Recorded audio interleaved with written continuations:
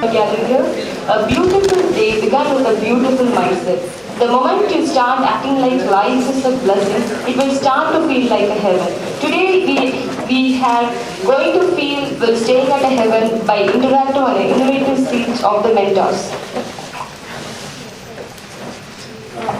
Now I request Mr. Rajesh Shekhar, Assistant Professor, Department of English, to adorn a stall and give away the momentum to our Chief Guest, Dr. M. Suresh Gandhi, Assistant Professor, Department of Geology, University of Madras.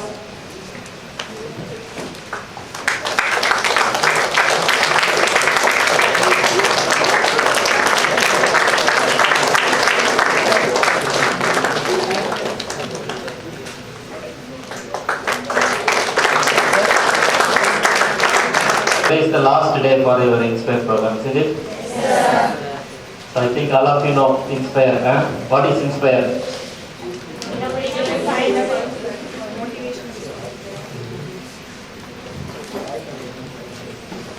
Innovation in science, pursuit for inspired research.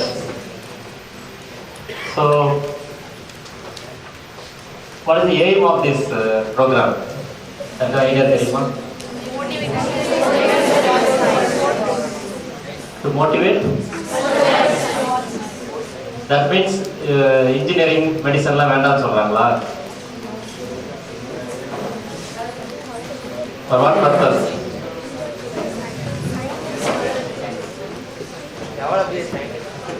So actually 2008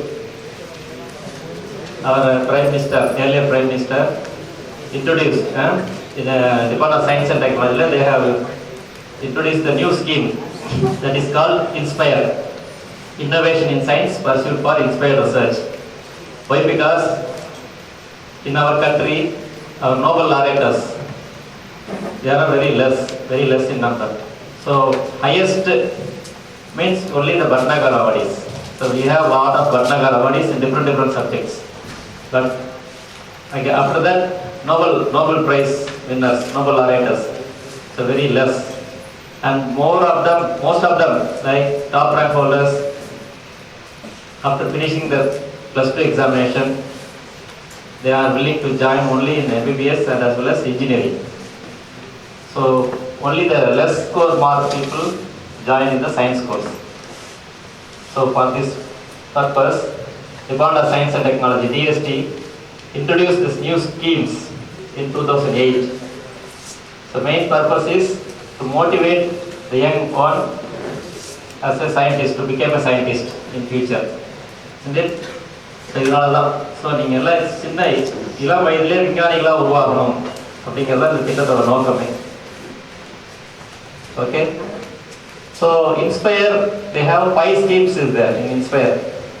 The first one is called Inspire Internship for 6th standard to 10th standard. So whatever if you do in any scientific innovations, scientific creations, then you have to submit to your headmaster. Then they have a inter-school level competition like that. If you selected that competition, again you are invited to Tamil Nadu State Council, Tamil Nadu Science and Technology Center in Chennai. So again, if you selected there, you are sent to DST. Then they give 5,000 rupees for your innovations. So that is the first scheme in the Inspire program. So உங்களோட அறிவியல் கண்டுபிடிப்புகளுக்காக 5000 ரூபாய் பணம் கொடுக்குறாங்க.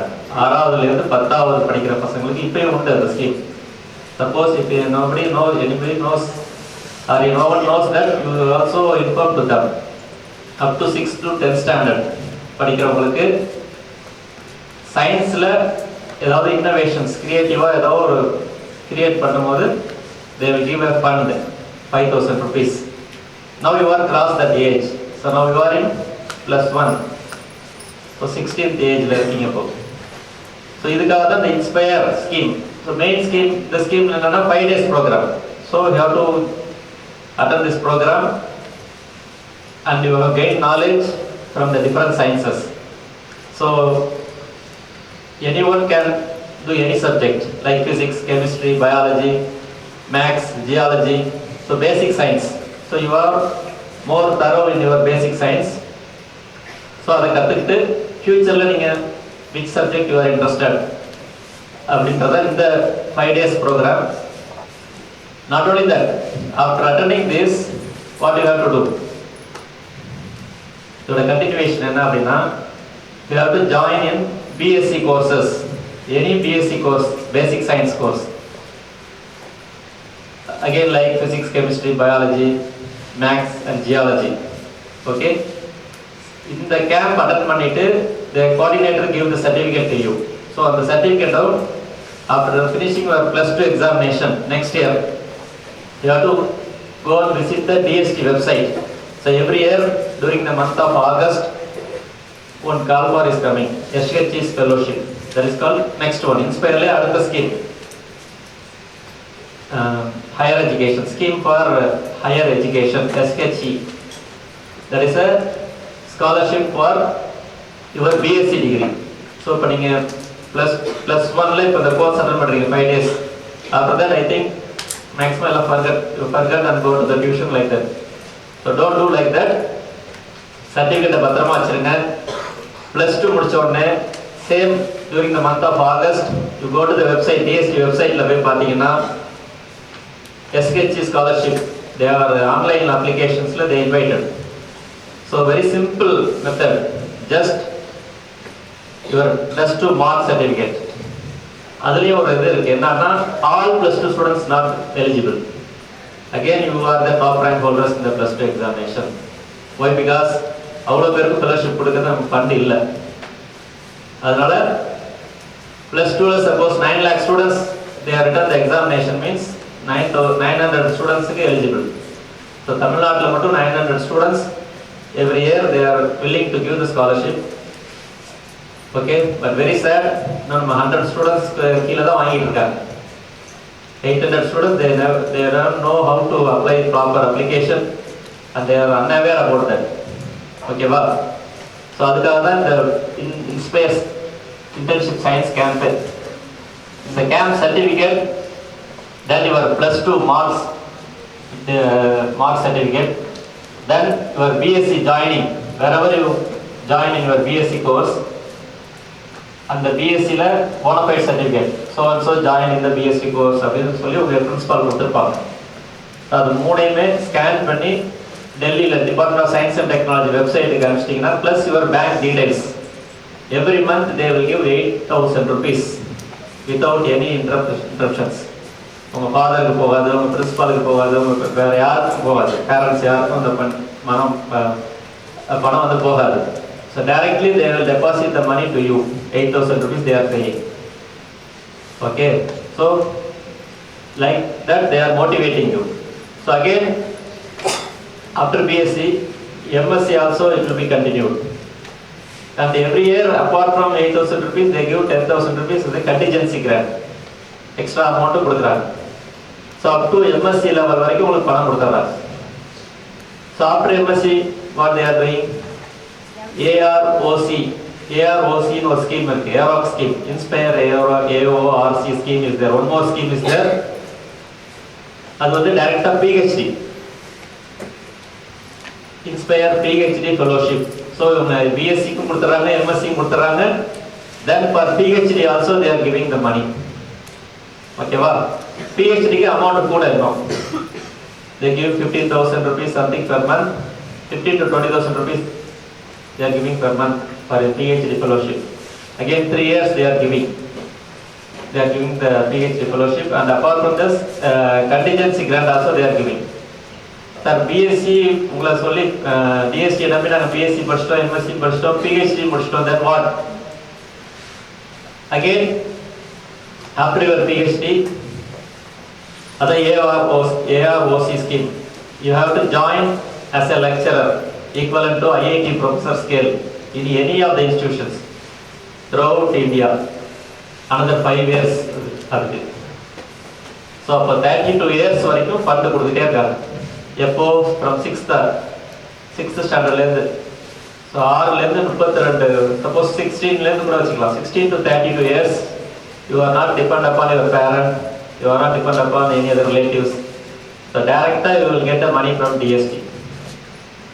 Why? Because you will become a scientist, நீங்கள் பெரிய innovation, நிறைய innovation, some creations பண்ணி new ஐடியாஸை, new technology you have to introduce. Then you will become a Nobel laureate or in future lab. Then India will be more power in science and technology sectors. வரணும் அப்படிங்கிறது இந்த ஸ்கீமோட aim. ஓகேவா? So after +2 what you are going to do? BSc இல்ல, இந்த certificate. Then you have to look up DST Inspire website. Simply DST Inspire போட்டாலே அந்த வெப்சைட்ல எல்லாமே இதுதான் வந்துடும். SHG fellowship. So every month August. So this August விட்டு next year Augustல நீங்க ட்ரை பண்ணலாம். அதுக்கு என்ன இருக்கணும், நீங்க +2ல again you are top rank holders. That means around 95% இருக்கணும் உங்களுக்கு +2 மார்க். 95 to 97% வரணும். +2 மார்க்ல 95% வந்தா தான் நீங்க இந்த ஸ்கீமுக்கு அப்ளிகபிள் ஆகலாம். ஓகேவா?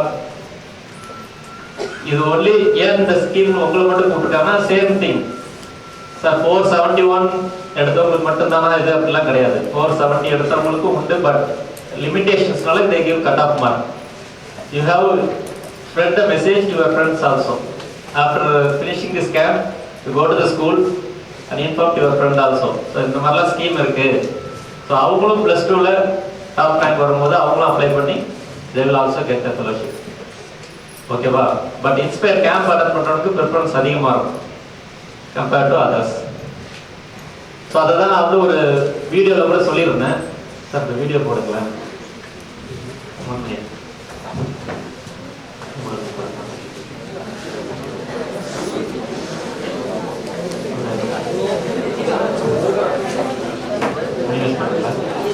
அந்த ஃபோல்டர் ஓப்பன் பண்ணி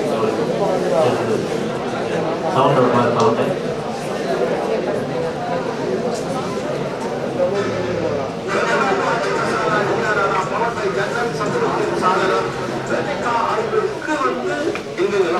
+2 முடிச்சவங்க டைரக்டா ஐஏஎம் படிக்கலாம். எல்லாரும் பாக்குறது ஒரு பிரச்சனை என்னன்னா, எல்லாரும் இந்தியாவில் ஐஏஎம் படிச்ச முடியாது. ஐஐடியில் போய் எக்ஸாமினேஷன் +2 அப்புறம் போகணுங்கிறது நிறைய பேர் தெரியாது. படிச்ச ஒரு தடவை கூட 1 year verbal ability, analytical ability எழுதி பாஸ் பண்ணீங்கன்னா பர்சனல் இன்டர்வியூ. இங்க தெரிஞ்சு +2ல ஒரு ஆவரேஜ் மார்க் வாங்கின ஸ்டூடெண்ட்ஸ்னா நிறைய பேர் அனுப்பியிருக்கோம். 5 வருஷம் MBA. 5 இயர்ஸ். இது வந்து humanities, fine arts, languages, foreign languages இது எல்லாமே வந்து 3 வருஷம் படிப்பாங்க. டிகிரி வந்து இக்னோவோட வந்து ஐஎம் டயர் பண்ணியிருக்காங்க. அதுக்கப்புறம் லாஸ்ட் 2 இயர்ஸ் மட்டும் இந்த கேட்டகரி வர 2 இயர்ஸ் மட்டும் இந்த ஒரு கம்பெனி எப்படி ஃபெயிலியர் ஆகுது. Science courses sir. Science courses தான் பிஎஸ்சி செகண்ட் இயர் படிக்கும் போதே அவங்க வந்து கேஸ் ஸ்டடி எடுத்து படிக்கிறாங்க.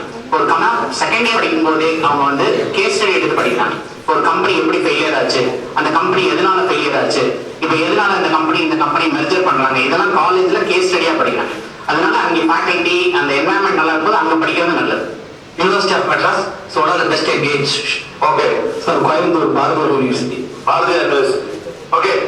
அடுத்தது எந்த கோர்ஸ், எந்த படிப்பு பேஸ் நினைக்கிறோங்க? Science courses sir.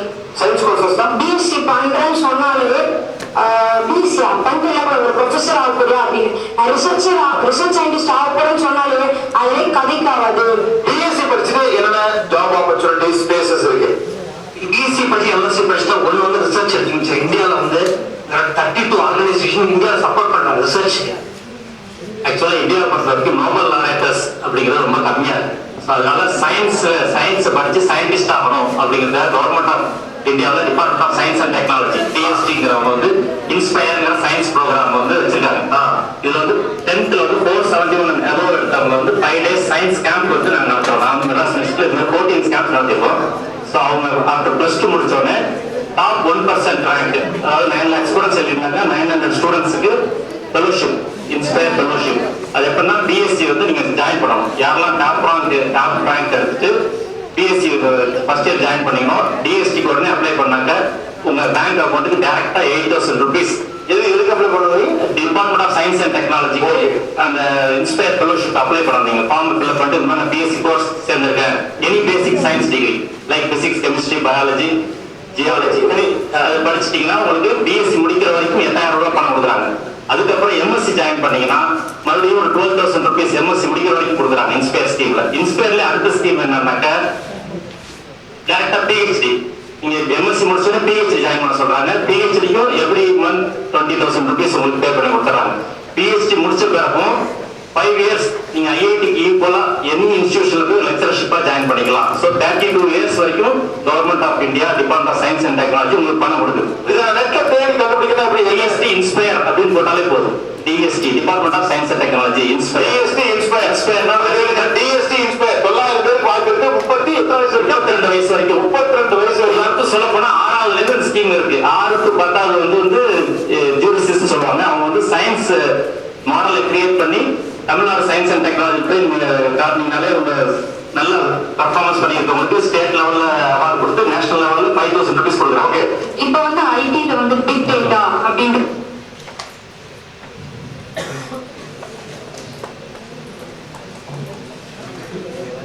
அது க்ளோஸ் பண்ணலாம்.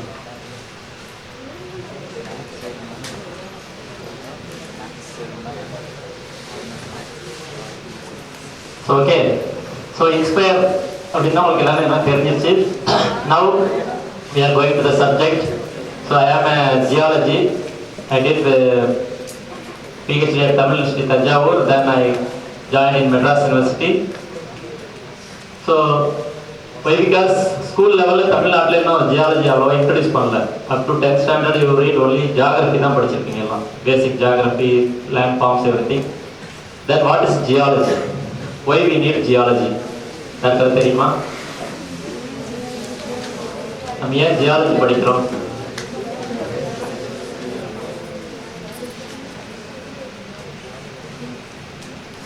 ஐடியா இருக்கா? ஸோ பிஃபோர் தட் சயின்ஸ்க்கே இம்பார்ட்டன்ஸ் கொடுக்குறோம். இருக்கா தெரியுமா? Science, what is science?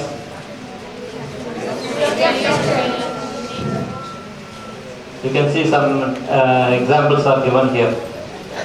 Suppose what happens when you throw a ball up into the air? So there is a general law, some law is there because of law of gravitation. But you can interpret it in a different way. That means who throw the ball, or what is the matter about the throwing fellow, what is the background. So nothing is there. So only thing is some law will be there. So understand without any bias. That is the concept. You can understand without any bias. So that is a science. So scientific approach. Again, one more fun is there. A man can bring the horse to the water, but he cannot make it drink without its will. So we cannot force them. So only your will be the more power. Like one more fun joke is there before going to the subject. I think a doctor or engineer liked the same girl. Engineering went to the girl with the apple, he expressed his liking, but the doctor went to the same girl with the rose and expressed liking. The girl asked the engineer, why you have presented me an apple? Suddenly the engineer told. So, this small fun only. So these are all for you only. So you have a hidden talents in different fields.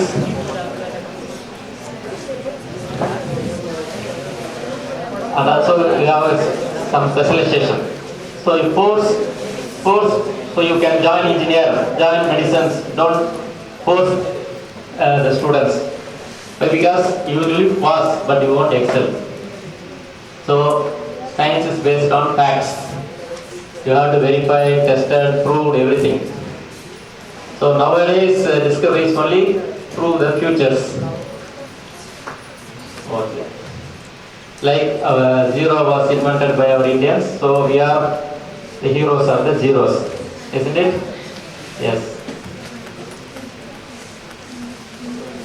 As the religious, God is very, very big, and it cannot be fit in one religion. Okay, that's why I give the example of this one. The main Muslim aim, the son has to be get prize in fancy dress. Okay. And again, if you have a will, you have proved it. So there is a will, there is a way. Okay.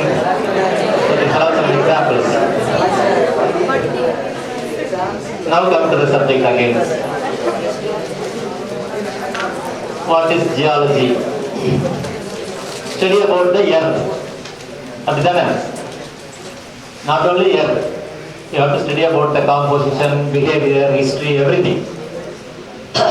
So geology is not a separate subject like physics, chemistry, isn't it?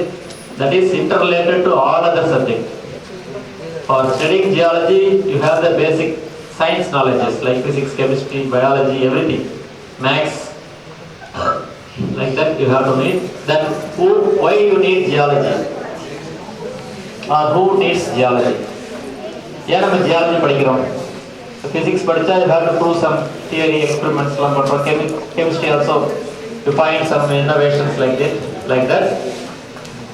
Why we study the geology? யாராவது சொல்லுங்க, any one of you. நம்ம ஏன் geology படிக்கிறோம்?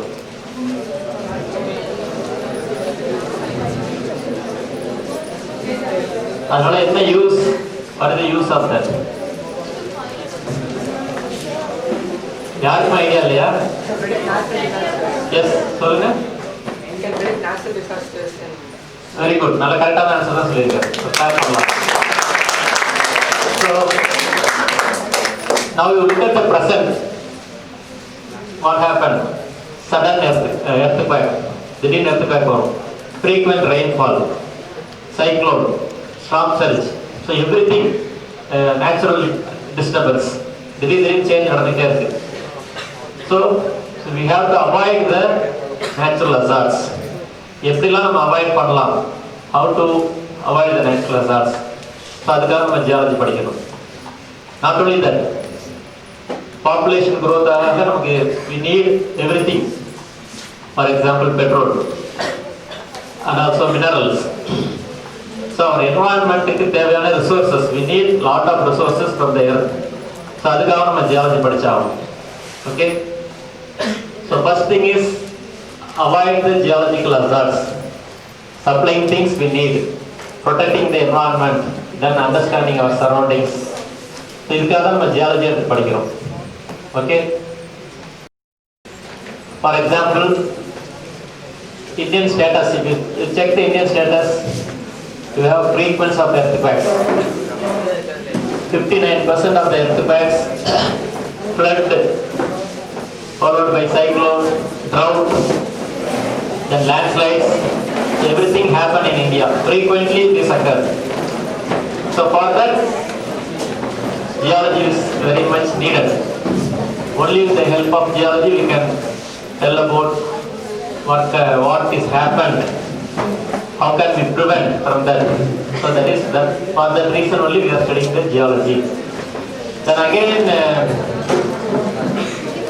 in geology we have different subjects. For example, there are number of branches in geological studies. Even if you, for example, in engineering purpose, they are constructing the dam, tunnel, bridges. For that also geology must be needed.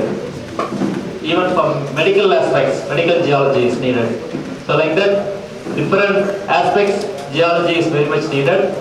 Then if you join in geology, these are some subjects. I am not going in detail, just you learn something about what is geology and what is going on in the subject. For example, petrology, that is also one branch in the geological study. இப்போ இங்கே எல்லாம் பார்த்துக்கலாம், நிறைய rocks, நிறைய ராக்லாம் இருக்கும் நிறையா. For example, Ariyalur ஏரியாலாம் போயிருக்கீங்களா? Any one of you visited Ariyalur? திடீர்னு பார்த்தா சம் லேண்ட் எல்லாம் அப்படியே ட்ரையாக இருக்கும். தென் பெரிய டிப்ரெஷன்ஸ் இருக்கும். Mines activities are going on. They are cutting the limestones, இதெல்லாம் எடுத்துட்டு இருக்காங்களா? So that indicate some environments. Once upon a time, sea was up to the Ariyalur. கடல் வந்து அரியலூர் வரைக்கும் இருந்திருக்கு.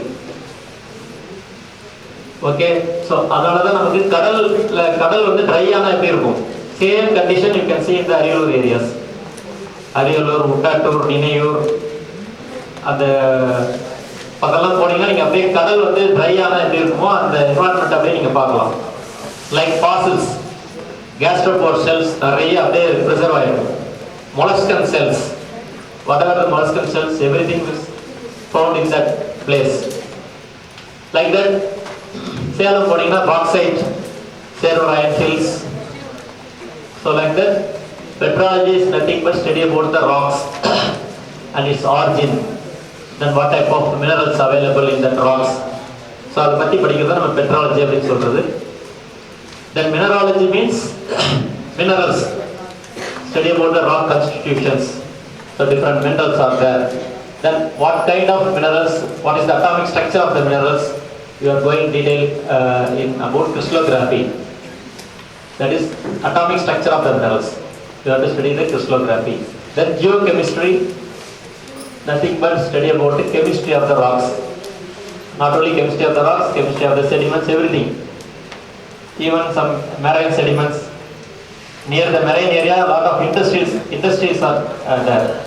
What they are doing, they simply dump the waste materials in the seashores.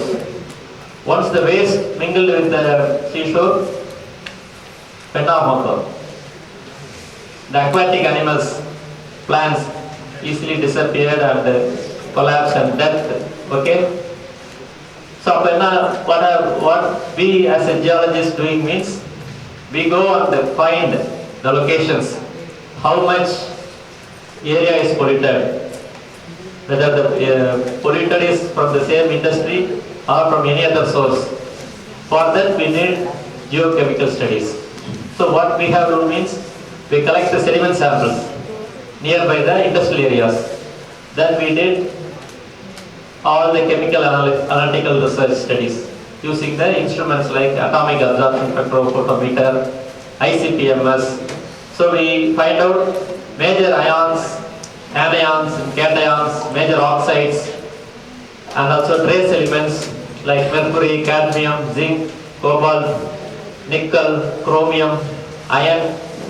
So easily we find out with the help of the trace element analysis, we find out whether this area is polluted or not. So that for that purpose we need geochemistry. So we need chemistry knowledge as well as geological knowledge. So geochemistry is very much important. Then geomorphology is also one branch in the geological studies. I think all of you know, in coastal area again, tsunami. Indian tsunami about the previous 2004 tsunami. So what happened? Near the entire coastal low-lying areas, like up to Vedarnyam, Nagapattinam area, Kadalur areas are severely affected. Okay? Nagapattinam inundations, we call this inundation. That means water enter into the land areas. So more inundation in the shallow areas. So we need some landform studies. So எதெல்லாம் shallow-ஆ இருக்கு. So we have to study the geomorphology, landform features. That is very much important. For example, how many of you see the beaches? Beach போயிருக்கீங்க எல்லாம், visited beach. What you have seen there? என்ன பார்த்திருக்கீங்க? Beachல மணல் பார்த்திருக்காரு, வேற waves. Then அங்கேருந்து ஒன்று பதிலே இல்லையா, வேற என்ன பார்த்திருக்கீங்க? Shells. So இதான் காமனா சொல்றோம். But as a geologist, what we are telling means, as a landform feature, first we have seen the low tides, that's mid tide, high tide. அதுக்கப்புறம் தான் நம்ம berm, BERM னு ஒரு நேம் இருக்கு, berm, highly elevated portion. Then only we have a beach இருக்கும். Then again back to the beach, small elevation portion is called, that is called dune அப்படின்னு சொல்லுவாங்க. மண்ணு முட்டு மாதிரி இருக்கும், அதுக்கு dune பேரு. Then again some depression is there, that is called swale, SWALE, swale. Then again swale பின்னாடி போனீங்கன்னா ஒரு ஹைட்டான elevated portion is there, that is called beach ridges.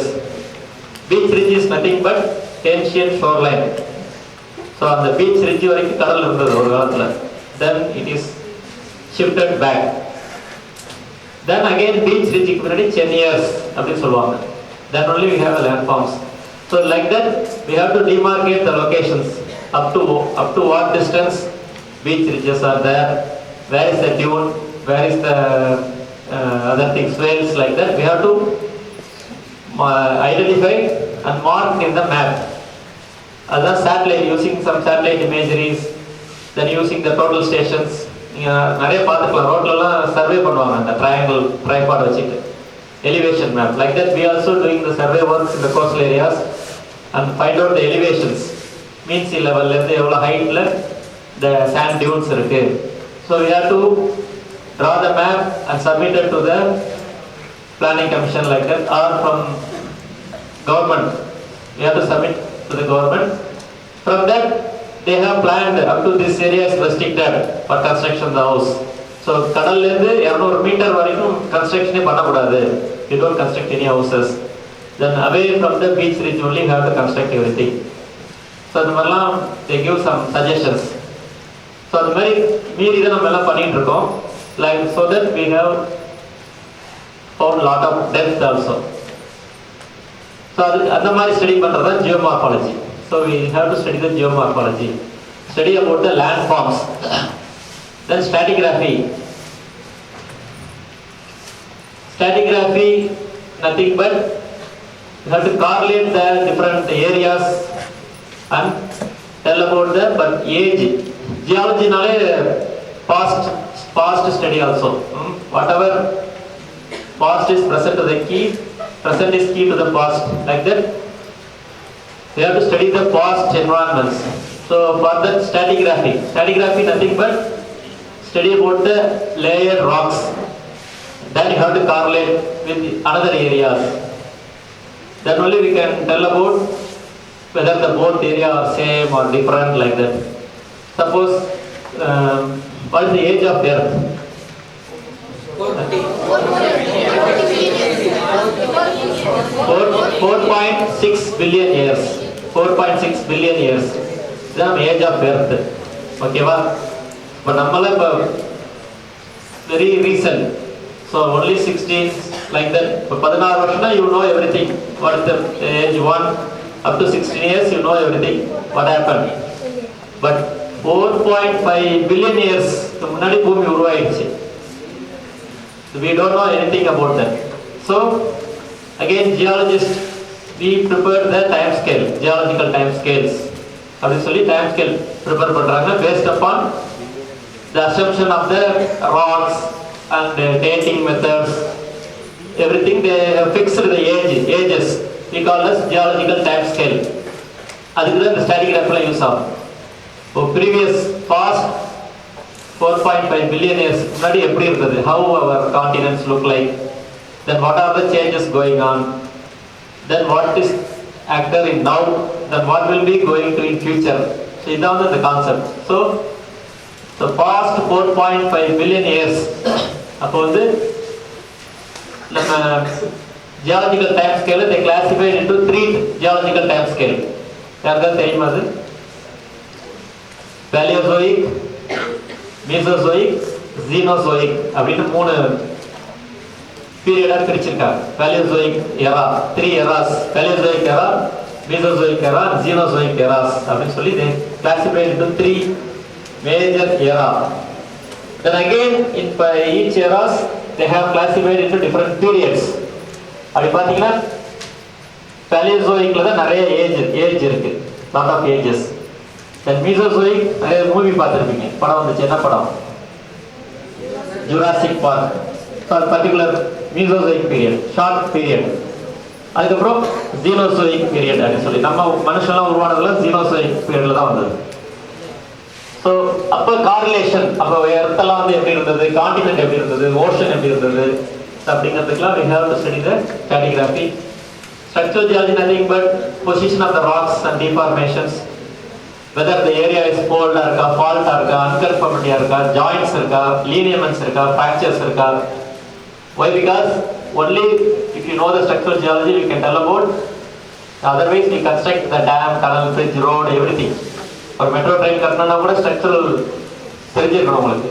எர்த்துக்கு அடியில் whether the rock is hard rock or basement is very perfect, then only we can know about the structures. Like that, geophysics, earthquake studies, main use are there, applicable the principles, geomagnetics are there, geodesics are there.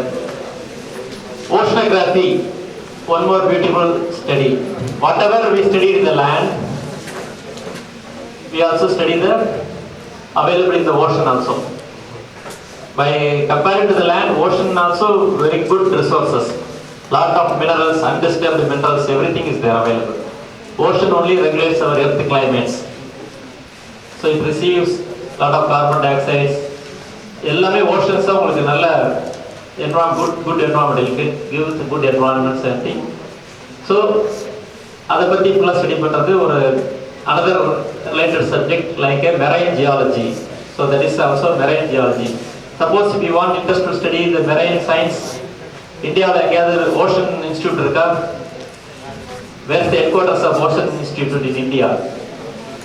சொல்லுங்க, யாராவது சொல்லுங்க பாப்போம். Otherwise simply I am asking, National Institute of Oceanography எங்க இருக்கு? National Institute of Oceanography is கோவால தான் இருக்கு. டோனாபோலா பேர், அந்த இடத்துக்கு பேர் டோனாபோலா. So we call this National Institute of Oceanography. So யாருக்கெல்லாம் இன்ட்ரெஸ்ட் இருக்க ஓஷன் ஸ்டடிஸ் பண்ணணும் அப்படின்னா கூட you have to study there. Not only geology, biological, physical, chemical. 3 divisions are there: biological oceanography division, geological oceanography division, chemical oceanography division, physical oceanography divisions are there. So நீங்க physics படிச்சாலும் அங்க போய் படிக்கலாம், chemistry படிச்சாலும் படிக்கலாம், biology பண்ணாலும் பண்ணலாம், geology பண்ணாலும் ocean research. மெயினா வந்து ஓஷன்ல தான் நீங்க போய் ரிசர்ச் பண்ணணும். They provide the research vessels. உதாரணத்துக்கு இப்போ NAOல 2 ஷிப் இருக்கு. ORV, Ocean Research Vessel Sagar Kanya அப்படின்னு ஒரு ஷிப் இருக்கு. தென் ORV சாகர் பூர்வின்னு இருக்கு, ORV சாகர் பச்சமீன் இருக்கு, ORV சாகர் நிதின்னு ஒரு ஷிப் இருக்கு. ORV சாகர் நிதி அப்படின்றது that is for National Institute of Ocean Technology. That is a division in oceanography. NIOT ன்னு சொல்லுவாங்க. NIOT எங்க இருக்கு? National Institute of Ocean Technology. That is in சென்னையில தான் இருக்கு. பள்ளியக்காரனைன்னு ஒரு இடத்துல இருக்கு National Institute of Ocean Technology. And also you have to study about Antarctica geology also. Geologyல Antarctica geology ஒரு கோர்ஸ் இருக்கு. You go to the Antarctica and learn about the video போடுங்க Antarctic geology. இது மினிமைஸ் பண்ணுங்க. So I will show the how beautiful in Antarctica. Why? Because Antarctica என்ன இருக்கு? First one, top மேல இருக்கு, full of ice. So அங்கேயும் வந்து உங்களுக்கு minerals இருக்கு, different types of minerals இருக்கு. Just the light வேணா ஆஃப் பண்ணிக்கோங்க. ஆஃப் பண்ண முடியுமா லைட்?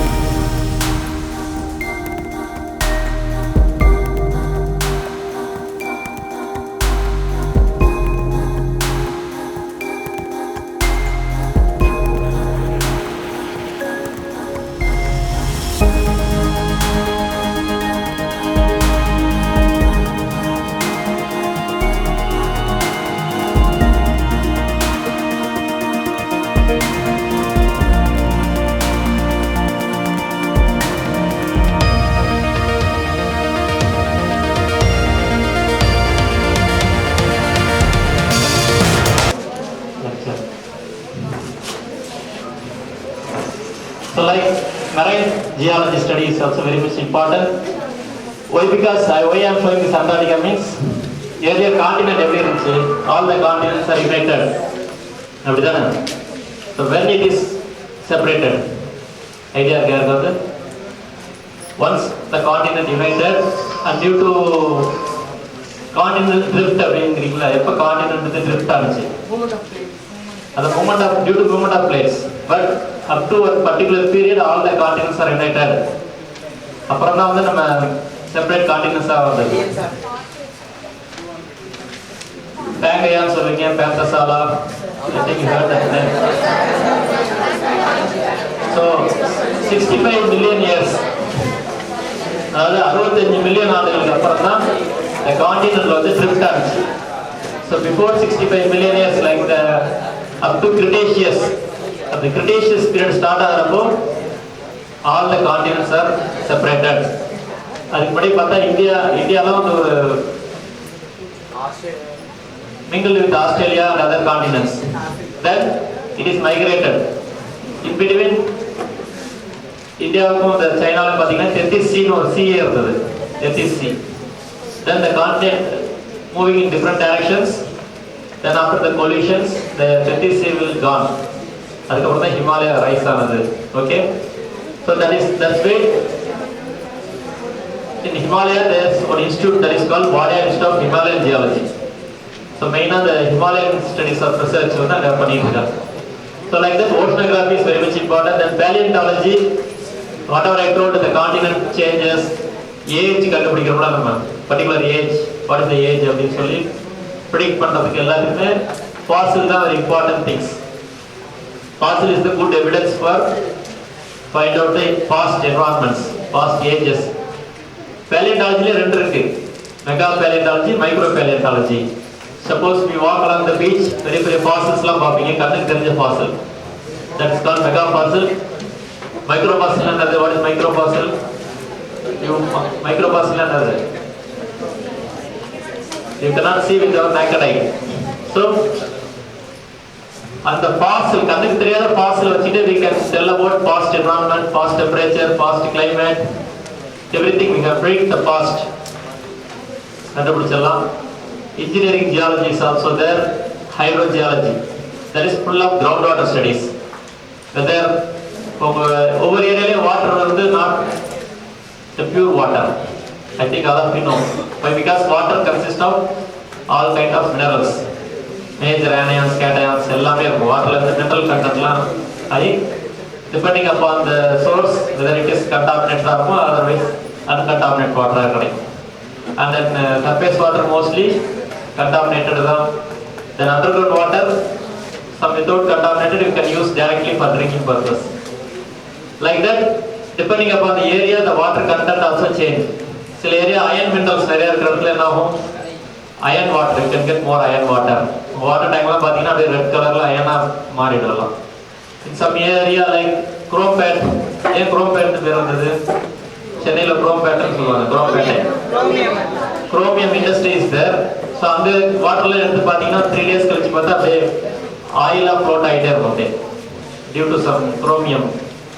Like that, ஆந்திரா பக்கம்லாம் போனீங்கன்னா நலகுடா டிஸ்ட்ரிக்ட்லாம் போனீங்கன்னா ஆர்சனிக் பொல்யூஷன் நிறைய இருக்கு, ப்ளூ பார்ன் பேபி டிசீஸ் சொல்லுவாங்க. தென் ஃப்ளூரைட் கண்டென்ட் நிறைய இடத்துல, ஃபார் எக்ஸாம்பிள் சேலம், தருமபுரி டிஸ்ட்ரிக்ட்லாம் போய் பார்த்தீங்கன்னு வச்சுங்களேன், ஃப்ளூரைட் வாட்டர் நிறையா இருக்கும். அதனால என்ன டிசீஸ் வரும்? பல்லே அப்படியே பல்லு கலக்காத மாதிரி ஆகி அப்படியே இதாகிடும், எல்லாமே ப்ரௌன் கலர் ஆகி போன் டிசீஸ், உங்கள் காலெல்லாம் வளைஞ்சு போயிடும். ஸோ அந்த மாதிரிலாம் இருக்கு. So ground water, so you have to study the water quality, aquifers, sea water intrusion, இன்னொரு மேஜர் ஸ்டடி. கோஸ்டல் ஏரியாலாம், if you go to the coastal area, some water are more salty, sometimes the water are more pure. So how much intrusions will be there? So இதெல்லாம் வந்து ground water studies. So hydrogeology, that is different part. So geology ல இவ்வளோ studies இருக்கு உங்களுக்கு. நீங்க ஹைட்ரோஜியாலஜிஸ்டாவும் ஆயிக்கலாம், otherwise oceanography, ocean scientistா வரலாம், or petrologist or micropaleontologist, like that different experts in geological field. But geology is a scientific and earth processes, that is not a single one. So it consists of all kind of materials like atoms, molecules, minerals, rocks, continents, everything is there. River, everything in the process. And also caves. Suppose if you go to the caves, அங்க என்ன பார்ப்பீங்க? ஒரு லென்த்தியா ஒரு line இருக்குல்ல, அது என்னது?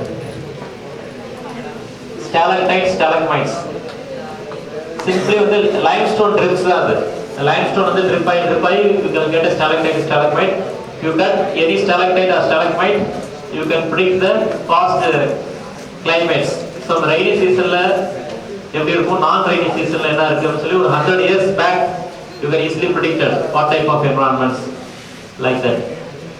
Like that volcanoes, pollutions study ஆகும். Then glaciers, the physical features. We can get different environments like man-made activities like anthropogenic impacts, erosions, for everything there is a process we call as plate tectonics. That's the main process. Plate tectonics activities for the 11 more. So plate is not a geological terms, plates. Otherwise, surface atmosphere you have different layers. Stratosphere, mesosphere, ionosphere, thermosphere, like that. What about inside the earth? Earth internal structure எப்படி இருக்கு? First என்ன இருக்கு? Earth is simple. Imagine as a egg. ஒரு எக்ல வந்து வெளியில என்ன white கலர்ல ஹார்டா இருக்குல்ல, hard part, very thin part, that is called like crust. So ஒரு 7 கிலோமீட்டர் வரைக்கும் தான், 7 ல இருந்து 12 கிலோமீட்டர் வரைக்கும் crust இருக்கு நம்ம பூமிக்கு அடியில. That is called crust. கான்டினென்டல்ல ஒரு 30 கிலோமீட்டர்ஸ் வரைக்கும் போகும், ஓஷன்ல வந்து 7 கிலோமீட்டர்ஸ் வரைக்கும் போகும். that crust அப்படி சொல்லுவீங்க. Below the crust you have mantle. அதுலயே upper mantle, lower mantle அப்படின்ற ரெண்டு இருக்கு. mantle கீழ என்ன இருக்கு? core. That is upper inner core, outer core.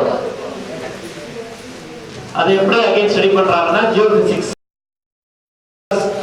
They are passing the waves, primary waves and secondary waves.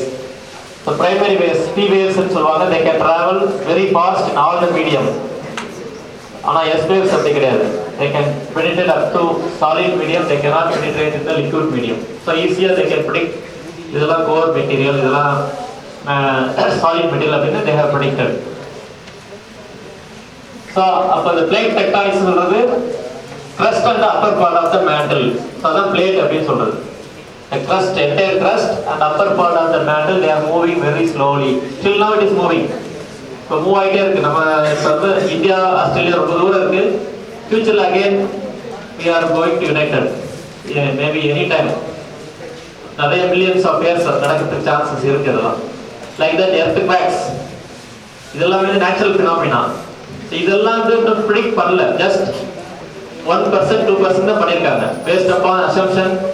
Like before earthquake, என்ன ஆகும்? Animals behaviors வச்சு ஸ்டடி பண்றாங்க. Some uneven events.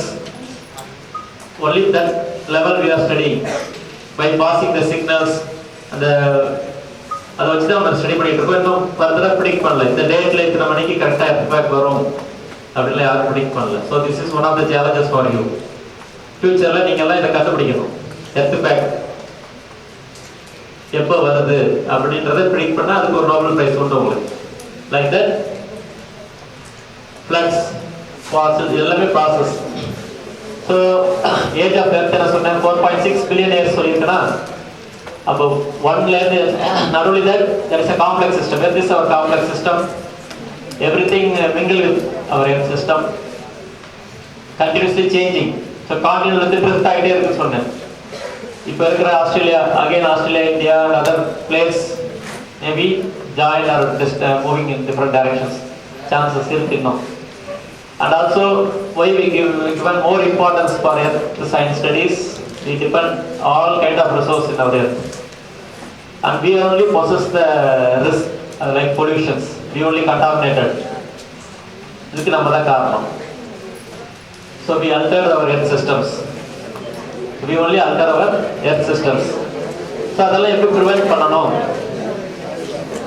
How can we protect our earth systems?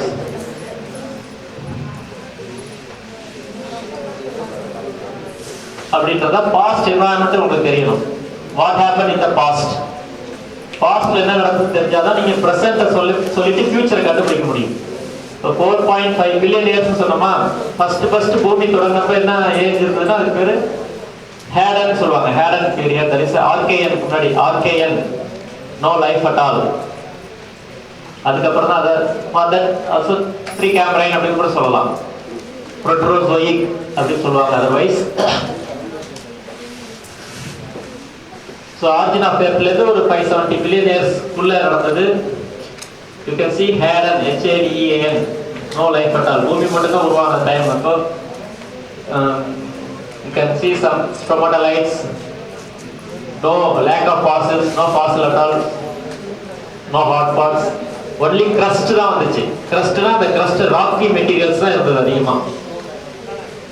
okay, like peninsula சொல்றீங்களா, extra peninsula, Indian peninsula regions, southern peninsula regions, like that you have get only rocks, crustal rocks தான் இருந்தது. அப்போ pre-Cambrian சொல்றது. Then only have a Cambrian period. அந்த Paleozoic சொன்ன தெரியுமா உங்களுக்கு? Paleozoic, Mesozoic, Cenozoic. So Paleozoic period தான் உங்களுக்கு different age, that is a Cambrian, Ordovician, Silurian, Devonian, Carboniferous, Permian அப்படின்னு சொல்லி ஒரு 5 பீரியட்ஸ் இருந்தது. இந்த Cambrianல தான் இந்த ட்ரைலோபைட்ஸ் ஒரு ஃபாசில். இதெல்லாம் கடலுக்குள்ள இருக்கக்கூடிய ஒரு உயிரினங்கள், கடல் அப்படியே இருக்கும். இது வந்து இண்டெக்ஸ் ஃபாசில் அப்படின்னு சொல்லுவாங்க. வை பிகாஸ் அந்த பேலியோசோயிக் பீரியட்லேயே தொடங்கி அந்த பேலியோசோயிக்லேயே முடிஞ்சிருச்சு. ஃபார் எக்ஸாம்பிள் கேம்பரைன்ல தொடங்கிட்டு ஆர்டோவிஷியன், சைலூரியன், டிவோனியன், பெர்மைன்ல டெத் ஆயிடுச்சு. வை பிகாஸ் அந்த பீரியட்ல வந்து ஒரு பெரிய மாஸ் எக்ஸ்டிங்ஷன், பெரிய மாற்றம் வந்திருக்கு. பூமி வந்து ஒரு அல்டர் சேஞ்ச் வந்திருக்கு. அது மாதிரி இப்போ 4.6 பில்லியன் இயர் வரைக்கும் ஒரு 6 தடவை major mass extinction will occur, already occurred. So இதான் அந்த Cambrian periodல என்ன fossils பார்க்கலாம் நீங்க. Then like that Ordovician next period. Cambrian முடிஞ்சு Ordovician periodல பாத்தீங்கன்னா like that graptolites, mollusk cells எல்லாம் உருவானது. Silurian, this is one type of period. Silurian periodல பாருங்க, plants on the land, it will be formed. The Devonian, நம்ம சாப்பிட்ற fish எல்லாம் எப்போ உருவானுச்சு? Devonian, அதோட ஏஜ், ஃபிஷ்ஷோட ஏஜ் பார்த்தீங்கன்னா Devonian to present அப்படின்னு சொல்லணும். நீங்கள் ஏஜ் ஆஃப் த ஃபிஷ் அப்படின்னு கேட்டால் Devonian, the age of the fish is Devonian. அந்த டைமில் வார்ம் ஓஷன், கடல் வந்து ரொம்ப வார்மாக இருந்தது. ferns, seeds, everything like that. Then Carboniferous, நமக்கு நிறைய இப்போ ரிசோர்ஸ் கிடைக்கிறதுல கோல்ல எப்படி கிடைக்குது?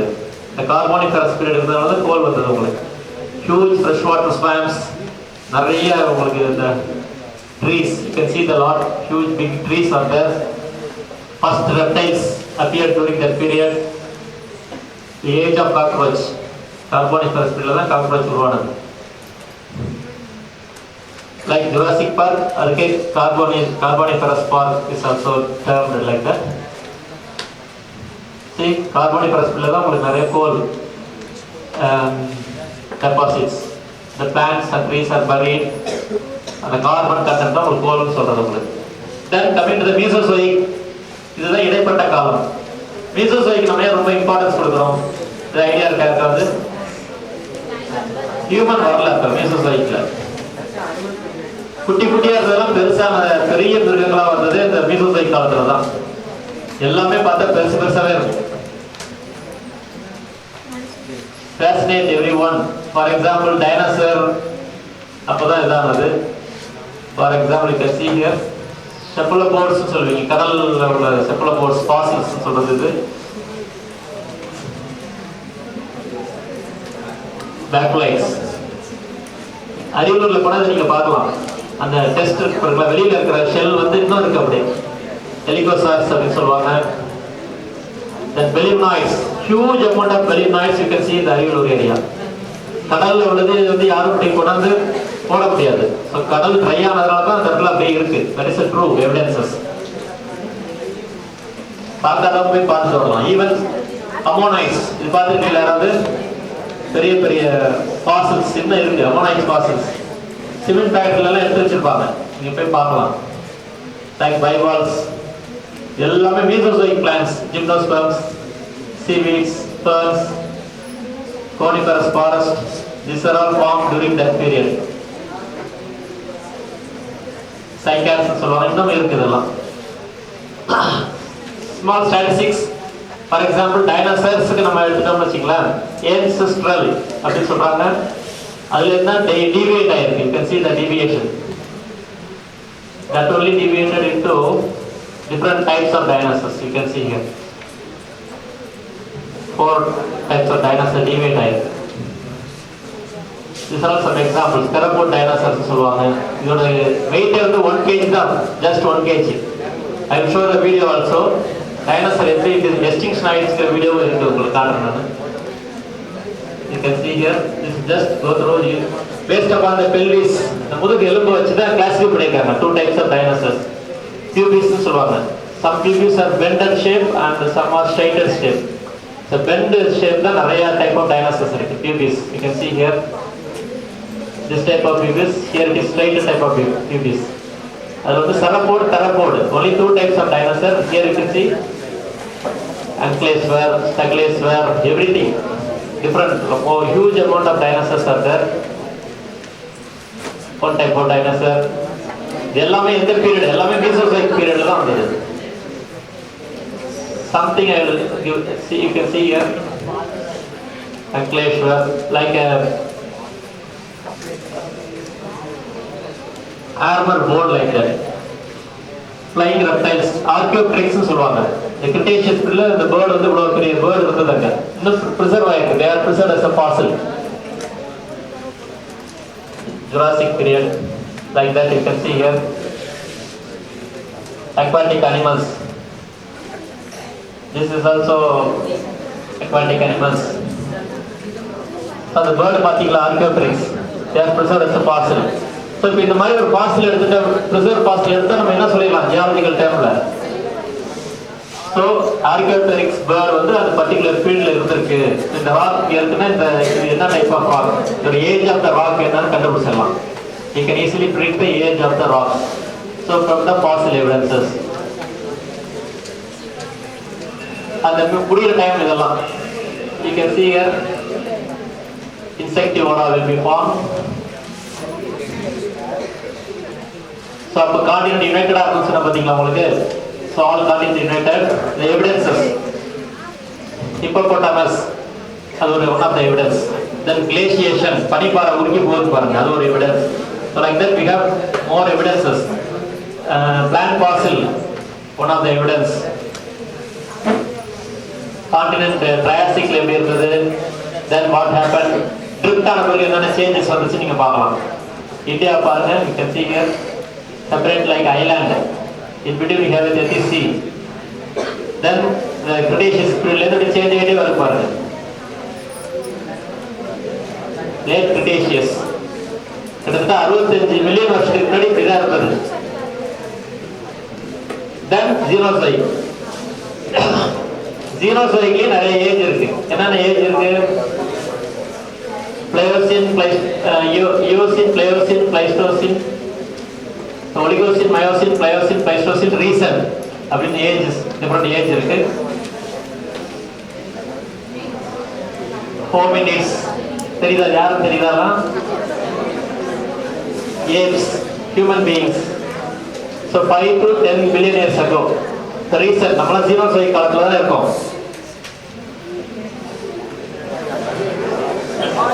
Chimpanzee பார்த்திருப்பீங்க எல்லாரும். இதெல்லாம் Xenozoic period.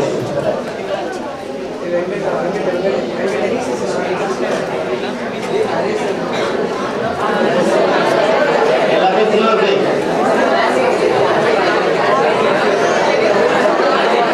நிறைய வண்டல எல்லாம் போனீங்கன்னா பார்த்துக்கலாம். Okay,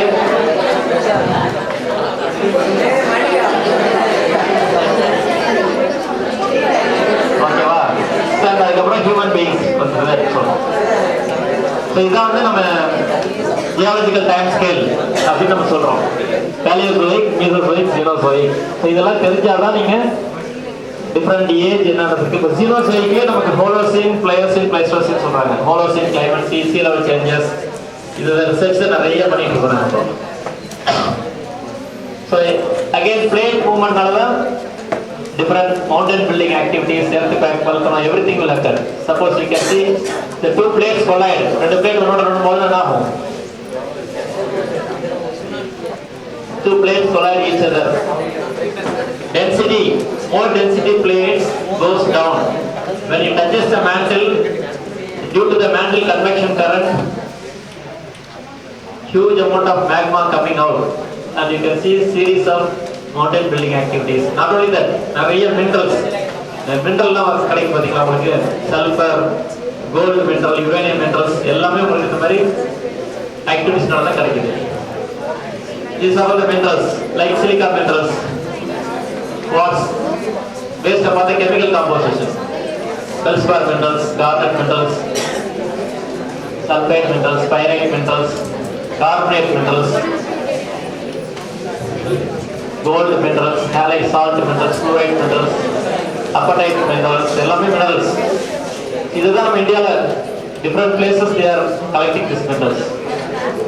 Not only that, we have heavy minerals. Heavy minerals என்ன தெரியுமா இருக்காது? Denser minerals. Specific gravity is more than 2.89. அது also called placer minerals. Placer சொல்வாங்க, placer minerals. நம்ம garnet கேள்விப்பட்டிருப்பீங்க. தூத்துக்குடிலாம் போயிருக்கீங்க. பீச்ல different color of sand is there. Karaikal beach போயிருக்கீங்களா யாராவது? அங்க என்ன கலர் சாண்ட் பார்த்திருக்கீங்க? கன்னியாகுமரி பீச் போனா என்ன கலர் ஆஃப் சாண்ட் பார்த்திருக்கீங்க? கன்னியாகுமரியில் என்ன கலர் பீச் சாண்ட் இருக்கா? கன்னியாகுமரியில் பிளாக் இருக்காது, நல்ல கோபால் டூத் பவுடர் மாதிரி இருக்கும், ரெட் கலர்ல இருக்கும். வேற காரைக்கால் ஃபுல்லா பிளாக் கலர் சாண்ட் இருக்கும். மெட்ராஸ் பீச்ல போனா எப்படி இருக்கும்? ஃபுல்லா ஒயிட்டா இருக்கும். So white color indicates light minerals. Quartz அதிகமா இருக்குன்னு அர்த்தம். Quartz, feldspar. Heavy mineralsனா இந்த மாதிரி நல்ல டார்க்கா இருக்கும். இந்த மாதிரி டார்க் கலர்ல இருந்துச்சுன்னா ilmenite, magnetite இதெல்லாம் அதிகமா இருக்குன்னு அர்த்தம். Magnetite minerals. You can see different layers of minerals. நம்ம பீச்லயே இருக்கு இந்த மாதிரி minerals எல்லாம். டார்க் minerals இருக்கு அப்படின்னு அர்த்தம். மணவாளக்குறிச்சிலாம் போனீங்கன்னா பார்க்கலாம் நீங்க. rare earth minerals இருக்கும் நிறைய. இதான டியூன் அப்படின்னு சொன்னா தெரியுமா? Tune. So low tide, high tide, burn, beach, dune. Dune also enriched with placer minerals. Mineral இருக்கு நம்மகிட்ட. அப்புறம் ராக்ஸ்ல இருந்து டெரிவேட் ஆகி வருது மினரல்ஸ் எல்லாம் அப்படிங்கிறது ஒரு பாயிண்ட் இருக்கு. I think all of you know three kind of rocks. என்ன ராக்ஸ் இருக்கு? ஃபர்ஸ்ட் வந்து மெட்டமார்பிக் இல்ல, இக்னியஸ் ராக்ஸ். எரிமலையிலிருந்து வர எரிமலை பாறைகள் அப்படின்னு சொல்லுங்க, igneous rocks. Directly from the மேக்மால இருந்து வரக்கூடியது இக்னியஸ் ராக்ஸ். அதுவே ரெண்டு டைப்ஸ் இருக்கு. Dark colour igneous rocks, light colour igneous rocks. அதாவது சிலிக்கா அலுமினியம் மட்டும் இருந்துச்சுன்னா லைட் கலர்ல இருக்கும். மெக்னீசியம் அயன்லாம் இருந்தா டார்க் கலர்ல இருக்கும். You can see this is granite light color. You can see dark color gabbro. So it's very picture like the sedimentary rocks means sedimentary rocks என்னது? படிவுப்பாறை. once igneous ஆகி due to weathering and river other agentனால வேற இடத்துல sediment deposit ஆகி Raqqa உருவாகிறதா sedimentary rocks சொல்றது. Size வச்சு classify பண்ணிடுவாங்க. We can easily predict the environment also, whether it is river environment or beach environment or hilly environment or sedimentary rock which you can study about. And finally metamorphic rocks, ஒரு மாறிய பாறைகள். once quartz grained limestone மாறுது. You can see limestone வந்து மார்பிளா மாறுது. Then clay, sedimentary clay வந்து gneiss-ஆ மாறும், slate ஆ மாறுது. Again due to high pressure and temperature it is metamorphosed. So metamorphic rocks அப்படி சொல்லுவீங்க. அந்த வீடியோ பார்த்துடலாமா? ஒரு நிமிஷம். அது எக்ஸ்டென்ஷன் போடுறேன். எக்ஸ்டென்ஷன் டைனோசர் அது மேலே இருக்காங்க. ஆக்சுவலாக இது டைனோசரோட எக்ஸ்டென்ஷனு டைம்ல தான் தீவிரம். By contrast with the next 15 years, lessons of kingdom. Then you move to the earth. In Only small pockets of therapsids survived the cataclysm, and they were no match for the dinosaurs who grew to titanic size. Dinosaur extinction இதுதான். The next stage of mammalian metamorphosis, we have to wait 103 million years before another cosmic catastrophe again will return the New World Order.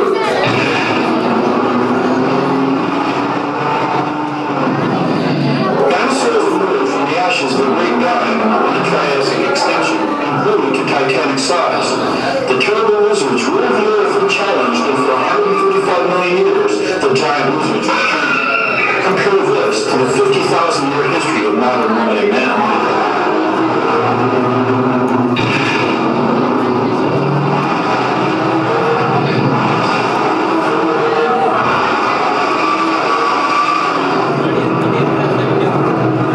Archaeopteryx.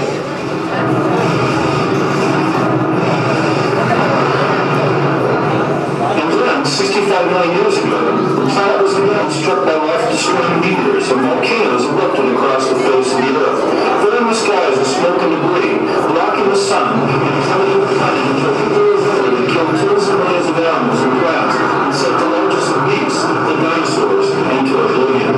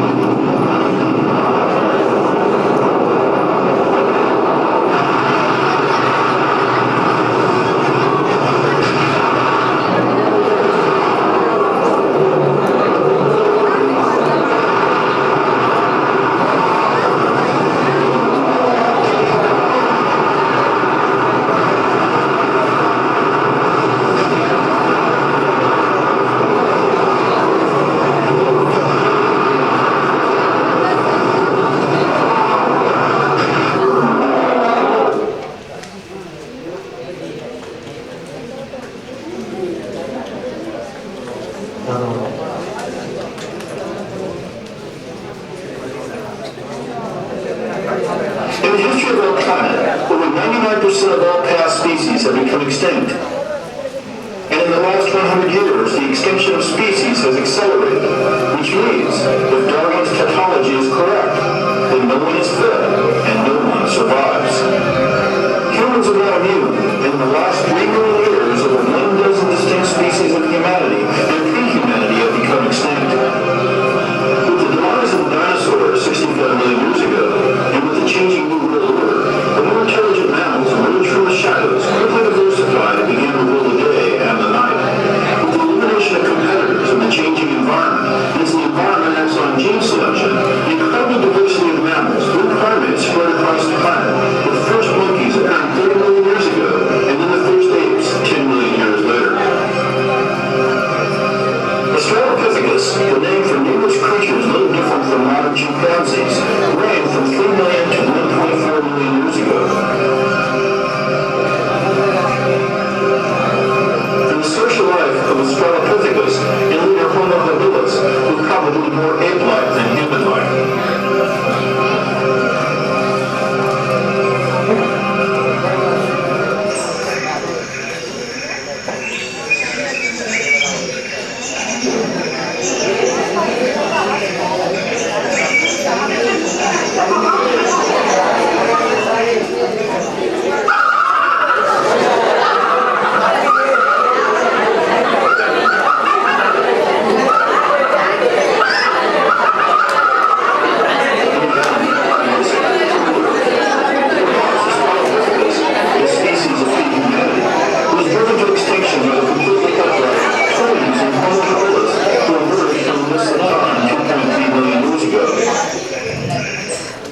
This slide I will give it to coordinator. நீங்க எப்பனாலும் பார்த்துக்கலாம். இது போடு slide. So that is the extinction of dinosaurs. எதனால அந்த டைனோசர்லாம் extinct ஆச்சு? Meteoric impact. ஓகேவா? Great huge amount of meteoric impact and huge frequent of heat, volcano, iridium gas. These are main evidences for extinction of dinosaurs. The best example in Mexico also you have a Chicosclub, one location. The big crater is there. இப்போ பெரிய Meteor fall ஆனது பெரிய depression இருக்கு, இன்னும் இருக்கு அந்த evidences. So that is one case for extension of Dionysus. Like that, we have 6 types of major mass extinction. இது மாதிரி நடந்திருக்கு. Different periods la we have lot of heat generation, mainly for heat and carbon dioxide emissions, various changes. இந்த சேஞ்சஸ்லாம் நடந்துருக்கு. இப்போ என்ன ஃபியூச்சர்ல என்ன நடக்கும் அப்படின்னு சொல்லியிருக்காங்க ஜியாலஜிஸ்ட். ஏதாவது ஐடியா இருக்கா? We are all talking about global warming, but வேற என்ன ஆக போகுது? We are going to face ice ages. மறுபடியும் வந்து ice ages ஃபார்ம் ஆக போகுது சொல்றாங்க. In future, little ice age. We call this little ice ages. Next one. So like that, different rocks also very much useful than previous one. Micropaleontology. Already told fossil பத்தி சொன்னேன். Why? Because microfossil is very minute in size. 1 millimeter, 1 centimeter smaller, 1 millimeter in size. We cannot see with our naked eye.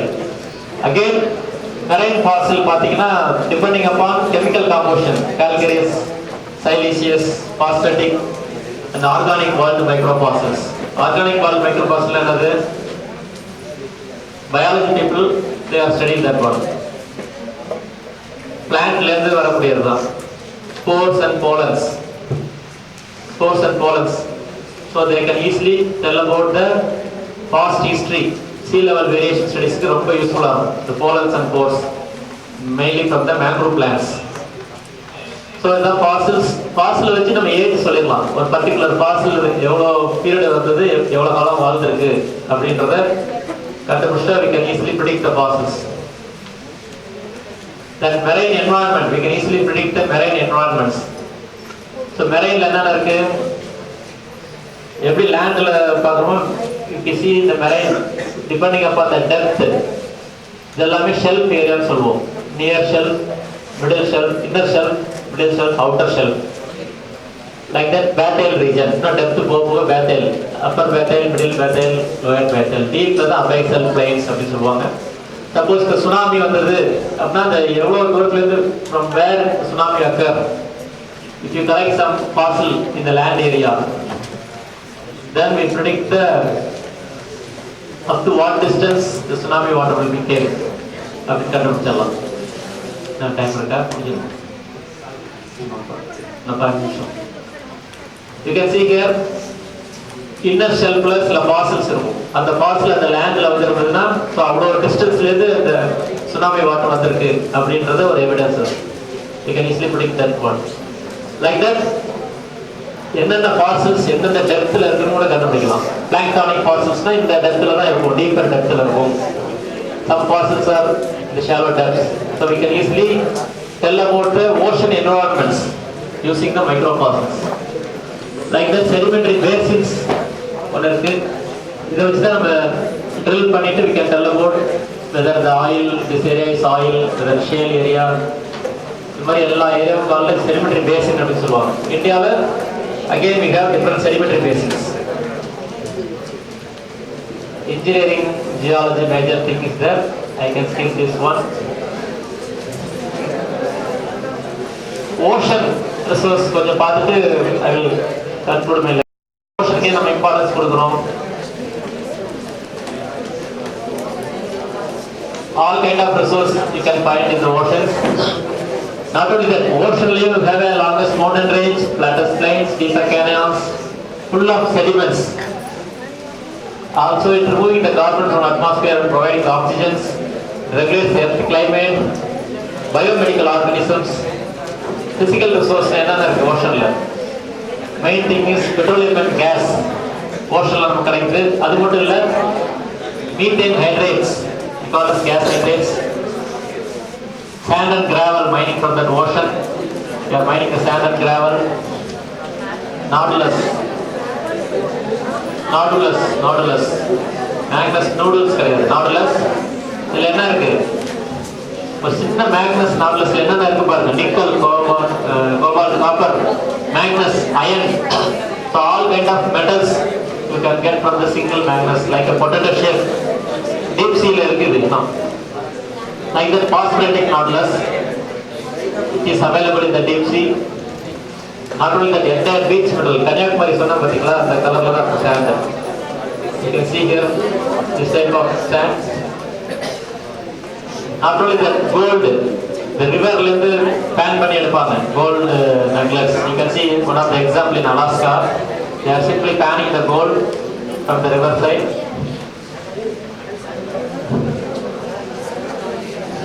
Chemical resources பாத்தீங்கன்னா ocean all kind of resources you have, like nitrogen, oxygen, carbon dioxide.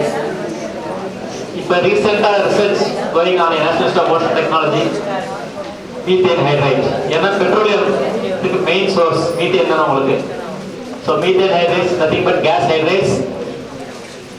It look like water ice. It is found in the stable ocean floor sediments up to that 300 meters depth. So இது எடுக்கிறதுக்குள்ள try ஆயிடும். அவ்வளோ கேர்ஃபுல்லாக எடுத்து study பண்ணிட்டு இருக்காங்க. Then lunch time வந்துச்சா நான் இருக்க டைம் இருக்கு. You have a biological resource, all kind of resource. You can see in the biological resources. Like penguins, அந்த வீடியோல பார்த்திருப்பீங்க. Corals, enrichment of corals. Coral தான் important things. Regulate the climate. Suppose more acidity action now, coral bleaching. Coral will be bleached. Like starfish, seahorse, mainly used for Chinese medicines, seaweeds, drugs, everything. So mangroves I don't know earlier, regulate the climates. And these are all the major equipments.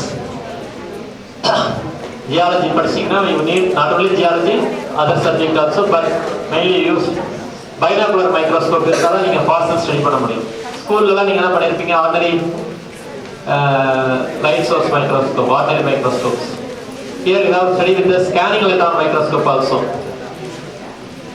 This is one instrument, electron probe microanalysis. எல்லா எலிமெண்ட்டும் கண்டுபிடிச்சிடும். Water R செடிமெண்ட்ஸ்ல போய் analysis பண்ணிட்டு கொடுத்தீங்கன்னா you can get the elemental analysis. Thermoluminescence dating. ஒரு age கண்டுபிடிக்கணும்ல 100 years முன்னாடி தான் இருந்தது சொல்லி டேட்டை கண்டுபிடிச்சிடும். Using this method, carbon 14 dating methods like that. Then ICP, independently coupled plasma mass spectrophotometer. This is one of the major instrument. Rare earth element la enna study panniralam. Same thing ICP was AS, all kind of elements you can detect from this. XRD, fine powder minerals, clay minerals la study pannalam. X-ray diffractometer using the Bragg's law equations which is then scanning electron microscope. This is the photograph, micromorphological photographs. You can get a clear picture from this. அப்படின்னு சொல்லிட்டு I can skip this, all the 6 events இருக்கு, இது வேண்டாம் உங்களுக்கு. Then coming to the last slide, I can skip this, everything this you don't need at all. Future possibilities, இன்னும் என்னென்ன changes coastal area, only for coastal areas I am given here. If coastal population increase, what happened? Shoreline will be degraded. Like that global warming, சொல்றாங்களா, increase in greenhouse gases, sea level rise. Suppose carbon dioxide absorb பண்ணா என்ன ஆகும்? Anoxic emission, ocean desert will be occurred, Dead Sea will be formed, calcium carbonate, coral bleaching, everything will occur. So sea level rise ஆச்சுன்னா several areas will be disturbed. So these are all possible effective of global warming. Okay. So இதெல்லாம் main job opportunities in geology. What are the job opportunities you will get if you study the geology? Geological Survey of India. Every year they conduct the exam like IAS exam, UPSC. So direct exam, objective type method and the essay type methods, you can post it directly anywhere in India. Like that you have different organizations, NTP, ISRO, SAC, NGRI, AFT, Atomic Mineral Research, Hyderabad, National Institute of Oceanography, Goa, NIOT, HCL. நிறைய opportunities இருக்கு. நிறைய girls வந்து geology wanted of study பண்ணி study mostly கேரளாவில் தான் இருக்கு, school லெவல்ல இருக்கு. அங்கே ஜியாலஜி படிச்சுட்டு இருக்காங்க எல்லாரும். ஆயில், நிறைய ஆயில் ஃபீல்டில் there wanted like that. Then You have to think differently. You see things and say why. But I read things that never were and I say why not. Okay? Right. And this is my email ID. I will show only another 3 videos and I will stop there.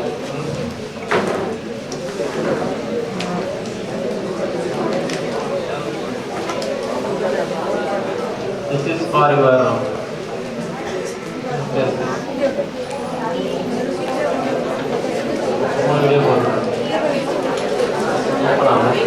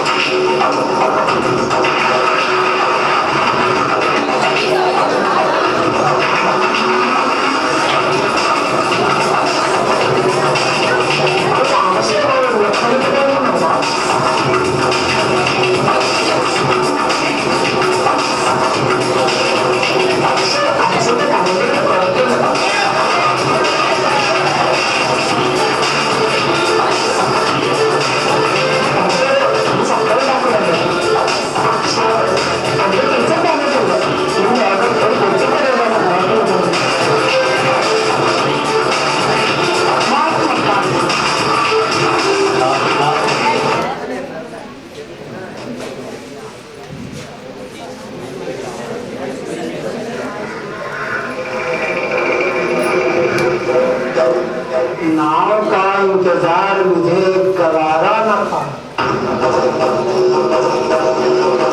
मुझे मेरे प्यार से मिलना ही था।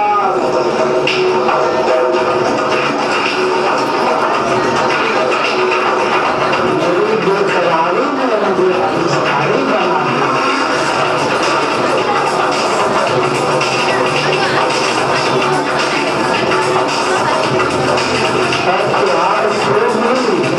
आविष्कार का सहारा लेना ही करना। आविष्कार ही मेरी मूल का मूल है, मेरी खोज ही मेरी जिंदगी का बिंदु है।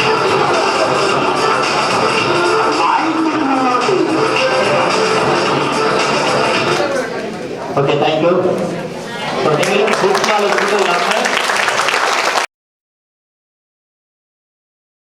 you all. Now I request Dr. A. Venkatesh, Assistant Professor, Department of Physics, to honor our chief guest, Dr.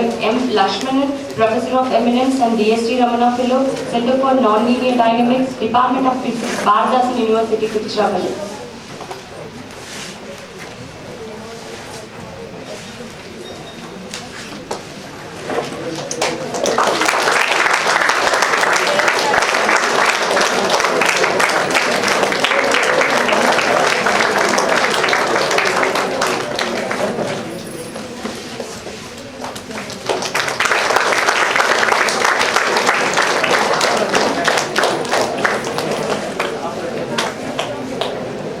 Thank you, sir. Success seems to be connected with action. Successful people keep moving. They don't quit at any hard situation. Today with us, we have a successful person who is none other than Dr. M. Lakshmanan, Professor of Eminence and D.S.T. Ramana Fellow, Center for Nonlinear Dynamics of Bharathasan University, Tiruchirappalli. Sir did his MSc and PhD at University of Madras. Sir has served as a professor of eminence Center for Nonlinear Dynamics at Bharathasan University. He has worked in DST Ramana Fellow and DAE BRNS Raja Ramana Fellow. Sir has received many awards like University Grants Commission Career Award for Young Scientist, Raman Research Prize Gold Medal, University of Madras Best University Teacher Award, Government of Tamil Nadu, SS Bhatnakar Best University Teacher Award. He has worked as a member at National Board for Higher Mathematics, Fellow of the Indian National Academy, Fellow of the Indian Academy of Sciences and Fellow of the National Academy of Sciences India. Sir has received many awards like Tamil Nadu Scientist Award, Hari Om Trust Meghna Saha Award in Theoretical Sciences, Dr. Byron Royal Memorial Lecture Award, Bishop Muir College Award, 76th Indian Science Congress Madurai Kamaraj University Distinguished Science Award, Professor Vishnu Vasudeva Naglikar Memorial Lecture Award for INSA 2006, Goyle Prize in Physics 2005, A.C. Banerjee Memorial Lecture Award of National Academy of Science 2007. Sir has selected as a Fellow of the Academy of Sciences for the Developing World. Sir has guided more than 26 PhD research scholars. Sir received many projects from various sectors like UGC, DST, CSIR and DAE. Sir has published more than 265 research papers in both international and national journals and 9 books in various reputed publications. Now I request you, sir, to take over the session, sir. Please, sir.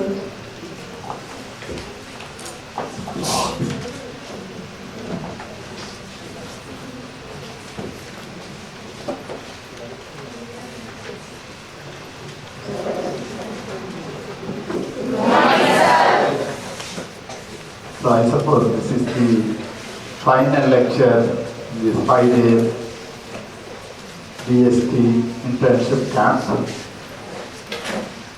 So how do you feel about this camp? எப்படி என்ன நினைக்கிறீங்க? Was it interesting? Yes, sir. Was it useful? Yes, sir. So what do you want to do now? After attending all these 5 days lectures, lab visits and so on, what do you plan to do? Girls say, என்ன அடுத்ததா 11th standard முடிச்சுட்டு 12th standard முடிச்சுட்டு என்ன பண்ணலாம்னு நினைக்கிறீங்க?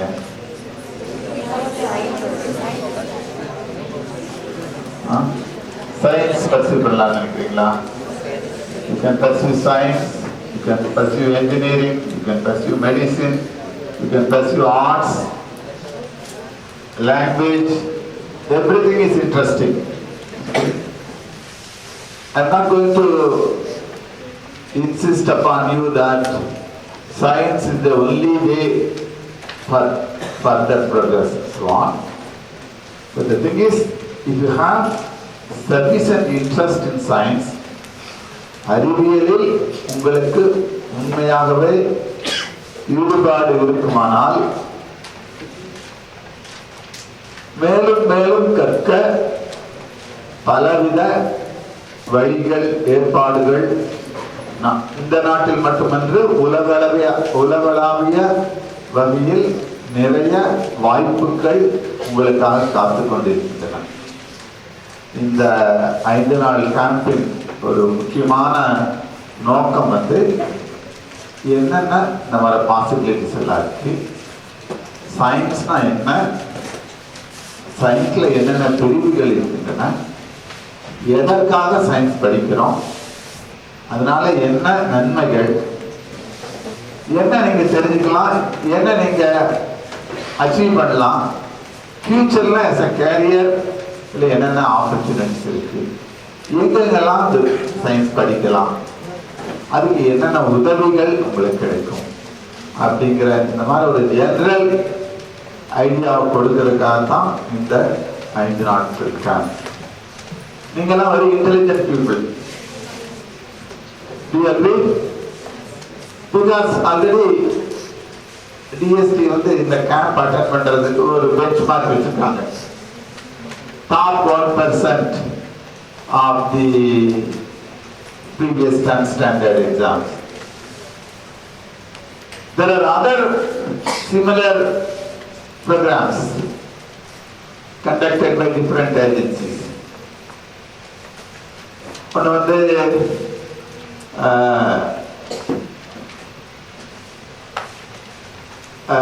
விஞ்ஞான் பிரசாதன் யோஜனா அப்படின்னு KBPY கேள்விப்பட்டிருக்கீங்களா? கிஷோர் விஞ்ஞான பிரசாதன் யோஜனா, இளம் விஞ்ஞானிகளுக்கு. அந்த ப்ரோக்ராம்ல நீங்க என்டர் பண்றதுக்கு 11th ஸ்டாண்டர்ட்ல 10th ஸ்டாண்டர்ட்ல இல்ல 12th ஸ்டாண்டர்ட்லயோ you will have to write an examination. You have to make an application, you have to write an examination, you have to write a proposal, and then you have to also appear for an interview. Adula select panna, if you get selected, then you are eligible to get a scholarship just like in Inspire.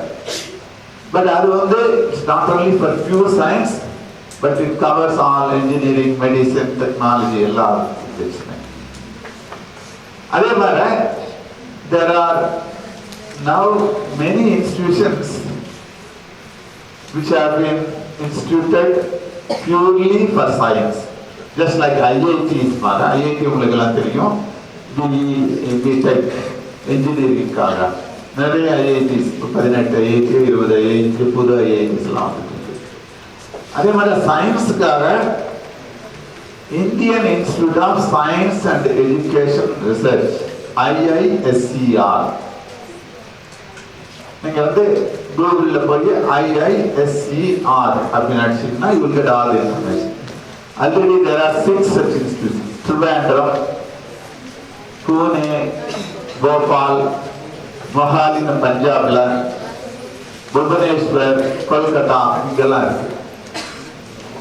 So இங்க வந்து pure science, physics, chemistry, mathematics, biology, geology, இந்த மாதிரி pure science course தான்.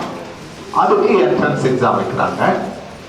அதுல if you get selected, all those students who get selected are given scholarship for 5 years.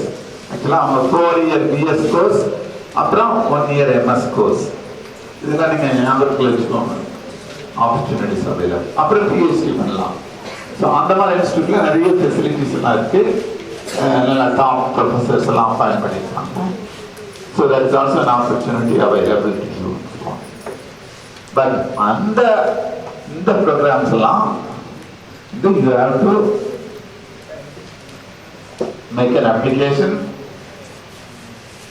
write a test, attend an interview, and then get selected. In the particular program, DST Inspire, Innovation in Science Pursuit for Inspired Research, அறிவியல் ஆராய்ச்சிக்காக ஒரு புதிய முயற்சி being conducted by the Department of Science and Technology, Government of India. மத்திய அரசின் அறிவியல் தொழில்நுட்பத்துறையானது இந்த மாபெரும் திட்டம் 2000 கோடி ரூபாய்க்கு மேல இந்த 5ஆண்டு திட்டத்தில் செலவழிப்பாங்க. I would like to start my lecture by just making a few remarks. Already Kalyana Sundaram would have made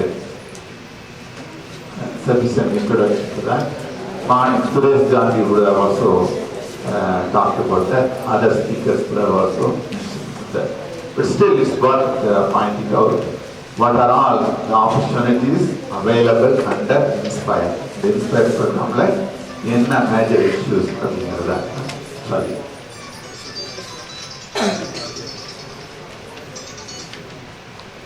Gandhi நான் கொஞ்சம் பேசுறேன்.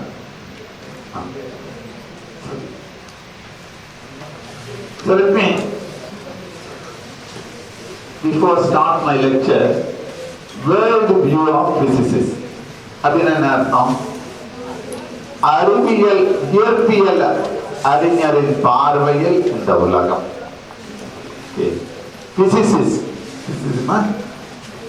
இயற்பியல் அறிஞர் அவருடைய பார்வையில் வந்தவர் அப்படின்னா இயற்பியலில் எதை பற்றி நாம் அறிந்து கொள்ள, தெரிந்து கொள்ள, புரிந்து கொள்ள விரும்புகின்றோம்.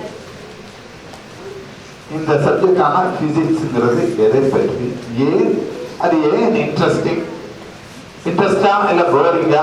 எவ்வளவு பேர் இயற்பியல் இன்ட்ரெஸ்டிங் நினைக்கிறீங்க at this point of time? எனக்காக சொல்ல வேண்டாம், but really okay. But then still I will say at the school level perhaps physics is one of the boring subjects. That's because the reason is the way in which the books are written and how it is taught. But I would like to point out, perhaps physics is one of the most lively subject, living subject. Physics deals with not only non-living things, inanimate things, but physicists are also interested about living things. For example, the working of a brain. The brain consists of billions of basic units called neurons. The neuron working is based purely on the basic laws of physics. How electrical signal propagates along a cable, so called axonic cable. The cable electrical signal in the form of impulses. Electrical impulses are nerve impulses. In the impulse propagation human body we have a communication system. So it's a purely physico-chemical phenomenon. So it is of great interest to physicists. Every working aspect of a living thing is of basic interest to the physicists. So it's not only non-living things, okay, different gases, liquids, solids, அது மட்டும் interest இல்ல physics. But living things are also of great interest to physics. But before I come to that, I will start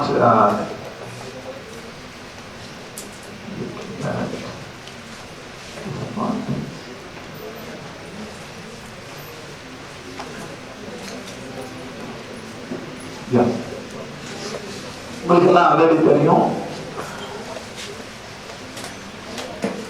inspire நான் ஒன்றும் சொல்ல வேண்டியதில்லை. அதில் 3 component இருக்கு. The first component தான் meant for school students.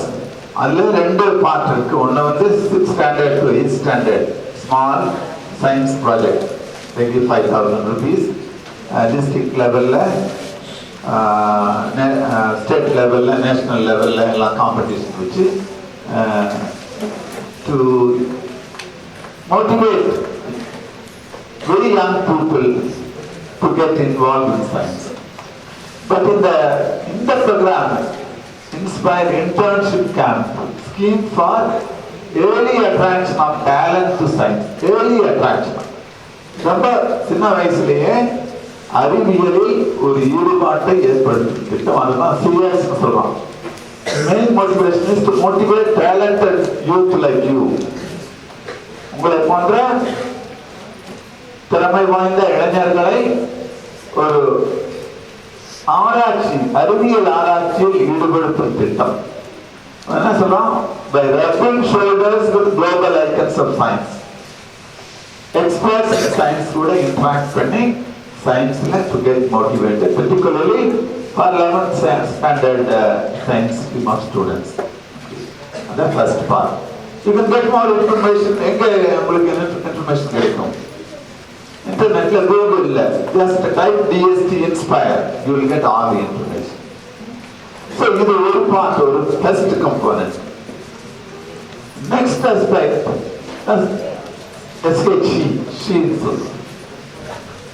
scholarship for higher education, particularly to pursue BSc and MSc. இது எப்போ? இப்போ 10th standardல இங்க top 1% 480 marks மேல வாங்குற மாதிரி அடுத்த வருஷம் +2 எக்ஸாம் எழுத போறீங்க. அதுல if you come in the top 1%, you are automatically become eligible to receive this scholarship for higher education given by the Department of Science and Technology, Government of India, through the state government, Department of Education. In fact, உங்களுக்கு +2 results announce பண்ண உடனே நீங்க அந்த top 1% வந்தீங்கன்னா you will automatically get award letter from the Department of Education, Government of Tamil Nadu, through your principal or headmaster to you. And the award letter என்ன சொல்லும்னா, you can talk to your senior students. You have been selected for this scholarship for higher education, carrying a value of 80,000 rupees per annum. வருஷந்தோறும் 80,000 rupees plus some additional contingency grant, with the condition that you should pursue a science course, pure science course, BSc, mathematics, physics, chemistry, biology, geology, etc. in a recognized college or university. அந்த மாதிரி pursue பண்ணீங்கன்னா you have to give your bank account and the course which you have joined, etc. Then you will automatically receive this money to pursue BSc, MSc, so on, 5 years. The third component after MSc, the முதுகலை பட்டம், அதுலயும் நீங்க வந்து the top rankல வந்தீங்கன்னா, then the final component, AORC, assured opportunities for research careers. அறிவியல் ஆராய்ச்சிக்காக ஒரு உறுதியான திட்டம். அது எப்போ கிடைக்கும்? MSc again, if you receive top marks, the top 1% in the university exam. There are many inspired research scholars working in our universities, many research institutes. So, அந்த மாதிரி MSc நல்லா perform பண்ணீங்கன்னா, again you have two components. First வந்து inspire research fellowship. Okay. என்ன purpose-க்கு? To pursue research studies towards a PhD degree. முனைவர் பட்டம் படிப்பதற்காக PhD, any recognized research institute or university or college-ல PhD பட்டம் ஆராய்ச்சிக்காக 5 ஆண்டுகளுக்கு மாதந்தோறும் 25,000 ரூபாய் scholarship plus contingency grant will be provided by the government of India. இதை வந்து inspire research fellowship சொல்லுவாங்க. Okay, you get a PhD. அப்புறம் PhD-ல நம்ம outstanding research பண்ணிட்டீங்கன்னா அதுக்கு சில அளவுகோல்கள் உண்டு. அந்த PhD-ல if you have done extremely well, then you are eligible to get a faculty position at the level of assistant professor in any recognized research institution or university of your choice, with a salary equivalent to that of an assistant professor getting at IIT. IIT-ல ஒரு assistant professor என்ன salary வாங்குறாங்களோ அதே அளவு salary இந்த inspired faculty fellow-க்கும் கிடைக்கும். அந்த மாதிரி இந்த program வந்து இந்த inspire internship camp is not only for these 5 days, but to tell you that you have a lifelong opportunity to pursue a research career, provided you have interest in the subject and you are willing to work hard. Okay. இது தமிழ் மீடியத்தில் நீங்க படிச்சாலும் சரி, English மீடியத்தில் படிச்சாலும் சரி, it is immaterial. As far as science is concerned, it's only science matters. It is not the medium through which you study. So, நிறைய பேர் தமிழ் மீடியம், நிறைய பேர் இங்கிலீஷ் மீடியம். தமிழ் மீடியத்தில் படிக்கிறதுனால எந்த தாழ்வு மனப்பான்மையும் தேவையில்லை. ஏன்னா நாங்க எல்லாருமே அங்க இருக்கிற ப்ரொஃபசர்ஸ், வந்து டாக் கொடுக்க வந்த ப்ரொஃபசர்ஸ் ஆல்மோஸ்ட் எல்லாருமே தமிழ் மீடியத்துல, அது கவர்மெண்ட் ஸ்கூல்ல தான் படிச்சிருக்கோம். இந்த மாதிரி சின்ன ஊர்களில் கவர்மெண்ட் ஸ்கூல்ல தான் படிச்சு வந்திருக்கோம். Then at some stage you will have to learn to communicate in English. அது தவிர்க்க முடியாதது. ஏன்னா இன்றைய காலகட்டத்தில் உலகளவில் English is the medium of communication for science. Okay. எல்லா ஆராய்ச்சிகளும், எல்லா ஆராய்ச்சி நூல்களும், இதழ்களும், கான்ஃபரன்ஸிலும் ஈவன் சைனா போனாலும் சரி, ரஷ்யா போனாலும் சரி, பிரான்ஸ் போனாலும் சரி, ஜப்பான் போனாலும் சரி, எல்லா கான்ஃபரன்ஸ் எல்லாமே இங்கிலீஷ்ல தான் நடைபெறுகிறது. So you have to learn English as a medium of communication. Okay. Nowadays it's very easy. Even Google ponengnale there are a lot of free courses to improve your communication skill, to improve your grammatical skill and so on. Self-learning you can improve your English knowledge and so on. So, Tamil மீடியத்தில் படிக்கிறதுனால எந்த தாழ்வு மனப்பான்மை உங்களுக்கு தேவையில்லை. நீங்களே உங்களுடைய ஆங்கில அறிவை விருத்தி செய்து கொள்ளலாம்.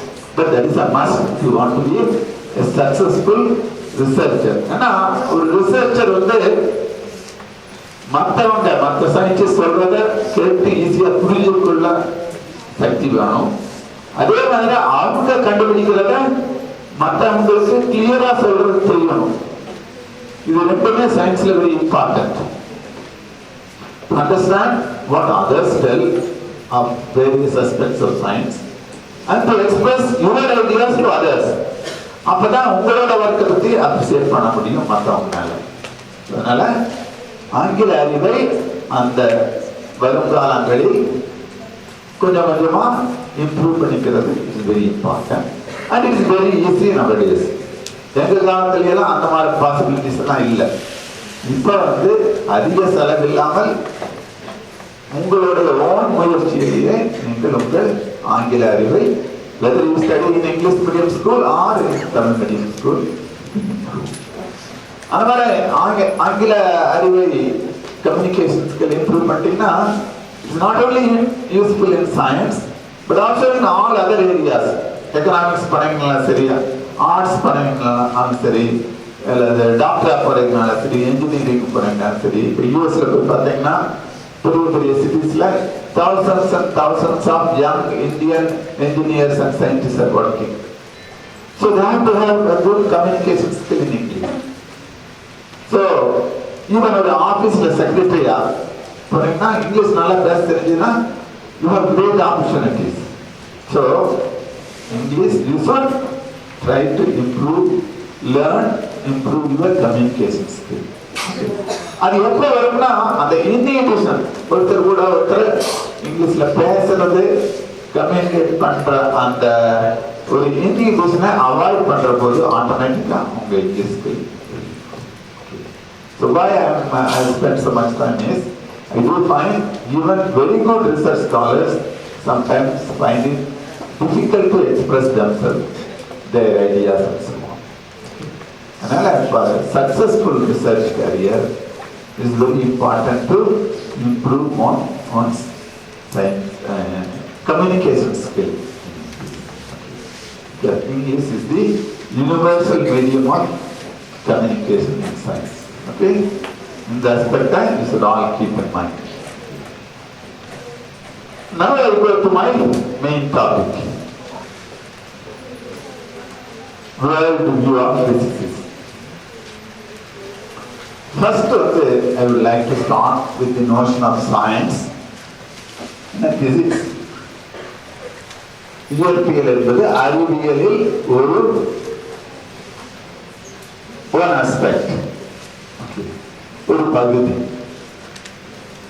மற்ற சப்ஜெக்ட் பத்தி நிறைய பேர் பேசியிருப்பாங்க நினைக்கிறேன். பிசிக்ஸ்ல என்ன இம்பார்ட்டன்ஸ், என்ன difference, what are the aspects which distinguish physics from other areas? So I want to give you an overview. நான் ஒரு ஸ்பெசிஃபிக்கா ஒரு பர்டிகுலர் டெக்னிக்கல் டாபிக் பற்றி நான் பேச விரும்பல. ஓவராலா பிசிக்ஸ் எதை பத்தி டீல் பண்ணது, என்ன interesting aspects we receive by studying physics. I would like to convey this. So அதுக்கு சயின்ஸ், அறிவியல். அறிவியல்னா என்ன? அறிவு இயல், சம்திங் அறிவு சம்பந்தப்பட்டது. Is connected with knowledge. இல்லையா? சோ என்ன நாலேஜ், எதை பற்றி அறிவு? சயின்ஸ்னா என்ன மீன் பண்றீங்க? you are attending 5 நாள் சயின்ஸ் கேம்ப் அட்டன் பண்ணிருக்கேன். ஸோ அவங்கள somebody asked, என்னப்பா அந்த சயின்ஸ் கேம்ப் சொல்றீங்களே அது என்ன சயின்ஸ் அப்படின்னா என்ன சொல்லுவீங்க? It's a collection of knowledge or information. But what? சயின்ஸ்ல வந்து இன்ஃபர்மேஷன் கலெக்ட் பண்றீங்க, நாலேஜ் கேதர் பண்றீங்க. பட் என்ன ஆஸ்பெக்ட்? எதை பத்தி? எல்லாவற்றையும் பற்றி, உங்களை சுற்றியுள்ள இந்த பிரபஞ்சத்தின் அனைத்து நிகழ்வுகளை பற்றியும், உங்களை பற்றியும், உங்களை சுற்றியுள்ள இந்த உலகின் அனைத்து நிகழ்வுகளை பற்றியும் ஒரு நீங்கள் இன்ஃபர்மேஷன் நாலேஜ் கலெக்ட் பண்ண விரும்புகிறீங்க. Collection of information, science. So it is fascinating, it is challenging, because there are so many complex things. You look at the sky, there are so many things. You look at the earth, rivers, mountains, you go down inside the earth, it's so complex phenomena. Look about ourselves. Various complex processes take place. Look at our brain. How does the brain work? It's such a complex process, extremely complex process. So we would like to understand everything. In fact, காலையில் தான் ஒரு இந்த ரேடியோவில் கலந்துட்டு இருக்கும்போது ஒரு பாட்டு கேட்டேன். பாரதி பாடல், மகாகவி பாரதி சொல்றார், நிற்பதுவே நடப்பதுவே பரப்பனவே நீவிதெல்லாம் சொற்பனம் தானோ தோற்ற மயக்கங்களோ. அப்படியே போகுது. கடைசியில சொல்றாரு, நானும் பொய்தானோ இந்த ஞானமும் பொய்தானோ, எல்லாமே டிரான்சியன்ட் தான். இதே கேள்விதான் even 5,000 years ago, ரிக்வேதத்துல stanza 10, 129, etc. 8, 7, 11, 17, 1-7, etc. இந்த உலகம், இந்த பிரபஞ்சமானது எப்படி தோன்றியது, என்று தோன்றியது, ஏன் தோன்றியது, யாரால் தோற்றப்பட்டது, நெக்ஸ்ட் என்ன? Philosophically, they try to understand. Okay? சொல்லுது, at first was neither being nor not being, இருந்தும் இல்லாத சூழ்நிலை. There was not air nor yet sky beyond. What was wrapping? என்ன enclose பண்ணிருக்கு? Where? In whose protection? யாரோட ப்ரொடெக்ஷன்ல இதெல்லாம் தோன்றி இருக்கு? Was water there? Unfathomability? There was no death then. Nor yet deathlessness. இறப்பும் இல்லை, இறப்பாகவும் இல்லை. இந்த சூழ்நிலை. Of night or day there was not any sign. பகலும் இல்லை, இரவும் இல்லை. இப்படியே போகுது. Darkness was there, all wrapped around darkness, and all was water indiscriminate. So they ஒவ்வொன்றா சொல்லிட்டு போகுது.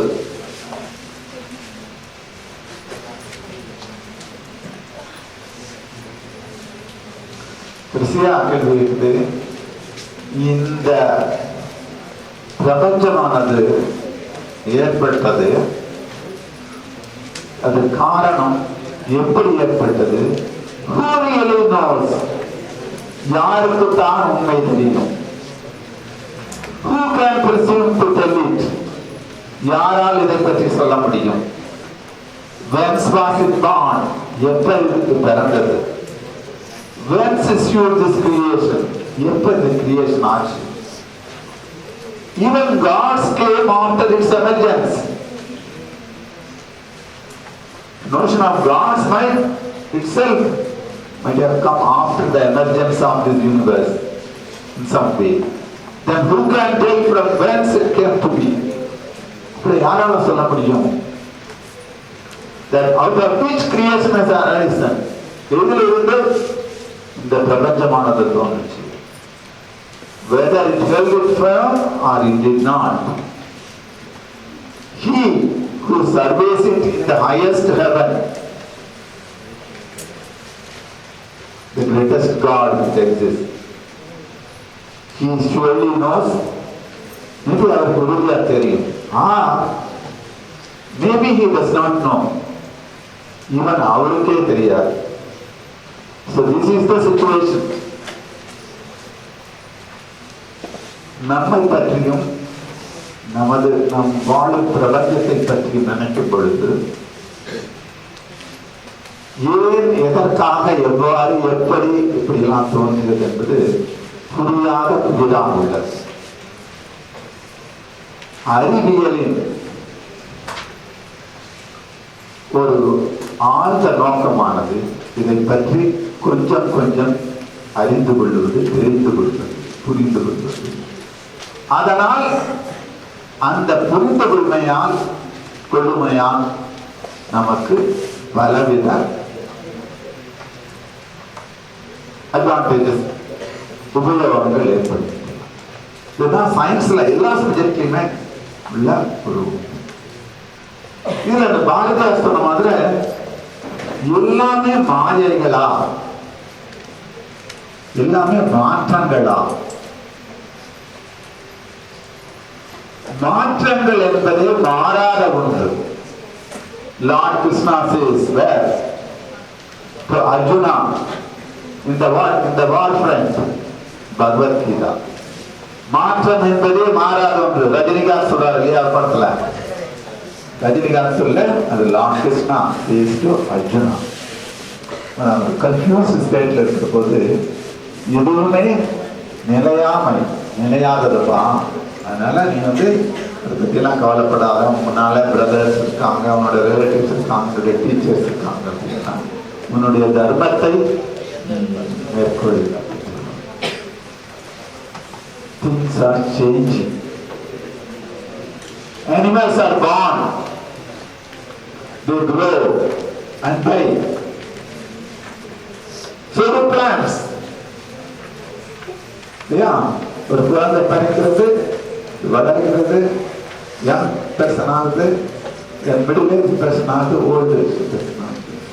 சிமிலர்லி ஒரு விதையானது செடியாகுது, மரமாகுது, கிளையாகுது, மரமாகுது, becomes old and it falls down and so on. So animals are born, they grow and die. So do plants. Planets move around all the time. Chemicals interact. Crystals grow. Cloud on the surface of Earth keeps changing. Seasons change. Water on the surface of pond change. Everything changes. Even this building, this chair, etc. 20 வருஷம் கழிச்சு பார்த்தீங்கன்னா, 50 வருஷம் கழிச்சு பார்த்தீங்கன்னா dramatic change. Even great buildings, Rajaraja Cholan கட்டிய கோபுரங்கள் எல்லாமே 1000 வருஷம் 2000 வருஷம் கழிச்சதுதான். தாஜ்மஹால் 300-400 வருஷத்துக்குள்ளேயே அதனுடைய கலர் எல்லாம் சேஞ்ச் ஆகிட்டு இருக்கு. So nothing is permanent. Everything is changing. So this is the law of nature. இயற்கையின் நியதி, மாற்றம் என்பது மாறாத ஒன்று. So இந்த மாற்றங்களை, அதனால் ஏற்படும் விளைவுகளை அறிந்து கொள்வது அறிவியல். இந்த மாற்றங்கள் பலவித ரூபங்களில் ஏற்படலாம்.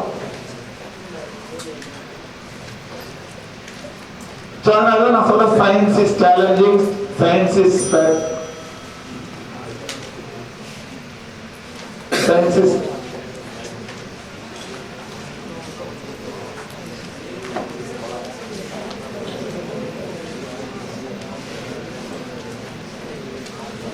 Let's go.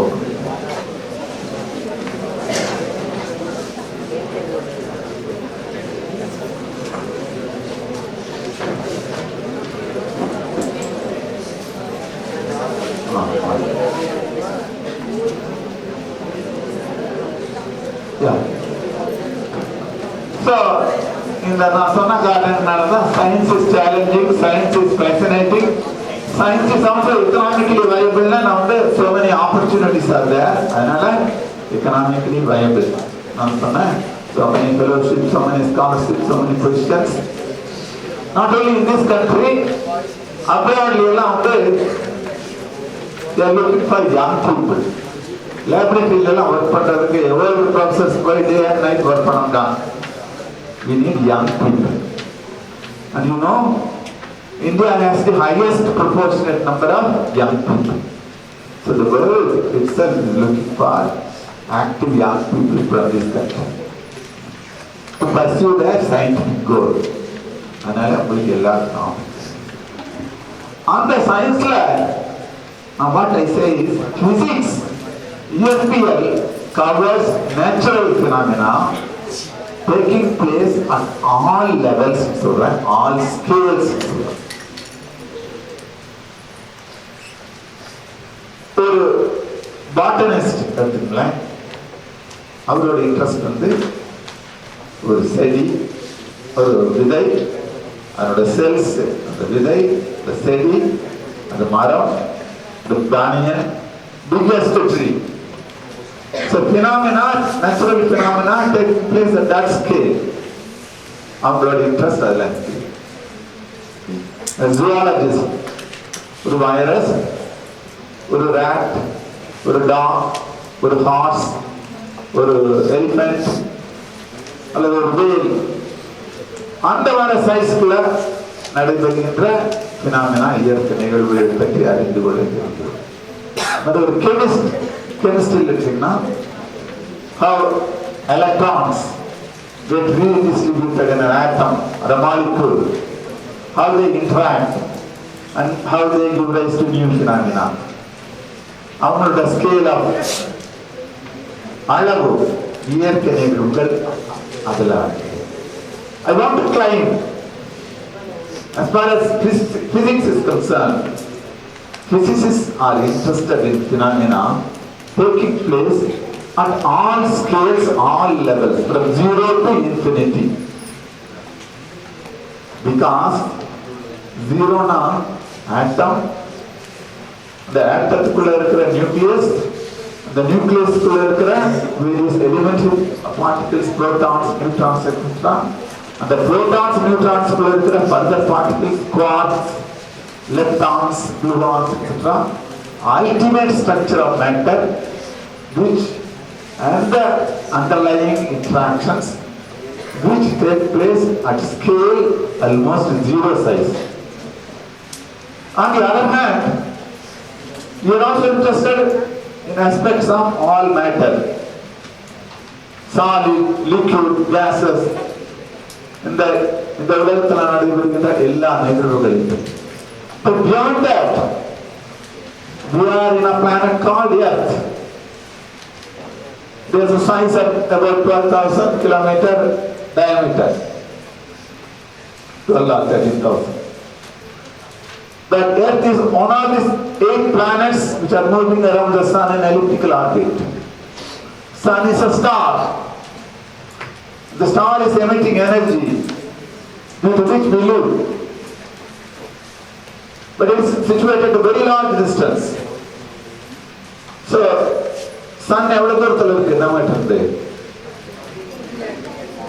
Now you don't talk in terms of kilometers or meters, but in terms of time taken by light. Yeah, light travels in 1 second. How much distance? 3 into 10⁸ meters or 186,000 miles per second. So, sun நம்மகிட்ட எவ்வளவு தூரத்தில் இருக்கு?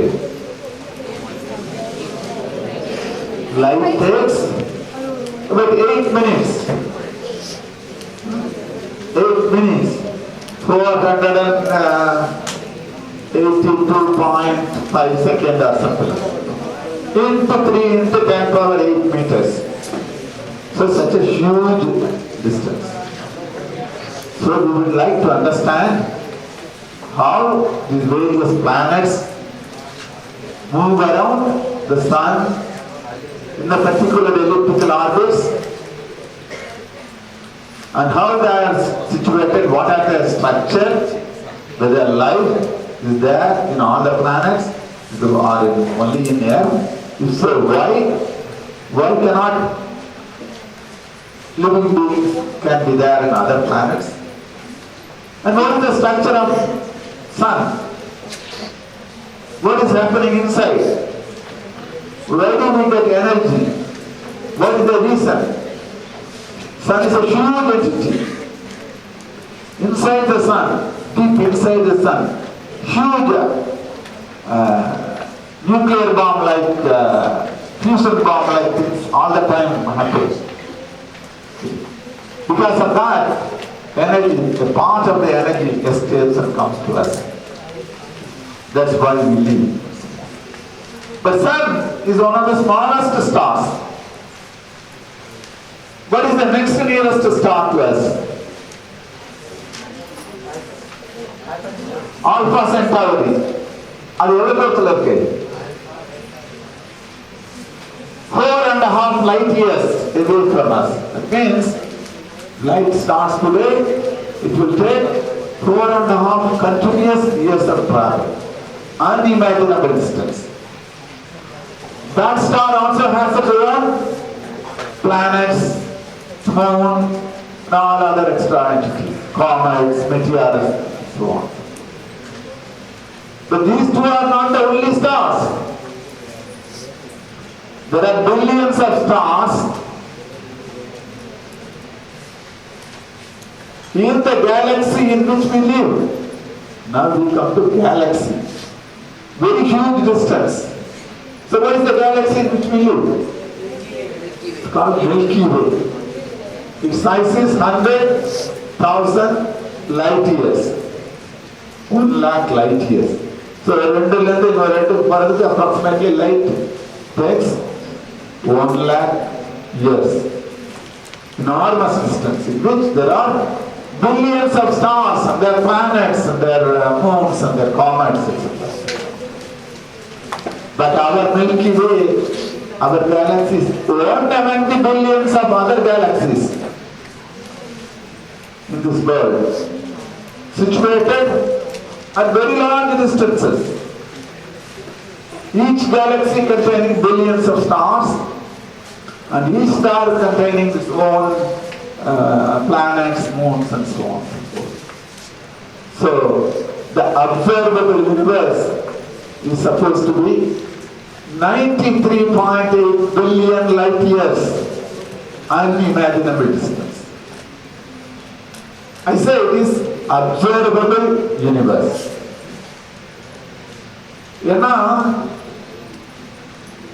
The highest speed which the human being can achieve is what? The highest speed which we can approach is the velocity of light. But we can never reach velocity of light, but we can approach. Light is the only entity which can travel with velocity of light. So, namakku therinja fastest moving object entity is light. So, the light very early stage create ayirundha, it can cover from some calculation. It can cover only 93.8 billion light years. So that's what we call as observable universe. The observable universe like ittana entities irukku. Idhula inno interesting thing enna, in the entities, the galaxies, the stars, they are not stationary. They are all moving. The galaxies are flying apart. The farther you move away, the higher the speed. So the universe is accelerating. Okay. Balloon அப்படியே ஊதுனா எப்படி expand ஆயிட்டு இருக்கோ அந்த மாதிரி the universe is expanding. Okay. So we don't know what is beyond that 93.8 billion light years. Whether the universe continues beyond that, or we don't even know whether there are other universes. Multi-universe. Physicists are worried about that also. Whether the size of the universe is 93.8 billion light year or infinite, or even beyond that. Even when the billions of galaxies are covered, why not billions of universes? You don't know. Physicists would like to understand all those things. After all these billions of galaxies, stars, intergalactic matters, இது எல்லாத்தையும் add பண்ணா, it comes only through certain calculation, only 4% of the entire matter of the universe. Meaning 96% is attributed to dark matter and dark energy, about which we don't know. Physicists would like to understand that. So, that's why I said, physics covers phenomena that are taking place at all scales from 0 to infinity. எல்லாருமே எல்லாத்துலயும் எக்ஸ்பர்ட்டா இருக்க முடியாது. சில பேர் atomic லெவல்ல specialise பண்ணுவாங்க, சில பேர் நியூக்ளியர் லெவல்ல, எலிமெண்டரி பார்ட்டிகல் லெவல், சில பேர் சாலிட்ஸ், சில பேர் லிக்விட்ஸ், சில பேர் கேஸ், சில பேர் எர்த் சயின்ஸ். காலையில Suresh Gandhi பேசியிருப்பாரு, different aspects of the atom, geology. சில பேர் solar systems scientist, Galaxy study பண்றவங்க, யூனிவர்ஸ் ஸ்டடி பண்றவங்க, டார்க் மேட்டர் ஸ்டடி பண்றவங்க. So science becomes so complex. So அதுதான் physics வந்து ஒரு major difference between other areas of science. இந்த ஸ்டடி ஆஃப் பிசிக்ஸ்ல ரெண்டு மேஜர் ஆஸ்பெக்ட்ஸ். சயின்ஸ்னா வந்து based on observation, experimental observation, செயல்முறை நம்ம மெஷர் பண்ணி அதை பத்தி டேட்டா கலெக்ட் பண்ணணும். பட் இந்த டேட்டா கலெக்ட் பண்ணா மட்டும் போதாது, அந்த டேட்டாவோட மீனிங் அண்டர்ஸ்டாண்ட் பண்ணிக்கணும். அதற்காக we develop theories, கொள்கை, hypothesis, laws. So theoretical physics, கொள்கை சார்ந்த இயற்பியல், experimental physics, செயல்முறை இயற்பியல். இது ரெண்டும் ஒன்றை ஒன்று சார்ந்தது. பட் டிபிக்கலா ஒரு பிசிசிஸ்ட கேட்டீங்கன்னா you will say either I am an experimentalist or a theorist. Reason இந்த aspectல mathematics plays a very crucial role. The மூணு தான் I would like to explain the next few minutes. I have already talked most of the matter I want to talk about. So my plan was science பத்தி சொல்ல விரும்பினேன். நான் சொல்லியிருக்கேன் ஜெனரலா scientist பத்தி I will spend a few minutes. பிசிக்ஸ்ல வந்து experimental theory ரெண்டு இருக்கு. So அதை வந்து I will explain a bit more. அப்புறம் அடுத்த பார்ட் வந்து physical phenomena takes place at different scales. அதான் நான் explain பண்ணேன். பட் இன்னும் கொஞ்சம் டீட்டெயிலா I will try to explain.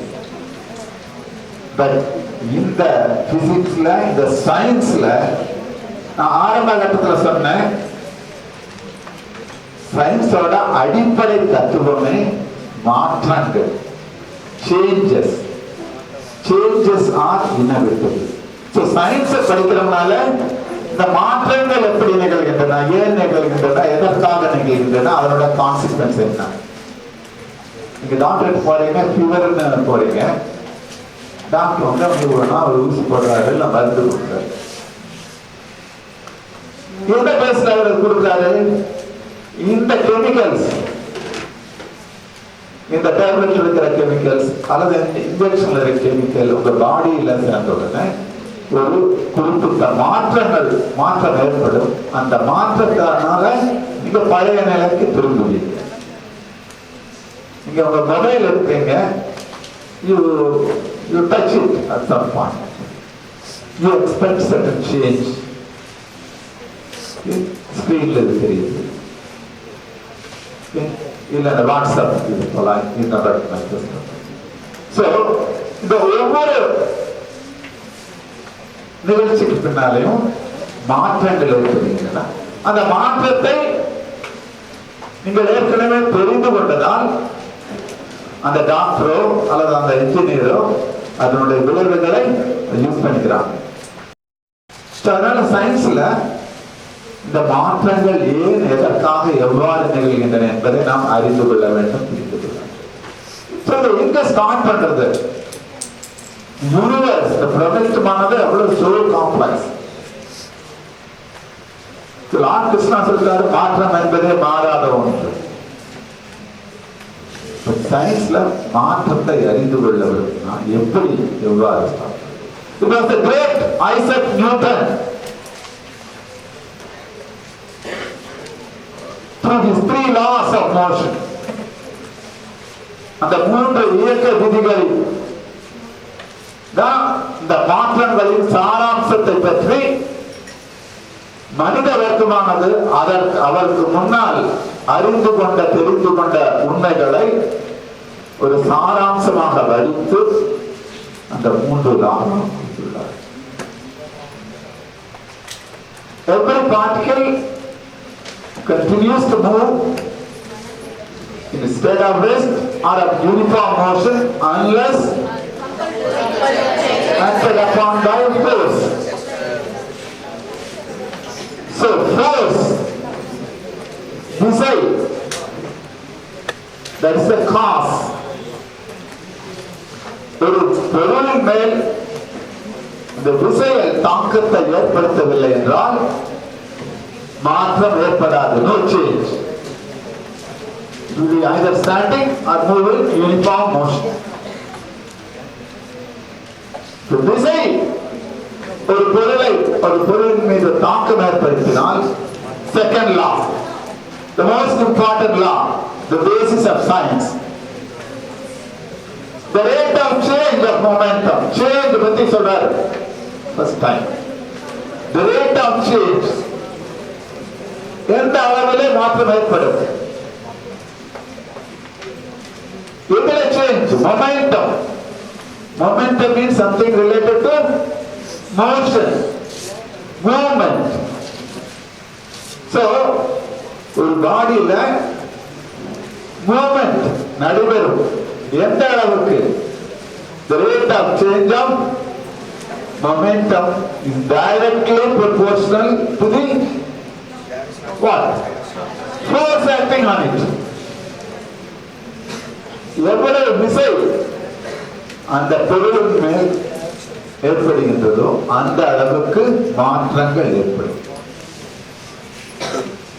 Planets move around the sun in elliptical orbits.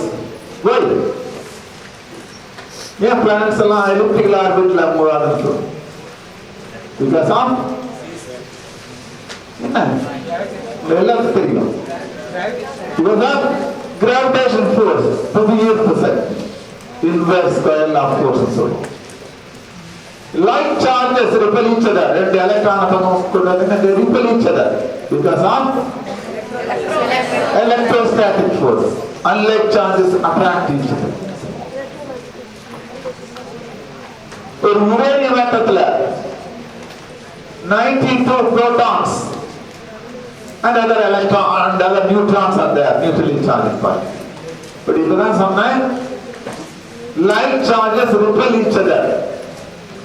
But uranium atom is an extremely small entity, 10 power minus 8 meter or something like that. How is it 92 protons? மற்றதெல்லாம் neutron ஆச்சு. எப்படி 92 proton are held together without automatically breaking? என்ன நடக்குது அப்போ? Some other force acting. So what is that force? It is the nuclear force, strong and big force. So அதனால உலகத்துல பலவிதமான force சக்திகள் உள்ளது. எந்த சக்தி மோஸ்ட் டாமினன்ட் ஒரு பொருளுக்கு மேல் ஏற்படுதோ அதற்கு தகுந்தவாறு மாற்றங்கள் ஏற்படும். அப்புறம் தேடலாம் for every action that is equal now. So Newton's law of equation of motion is the building block of science. உங்க 5ஆம் வகுப்பு 6ஆம் வகுப்புல படிக்கிறீங்க, அந்த 3 லா மனப்பாடம் பண்றீங்க. Without understanding its consequences. அதுதான் அந்த 3 விதிகள் தான் அறிவியலின் அடிப்படை தத்துவம். என்ன நான் சொல்றபடி அறிவியலில் நாம எதை தேடி அழைக்கிறோம் என்றால் மாற்றங்கள், எவ்வாறு மாற்றங்கள் ஏற்படுகின்றன, ஏன், எதற்காக, அது தெரிஞ்சா we can convert into design into devices. It could be an engine, it could be a computer, it could be a mobile, or it could be a radio and so on. Okay. அதனால அந்த மாற்றங்கள் ஏன், எவ்வாறு, எதற்காக ஏற்படுகிறது தெரிஞ்சுட்டா then it becomes technology applications. But இந்த Newton's லாஸை எப்படி யூஸ் பண்றது? ஏன்னா அங்க பேசிட்டே இருக்கிறீங்க. You have any question or any comments to make? அங்க 2 பேர் பேசிட்டே இருக்கீங்க. என்ன? Is there anything interesting? You tell me. We can hear.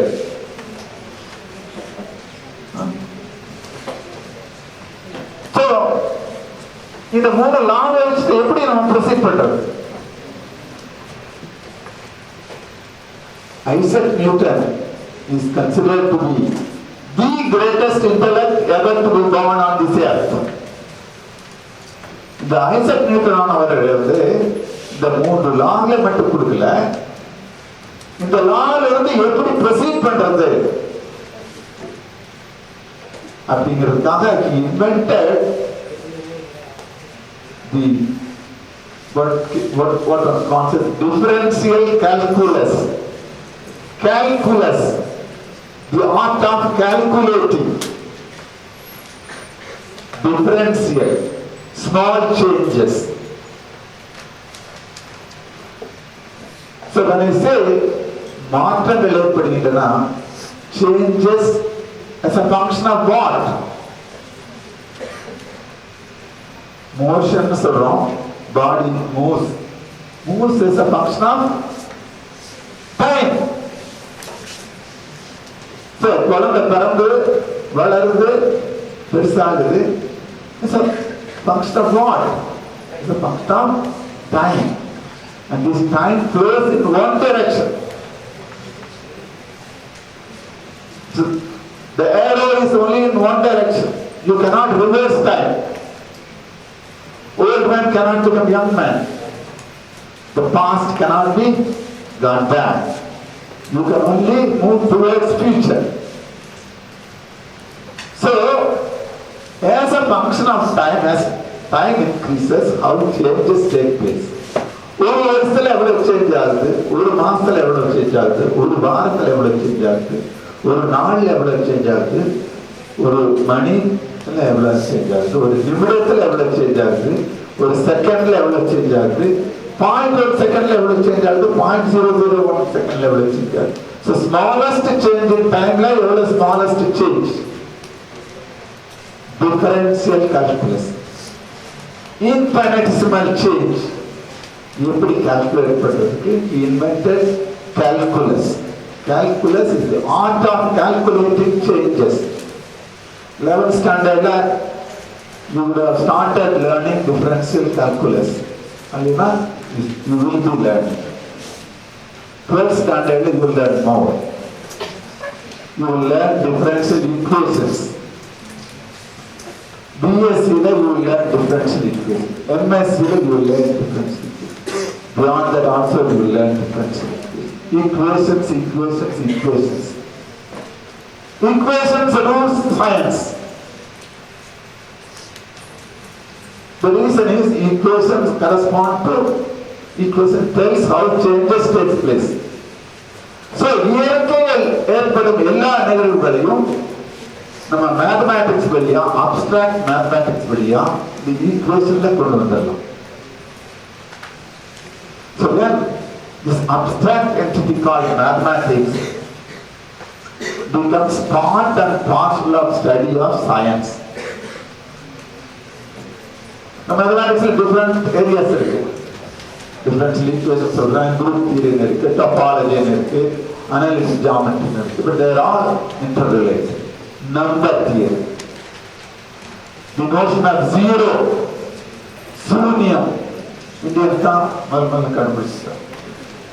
But that plays a very crucial role in the development of mathematics. So இதனோட consequence என்னன்னா, இயற்கை நிகழ்வுகள்ல mathematical ஈக்குவேஷனா represent பண்ணிடலாம். So you want to become a successful scientist, whether a physicist or an engineer or even a biologist or even an economist, the more mathematics you know, the more successful you will be a researcher. அதனாலதான் எந்த பாடத்தையும் படிக்கிறதுக்கு முன்னாலேயே numbers you start with. யூகேஜியில இருந்து mathematics you are imposed to learn. சில பேருக்கு mathematics நேச்சுரலா பிடிக்குது, சில பேருக்கு ஃபோர்ஸ் பண்ணி படிக்குது. நம்ம டியூஷனுக்கு போறீங்க +2 11th standard. So the more you know mathematics, the more successful you will be a scientist, whatever subject you take. Because it so happens mathematics is the logical language to express scientific ideas. And formulas rule this scientific world. For example, சொல்ல முடியுமா? The consequence of all these mathematical analyses are equations. Equations can change the world history, change the history of the world, and I can say. சொல்லுங்க பார்க்கலாம் ஒரு equation. E equal to mc square. Mass energy equivalence. Okay? So mass atom, so you can convert it into energy under appropriate circumstances. Uranium atom split பண்ணா other elements வரும், besides that you get energy. Then இதோட consequence ஒரு chain reaction build பண்ணீங்கன்னா you get a nuclear bomb, atomic bomb. But this atomic bomb was dropped on the city of Hiroshima and Nagasaki in 1945. The World War II stopped. History changed. But other equation equal to mc square, controlled way the chain reaction create பண்ணீங்கன்னா what do you get? What is happening at Kalpakam and Puthanampatti and so on? You get power, electric power. So war and peace, the based on equations. Because you have using the correct form of the equation. F equal to ma, P equal to h nu, E equal to h nu. In the pala equations define basic aspects of nature. So, Newton's laws change, science means change. Newton's laws tells about how changes take place, but Newton also tells the art of calculating these changes in the form of equations. இந்த equations use பண்ணி you can do wonders. You can try to understand it. So this is how science progresses, this is how physics progresses. Now, 10 minutes I will go through all the remaining parts. Okay. So, the major part I have completed. Newton's equation of motion, role of mathematics. Okay. So mathematics, நீங்க படிக்கிறது வந்து abstract-ஆ இருக்கலாம். But it so happens in nature, mathematics is the only natural, logical language we know, which we can apply to science. But different science ideas. அதனால equations can change the world. Opportunities are now already I have talked about. So now very quickly let's go through. Science, different forms of science, etc. Scientists. Okay, I'll spend a few minutes. Very complex, Newton பத்தி சொல்றேன், ஐன்ஸ்டைனை பத்தி சொல்றேன், இதெல்லாம் அந்த நியூட்டன்லாம் இங்கிலாந்துல பிறந்தவர், great scientist எல்லாம் ஃபாரின்ல பிறந்தவங்க. இந்தியாவில் பிறந்து சயின்ஸ்ல நம்ம வந்து மேஜர் கான்ட்ரிபியூஷன் பண்ண முடியுமா? ஸோ இந்த கேம்போட ஒரு இம்பார்ட்டன்ட் ஆஸ்பெக்ட் வந்து to tell young people what are the major contributions of Indian scientists. Even during British region, colonial times, great men of science were born in this country and they have made major mark in science in different areas. Now you have some of the physicists I will concentrate, just a few seconds. C.V. Raman, I'm sure you எல்லாரும் கேள்விப்பட்டிருக்கீங்க. Yeah. Raman எங்க பிறந்தாரு? Anybody? Thiruvanaikoil. நம்மளோட அவர் வீடு இருக்கு. ஆக்சுவலா Indian Academy of Science few years ago நம்ம meeting நடத்திருந்தோம். அந்த சமயத்துல through the collector we tried to acquire that house. But unfortunately, the owners of the house getting to know this news, they have modified that house and so on. Okay, now the project is not complete. So in 1888, Raman was born in Puthanampatti. So he went to school here and all, and then he studied at Presidency College Department of Physics. அங்க BSc Honors Physics வாங்கிட்டு young age-லேயே joined financial service of the British government. அந்த காலத்துலலாம் British government job வாங்குறாங்க. But he was so interested in science, after going to Calcutta on a job, part timeல அவருக்கு time கிடைக்கிற போதெல்லாம் Indian Association for Cultivation of Science, started by great nationalist Mahendralal Sarkar. என்ன இருக்கு Indian association for cultural science, Raman use பண்ண equipments எல்லாம் அங்கே இருக்கு. When you grow up, you become scientist, you can go and visit that lab and see that instrument. Okay? So let's come there. That is where he invented what is known as Raman effect, along with his assistant K.S. Krishnan. What is that Raman effect? Raman effect is associated with what? Light, but what? Scattering of light. Scattering na ஒளிச்சிதறது. ஒரு medium வழியாக, ஒரு liquid medium or solid medium or gas medium வழியாக ஒளியானது பாயும் பொழுது அதனுடைய direction changes. But in the ஒளியானது has certain characteristic property, wavelength or frequency. Speed வந்து constant, உங்களுக்கு எல்லாம் தெரியும், 3 meter, 10^8 meter in vacuum. மீடியத்தில் அது டிஃபர் ஆகுது. But each light has its own characteristic frequency or wavelength. So ஒரு மீடியம் வழியா பாஸ் பண்ற போது அந்த மீடியத்தில் என்ன இருக்கு, மாலிகூல்ஸ், ஆட்டம்ஸ் எல்லாம் இருக்கு. இது வழியா பாஸ் பண்ற போது அதனுடைய பேசிக் கேரக்டரிஸ்டிக் சேஞ்ச் ஆகுது. Wave length and frequency changes. இந்த சேஞ்சஸ்ல ஒரு இம்பார்ட்டன்ட் ஆஸ்பெக்ட் கண்டுபிடிச்சாரு. சேஞ்ச் ஆகாம இருக்கலாம், பட் சேஞ்ச் ஆகிற போது it can either it can decrease or increase. So both can happen.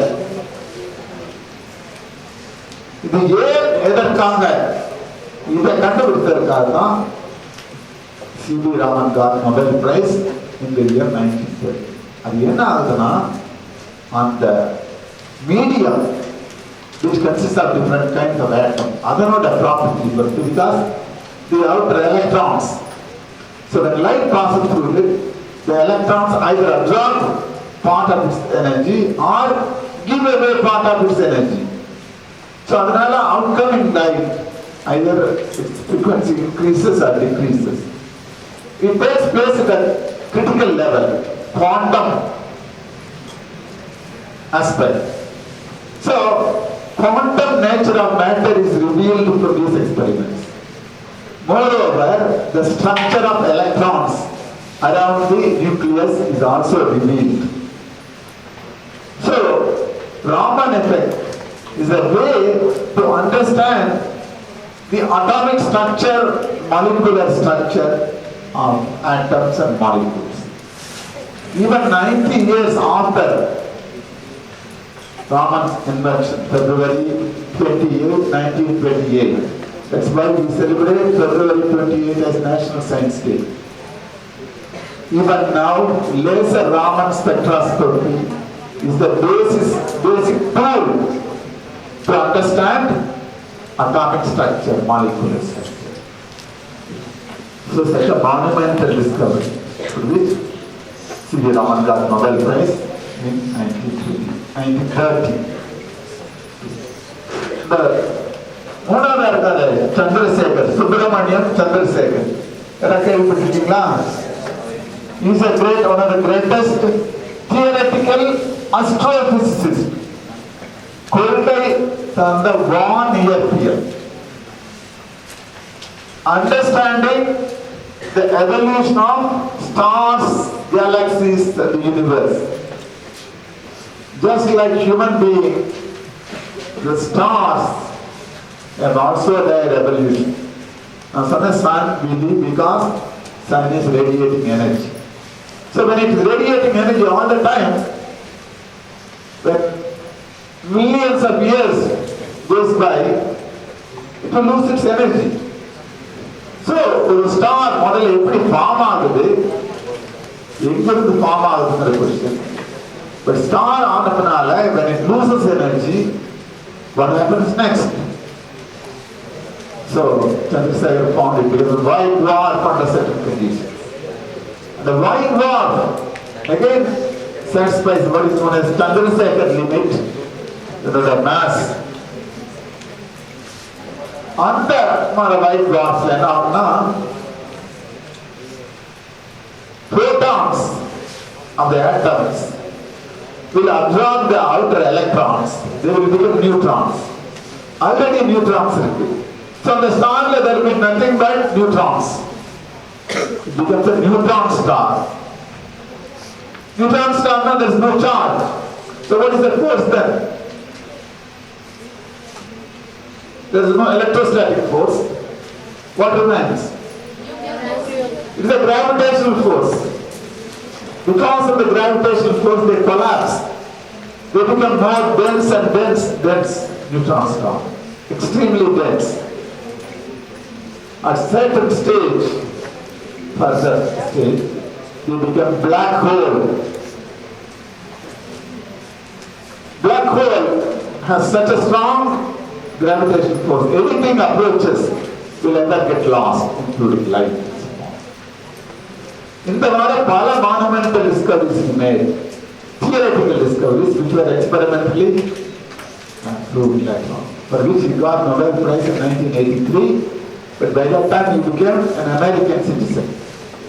But Chandrasekhar is the nephew of C.V. Raman. அவருக்கு சொந்த அண்ணா பையன். He also studied at Presidency College, Physics Department. After he went to Oxford, Cambridge University, UK. Again, British timeline. You should try to learn their life history and not going beyond that. The நடுவில் இருக்காரு SN. Bose. again அந்த சமகாலத்தில் 1920s. He was born in Kolkata. And he was working at Dhaka University, then undivided Bengal, undivided India. Dhaka எங்க இருக்கு? The capital of Bangladesh, present Bangladesh. மேல வந்து part of Bengal. So அங்க இருக்கிற போது light, property of light. Light consists of basic units called what? Photons. Zero mass, but energy, finite energy. Okay. And finite spin and so on. கலெக்டிவா எப்படி இந்த light behave பண்ணும். So அப்போ வந்து நிறைய controversy இருந்தது. எக்ஸ்பெரிமெண்டல் ரிசல்ட்ஸ் ப்ரூவ் பண்ண முடியல. So Bose, Satyendranath Bose used quantum hypothesis. அதை யூஸ் பண்ணி he showed the correct experimental property.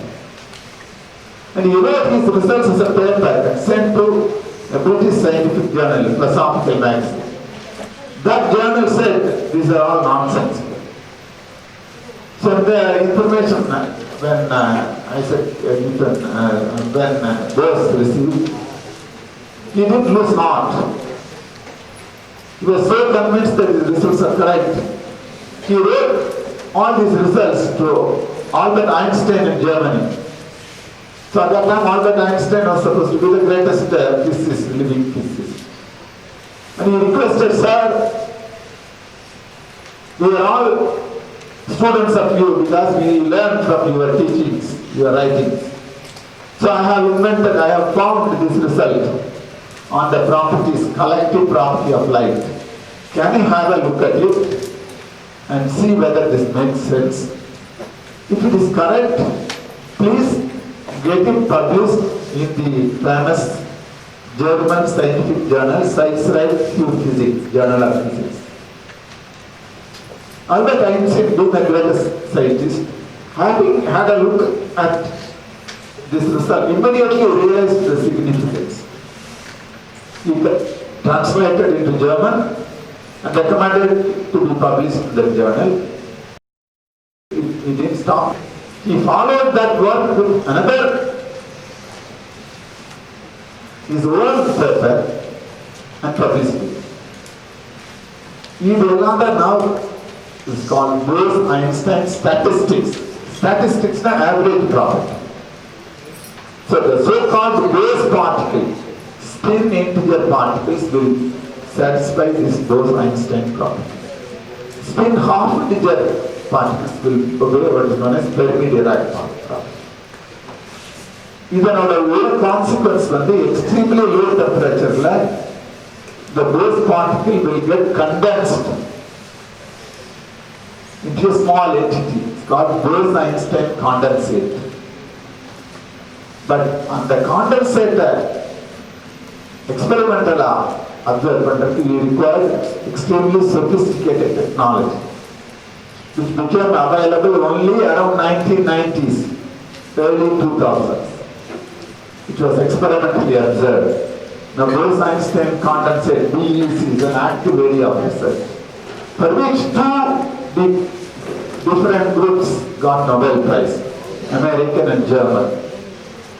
But S.N. Bose didn't get, because by the time he died, according to the rules of Nobel Prize, only living scientists can be given Nobel Prize. So Bose is much more greater than a Nobel laureate, because his name ever lives with all those particles having integer spin as boson. Recent Higgs boson. So Bose is a great scientist. So எல்லாமே British ரேடியோல 1920s, 30s, 40s.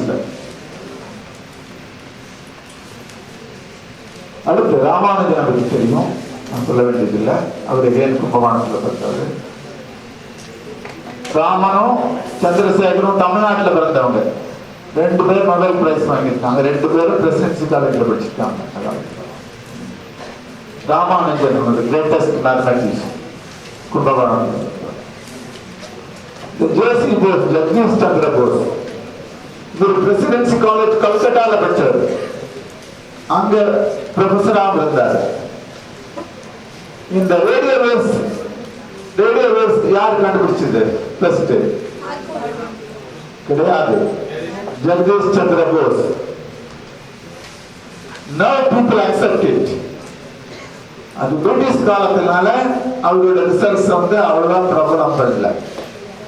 மார்க்கோனிக்கு முன்னாலேயே Jagadish Chandra Bose had invented radio wave and he had published also. So now scientists all around the world accept J.C. Bose is the person who invented radio wave before Marconi. The G.N. Ramchandran, University of Madras. Structure of long molecules, DNAs, biomolecules. So I will work to another class, very famous. So even earlier times, great scientists were born in this country and contributed enormously. Present day also, many scientists are contributing. You can all be confident.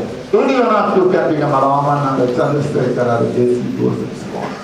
They all came from very small, very ordinary backgrounds and so on. Okay. Science doesn't require sophistication. It's only hard work and sincerity. After 5 minutes I will go through. Already சொல்லிட்டேன், எக்ஸ்பெரிமெண்ட்னா important, தியரினா கான்செப்டுவலைசேஷன். அது ரெண்டு combine பண்றது தான் Newton wrote his formulas and science proceeds history.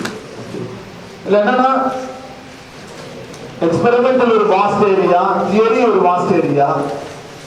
நார்மலா ஒரு person வந்து ரெண்டுலையுமே எக்ஸ்பர்ட்டா இருக்க முடியாது. எனக்கு வந்து தியரி தான் இன்ட்ரெஸ்ட், மேத்தமேட்டிக்ஸ்ல இன்ட்ரெஸ்ட் இருக்கு, இன்னொருத்தருக்கு வந்து எக்ஸ்பெரிமெண்ட் தான் இன்ட்ரெஸ்ட் இருக்கு. But we have to learn from each other. அப்பதான் ஒன்னும் progress பண்ண முடியும். So not only in physics, in other areas also, theory and experiment ங்கிறது ரெண்டு aspect. But particularly physics like the distinction is very important, but you have to also learn from each other. அதுல mathematics plays a very connecting role. E equal to mc square ஞாபகம் வச்சுக்கோங்க, f equal to ma and all those formulas. இதுதான் நான் சொன்ன physical phenomena takes place in different scale. Astronomical scale, இது ஒரு galaxy. நம்ம இது வந்து 20 million light years, 60 million light years away இருக்கு. Contains billions of stars. இது ஒரு particular name கொடுத்திருக்கிறோம், Coma Berenices அப்படின்னு. It's about 100,000 light years extension. But இந்த மாதிரி stars கண்டுபிடிக்கிறதுக்கு use tiny telescopes. Tiny in the sense compared to the size of the phenomena we are interested. These are all small entities. அதை வச்சு தான் we try to understand. In fact, இது வந்து this is a question again. நான் சொன்ன universe is expanding. There are galaxies, stars and so on. But எங்க start ஆச்சு? இன்னைக்கு எக்ஸ்பேண்ட் ஆயிட்டு இருக்கு. 30 இயர்ஸ்க்கு முன்னால, 100 இயர்ஸ்க்கு முன்னால, 1000 இயர்ஸ்க்கு முன்னால, மில்லியன் இயர்ஸ்க்கு முன்னால, பில்லியன் இயர்ஸ்க்கு முன்னால, what was the structure of the universe? So we go back in time. Imagine logically. So there was a point 13.8 billion years ago. The universe was condensed into a fluid state, extremely dense.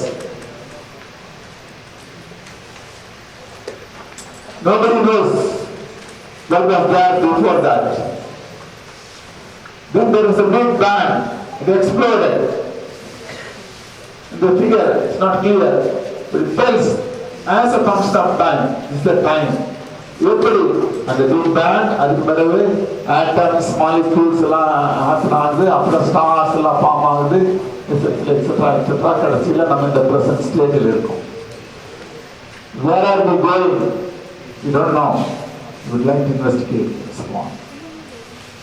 So these are the kind of phenomena, large scale phenomena physicists are interested in understanding. Day-to-day level, macroscopic scale is defined. Formation of liquids, rivers, mountains, a tsunami, under the measurements. Solids, liquids, gases, all aspects of physics would like to understand. Condensed matter is wrong. Different aspects of physics would like to understand. So large amount of research is going on. Materials research. You come down further. From normal size, meter scale, centimeter scale, come down further. Nano scale.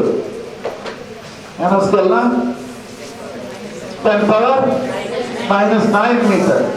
On the size one finds the properties of matter is quite different from ordinary matter and atomic matter.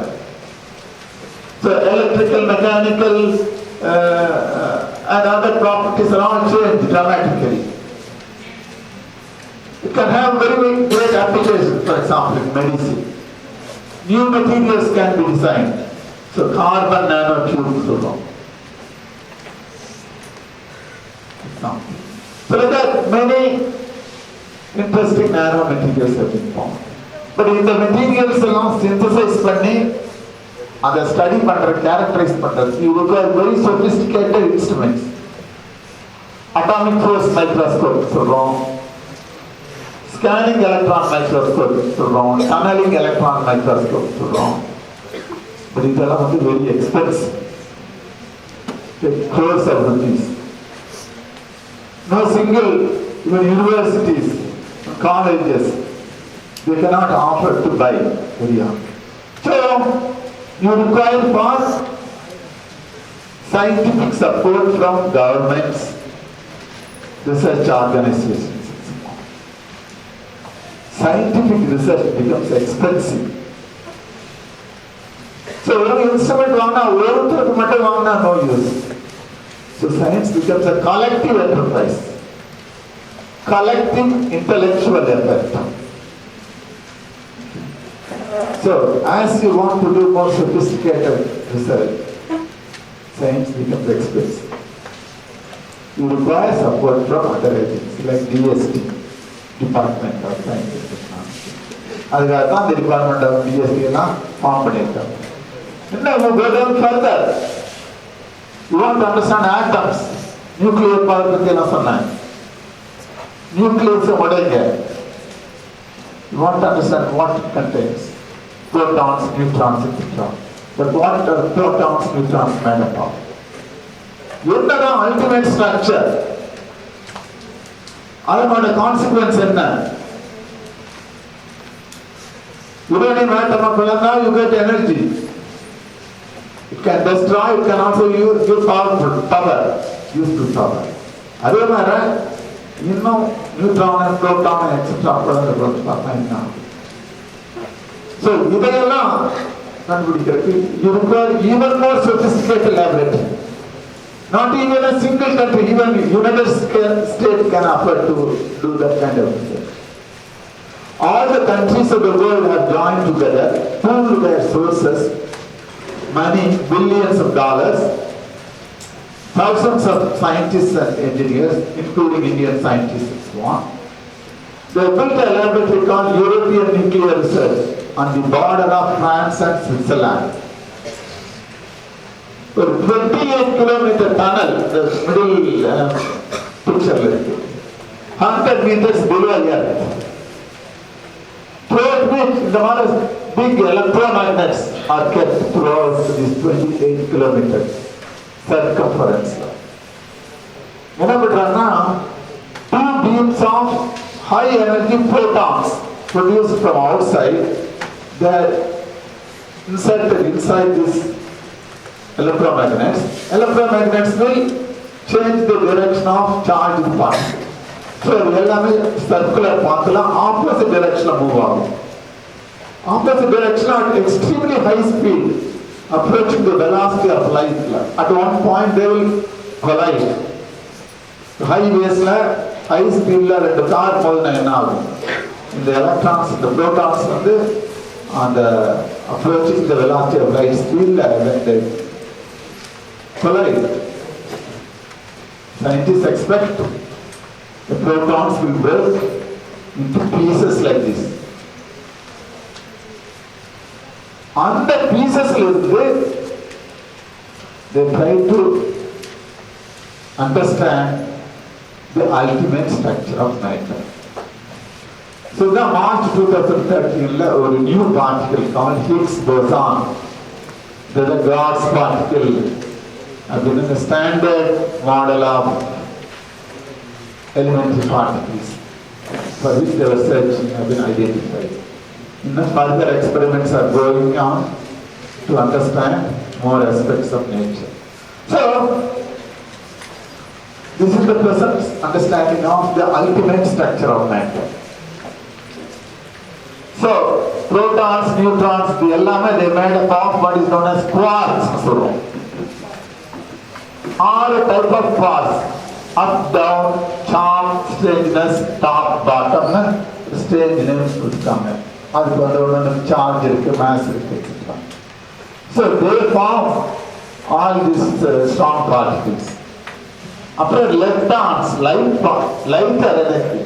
lighter weight particles. Electron, muon, tauon, and then there are neutrinos. The neutrino laboratory build பண்ண போறாங்க. அதுக்கு நிறைய people without enough knowledge they are agitating and all நிஸ்தப்பில் எல்லாம் வந்துருக்கும் நினைக்கிறேன். including Vaiko எல்லாம் கூட போராட்டம் நடத்துவாங்க. So that is a very important set of experiments. Some of you may get opportunity to work on those laboratories. By the time it will take 5 or 6 years to come on. So on the basic electrons, they have their own role. இது ரெண்டுக்கு mediate பண்றது force carriers இந்த proton, gluon, Z boson, W boson. அது கூட இந்த புதுசா கண்டுபிடிச்ச Higgs boson, which is responsible for giving different masses to these particles. So it is now present understanding of the ultimate structure of matter. But the question remains whether these are the ultimate matter, whether these quarks, whether these electrons, they themselves can be broken up further. Adukku structure irukkuda illaya appadina future will tell. So that's what I said. We are approaching phenomena taking place at almost zero scale. There are always questions. Answers come, but new answers give rise to new questions. This is what research is about. Research is never an ending subject. A successful research means more interesting questions as arisen. Answering some part of the original problem, it is giving rise to many interesting new questions. That's how science progresses. And finally, I already talked about Newton's equation. Whether it is the second law, this is the equation of motion, rising of a rocket, or the motion of planetary system. Nowadays there is the sun, then there are the other planets, etc. Other motion. எல்லாமே equation of motion இல்ல, Newton's equation of motion எழுதிருக்காங்க. அதை solve பண்ணா you will be able to predict how the system behaves. இதே மாதிரி லைட்டை பற்றி பேசணும்னா மேக்ஸ்வெல்ஸ் ஈக்குவேஷன் இருக்கு. ஆட்டம்ஸ், மாலிகூல்ஸ், எலிமெண்டரி பார்ட்டிகல்ஸ் அதையெல்லாம் பற்றி பேசணும்னா ஷ்ரோடிங்கர் ஈக்குவேஷன் இருக்கு. Stars, galaxies, universe, everything Einstein's equation. So, the idea of science becomes equations. The more you know mathematics, as I said, the more successful you will be as a scientist. To conclude, I will end up with this immortal statement of the great Isaac Newton. Isaac Newton, as I said, is considered to be the greatest intellect ever to be born on this earth. But as a human being, he is a very nasty person.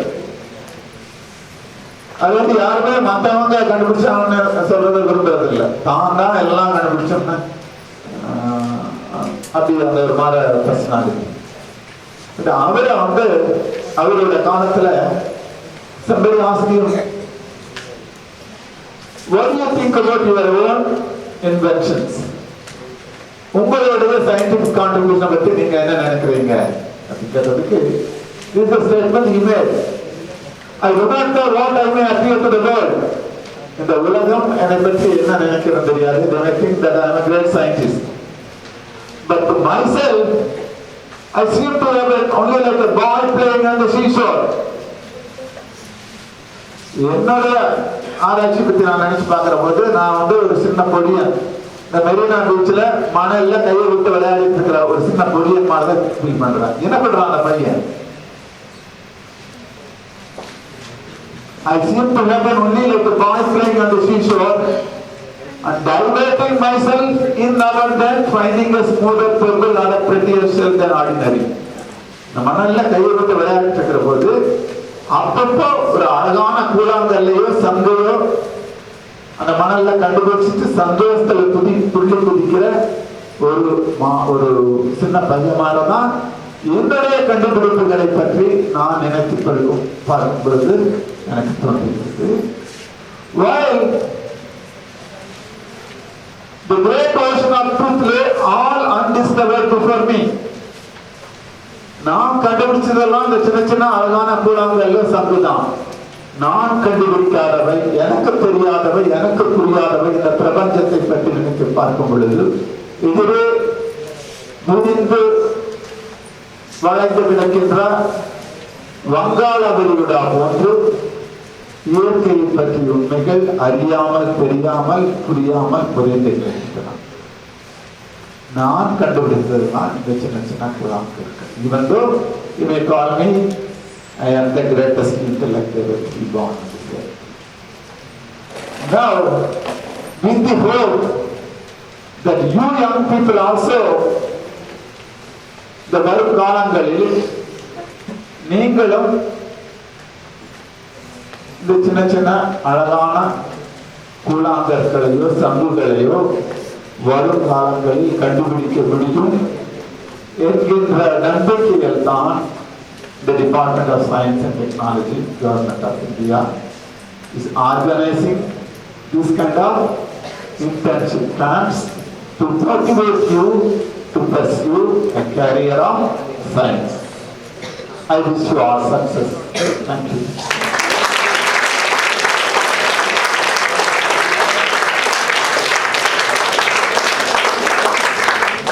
So if you have any questions, suggestions, or doubts on anything, you can ask. If I am able to answer, I will answer. Otherwise, I will give suggestions.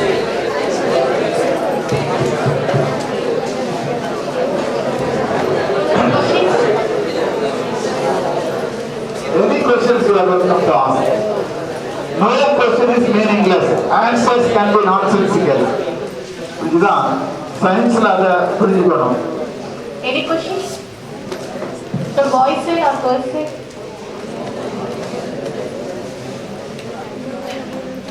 Come on. Come on.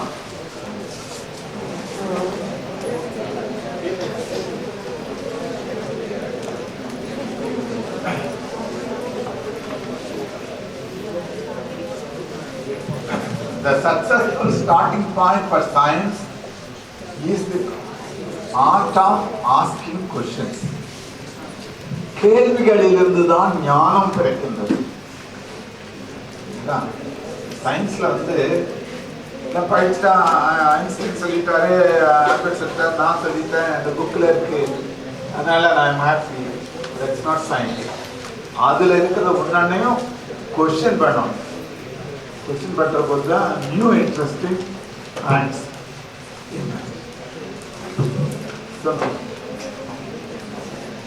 Stars no charge sir, ஆனால் எப்படி sir பிரகாசமா அதோடைய ஒளி இருக்காரு. Stars வந்து neutron charge sir, நீங்கள் சொன்னீங்க sir.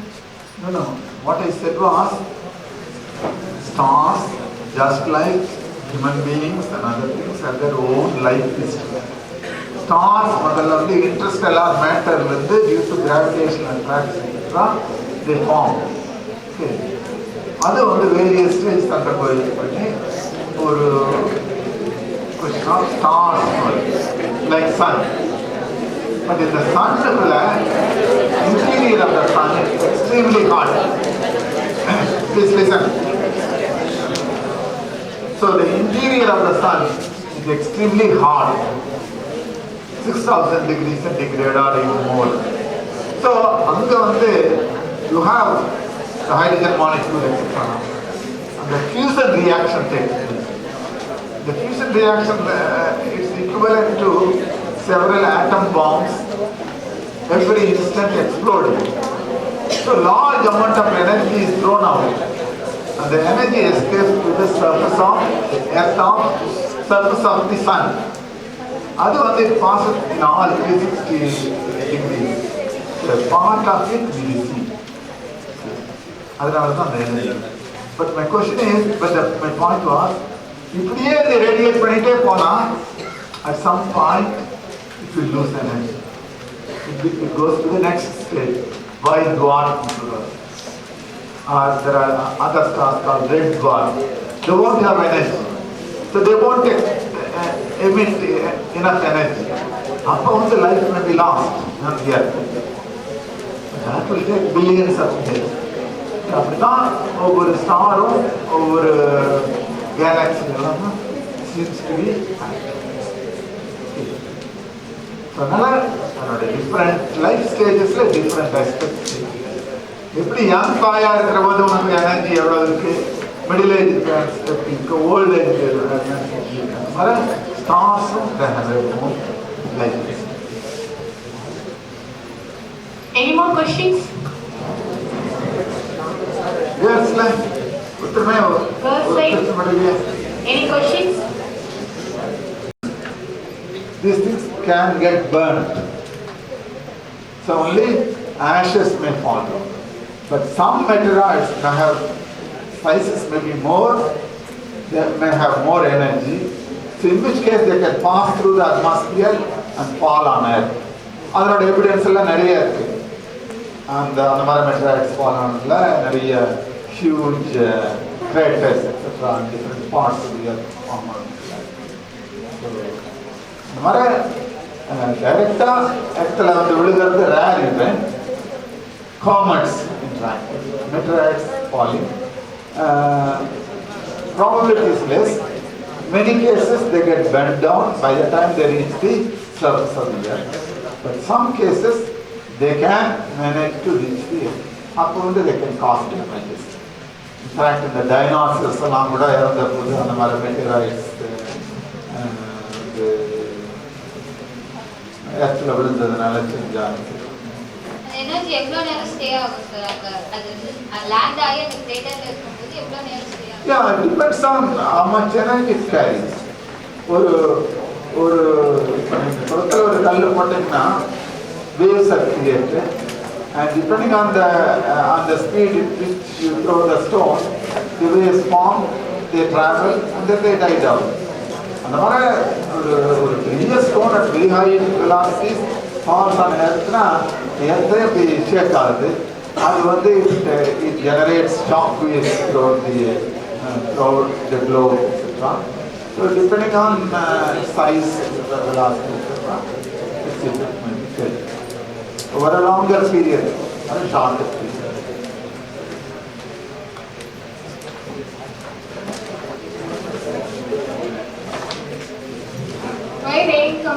drops and not in a continuous stream, sir? Why rain comes in drops? I mean, depending on the strength of the clouds, you may get drizzles or you may get very strong rains. So, a lot of atmospheric conditions which are responsible for the formation of different types of rains.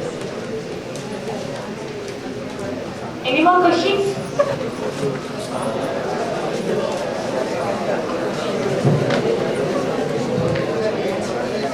Sir லைட்ல வந்து protons இருக்கும், அதுக்கு charge இருக்காது, energy மட்டும் இருக்குன்னு சொன்னீங்களா sir? Light வந்து protons இருக்கும், அதுக்கு சார்ஜ் இருக்காது, எனர்ஜி மட்டும் இருக்குன்னு சொன்னீங்களா சார்? ஃபோட்டான்ஸ் அது ஏன் சார் அப்படி? அதனோட nature. The light consists of quantity because light doesn't have weight. Okay. So, but still it travels. So it's an entity which consists of energy. The energy is in the form of photons. The quantized nature. அப்போ வந்து light பார்ட்டிகல்ஸாகவும் இருக்கும், வேவ்ஸாக இருக்கும்னு சொல்லுவாங்க sir. இப்போ அந்த photons ரெண்டுத்துலையுமே ஒரே மாதிரி தான் இருக்குமா சார்? இல்லை பார்ட்டிகல்ஸ்க்கு வேறு மாதிரியும் வேவ்ஸாக இருக்கும்போது வேறு மாதிரி இருக்குமா சார்? அதாவது அதோட ப்ராப்பர்ட்டி, ஒரு பார்ட்டிகலாக இருக்கிறபோது ஸ்ட்ரெயிட் லைனில் போகுது, அது போய் ஹிட் ஆகுது. பட் வேவாக இருக்கிற போது it can deviate, interference, diffraction இதெல்லாம் டேக் பிளேஸ். ஸோ இதையெல்லாம் ப்ரூவ் பண்ணுறதுக்கு எக்ஸ்பெரிமெண்ட் இருக்குது. ஸோ இந்த ஃபோட்டோ எலக்ட்ரிக் இஃபெக்ட் அப்படிங்கிற அந்த இஃபெக்டை தான் Einstein prove light has particle like nature, photon like nature. அதே இது எக்ஸ்ரே டைஃப்ராக்ஷன். எக்ஸ்ரே வந்து ஒரு ஃபில்ம் மேலே ஆகும்போது it shows wave property.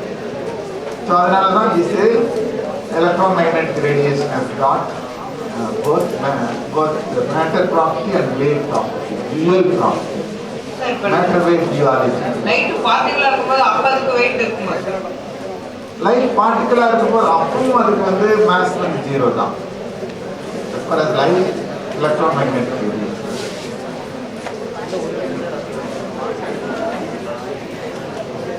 Good.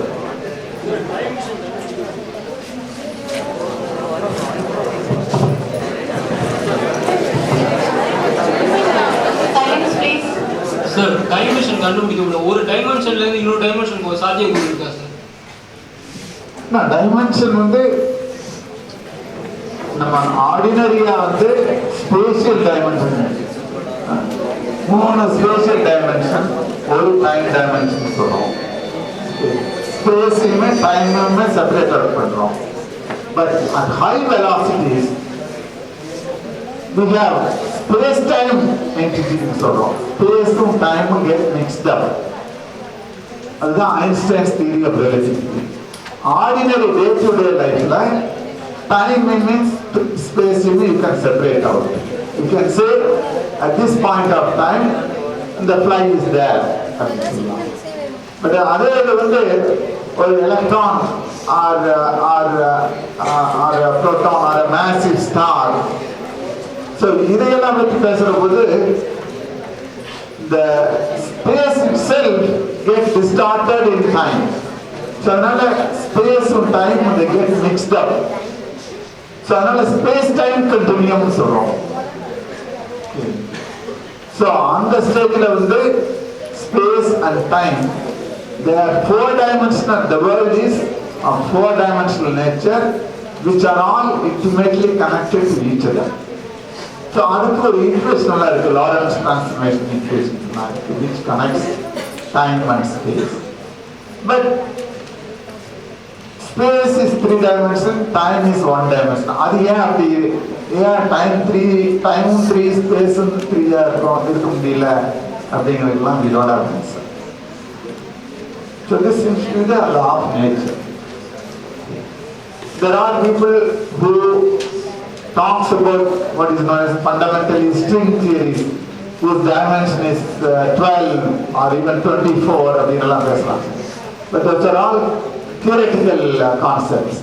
Experimental, what we know is space-time continuum. The 4-dimensional space-time continuum. But ordinary world, ordinary speed, like 3-dimensional space, we live in a 3-dimensional space, you give a coordinate x, y, z, or plane or fly, you can pinpoint, and then you follow it in time. Over the timeline, engage there.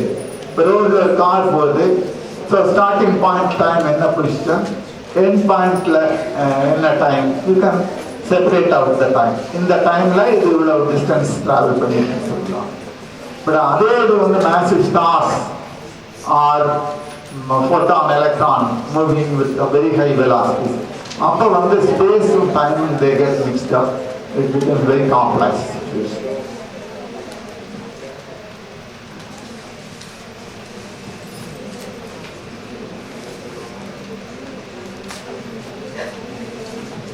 Any more questions? Some girls say. Any more questions? Okay, I wish you all the best. Thank you.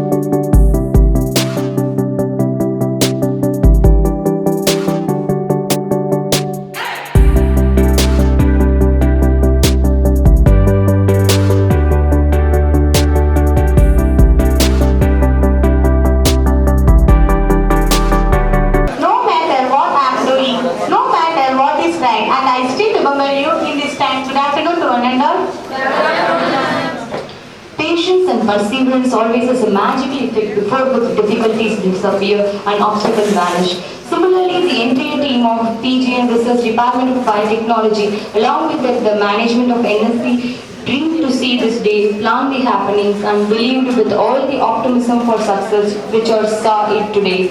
I welcome all the dignitaries on the dais and off the dais. A warm welcome to our beloved Principal Dr. T. Jayaprakasan sir, all teaching staffs in our department, HOD from the other department, professors from other colleges and our colleges, research scholars and PG students from our college and other college, and I cordially welcome our chief guest. Once again, I welcome you all. Now I request our college principal Dr. T. Jayaprakasan to welcome the gathering. Please, sir.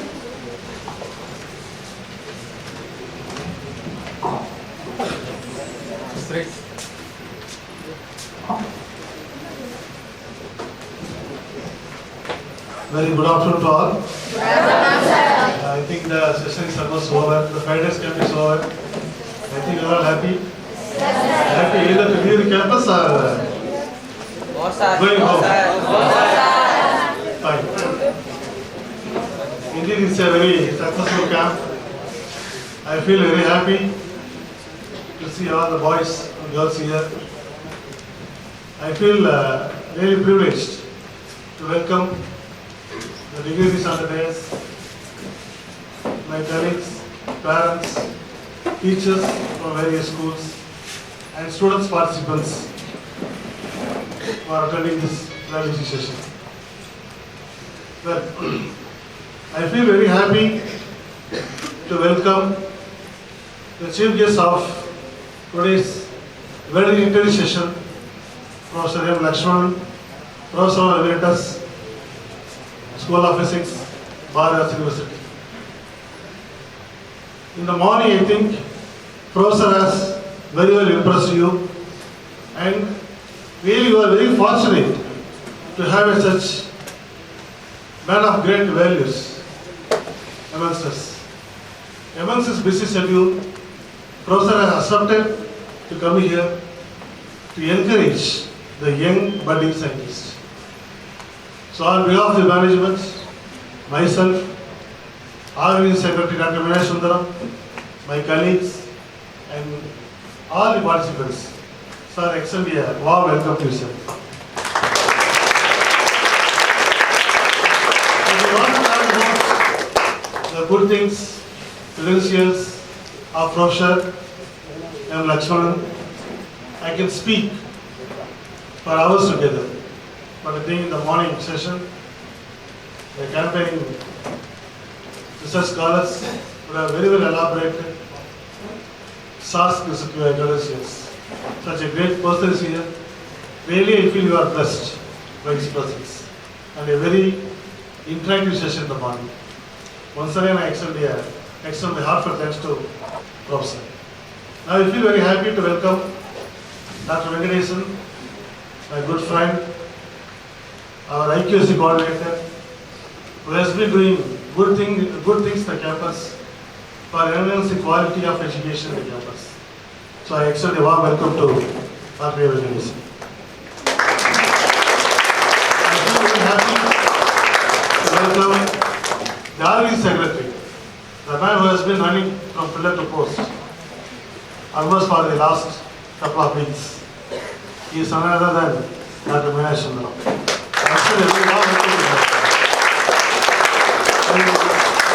warm welcome to Professor Miller Sampson and other colleagues of my college. I also very happy to welcome the teachers who accompany the students from various schools and the parents who are coming here for this heritage section. So I welcome the teachers and parents together.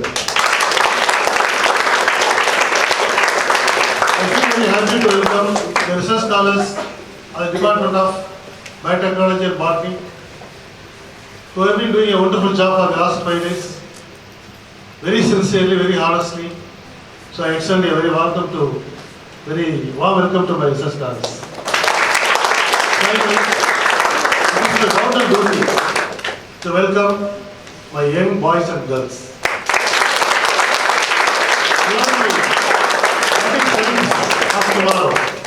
நீங்களாம் நாளைய விஞ்ஞானிகள். உங்களுக்கு உண்மையிலுமே இந்த மண்ணை பற்றி சொல்றதுன்னா இது ஒரு புனிதமான மண். 1967 அந்த கல்லூரி துவங்கப்பட்ட பொழுது நம்முடைய முன்னாள் முதலமைச்சர் அறிஞர் அண்ணா அவர்கள் முதலமைச்சராக தேர்ந்தெடுக்கப்பட்ட பின் முதலாக கலந்து கொண்ட பொது நிகழ்ச்சி இது. எங்கள் கல்லூரி புத்தனாம்பட்டி வருகைக்கு வந்து 1967 இந்த கல்லூரியை முதலாக துவக்கி வைத்தார். அந்த அளவுக்கு பெருமை பெற்ற கல்லூரி. இன்னும் ஒன்று சொல்ல போனால் இந்த கல்லூரியில் பயின்ற மாணவர்கள், நானும் இந்த கல்லூரியில் முன்னாள் மாணவர்,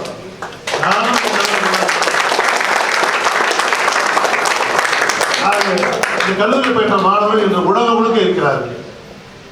Our alumni are spread over across the world. We feel very proud and happy. இதுபோல நீங்களும் நல்ல விஞ்ஞானிகளாக நல்ல படிப்பெல்லாம் படித்து we have a very grace. Our parents may have grace for medicines pertaining to studies pertaining to medicine or engineering or agriculture or veterinary. But there are a lot of scope. Now I think you realized. உங்கள் பெற்றோரை பொறுத்த மட்டில் நீங்கள் மருத்துவராகவோ அல்லது கால்நடை மருத்துவராகவோ அல்லது பொறியாளராகவோ அல்லது விவசாயத்துறையில் வல்லுநராக வருவதற்கு அவர்களுக்கு அந்த விருப்பம் இருக்கலாம், உங்களுக்கு இருக்கலாம். ஆனால் நிச்சயமாக இந்த 5 நாள் முகாமானது உங்களது எண்ணங்களை எல்லாம் ஓரளவுக்கு மாற்றி சயின்ஸ் என்று சொல்லக்கூடிய பிசிக்ஸ், கெமிஸ்ட்ரி, சுவாலஜி, பாட்னி இந்த துறைகளில் நீங்கள் எந்த அளவுக்கு பிரகாசிக்க முடியும், முன்னேற முடியும், அற்புதம் நிகழ்த்த முடியும் என்பதெல்லாம் நிச்சயமாக நீங்கள் உணர்ந்திருப்பீர்கள் என்று நம்புகிறேன். And the way, so in this way, this camp is very successful one. Once again, I extend a warm welcome to one and all, and I take a personal note of Dr. Meena Sundaram for organizing this wonderful camp here. Thank you very much.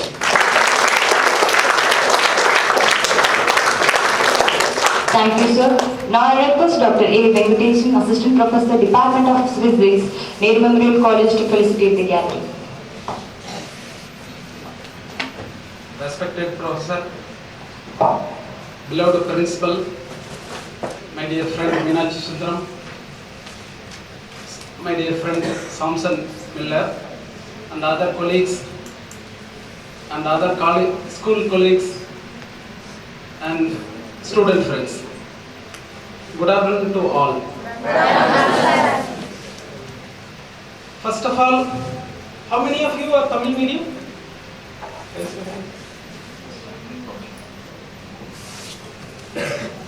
Our professor is a role model for all of us, because I did my MPhil degree and PhD degree under his guidance. Not only me, several of even our colleagues did their PhD degree under his guidance. He was a role model for us. The reason is,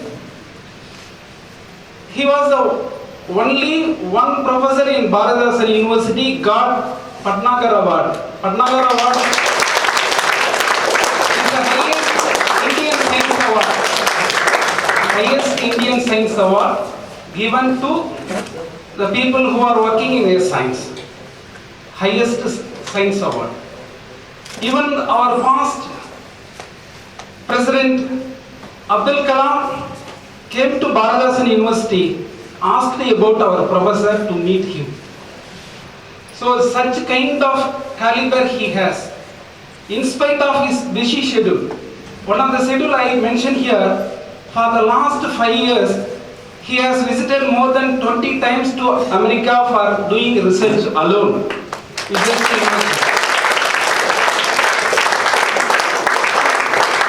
Only he came from America and he accepted our offer to come here. So such a kind of personality is before you to deliver a lecture, to motivate you and other things. So we are very indebted to you, sir, for present before our student, our colleagues, sir. And another thing is our principal. He is the first man to come to our campus every day. He is the last man to go to his house every day. And he is the pillar of our entire activity. Not only college activity, whatever we require, our teaching staff needs, he always with us. So we are indebted to you, sir, for your kind help.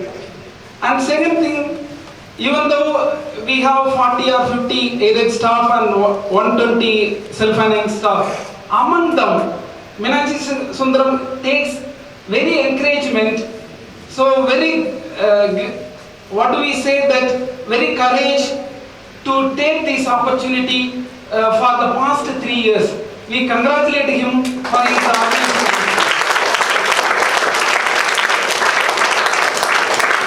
So many of our colleagues supported him. Because of this arrangement, we have some funds. Of course, we have, we may have faced several difficulties in arranging such kind of event. But still then, our colleagues supported him for organizing this kind of work. We thank our colleagues also. So, after all these things, it is my duty that whatever you heard in the campus, you will learn something. I hope that you have learned something about something is good, something is bad, but you accept the good thing, neglect the bad thing. That will help you in your future. Thank you so much.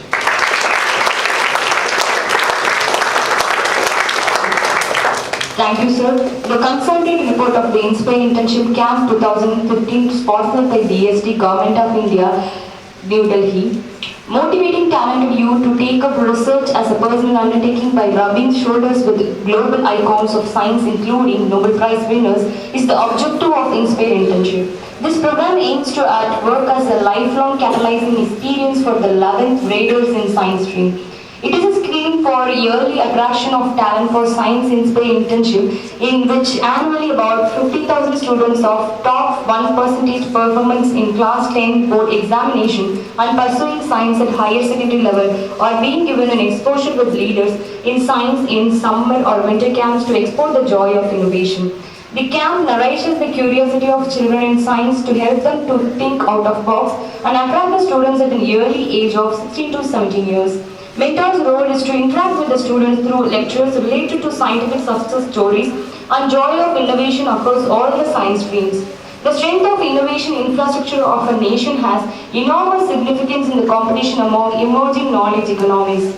The realization of Vision 2020 called for action and a well-designed innovation infrastructure will help the country to build the required critical resource pool. It is a program for long-term foresight. In these 5 days, about 17 schools from various cities like Erode, Coimbatore, Tiruchi, Thurayur, Namakkal, Perambalur, Mayiladuthurai, Manapari cities, and about 156 students were enrolled, out of which just 155 students were actively participated.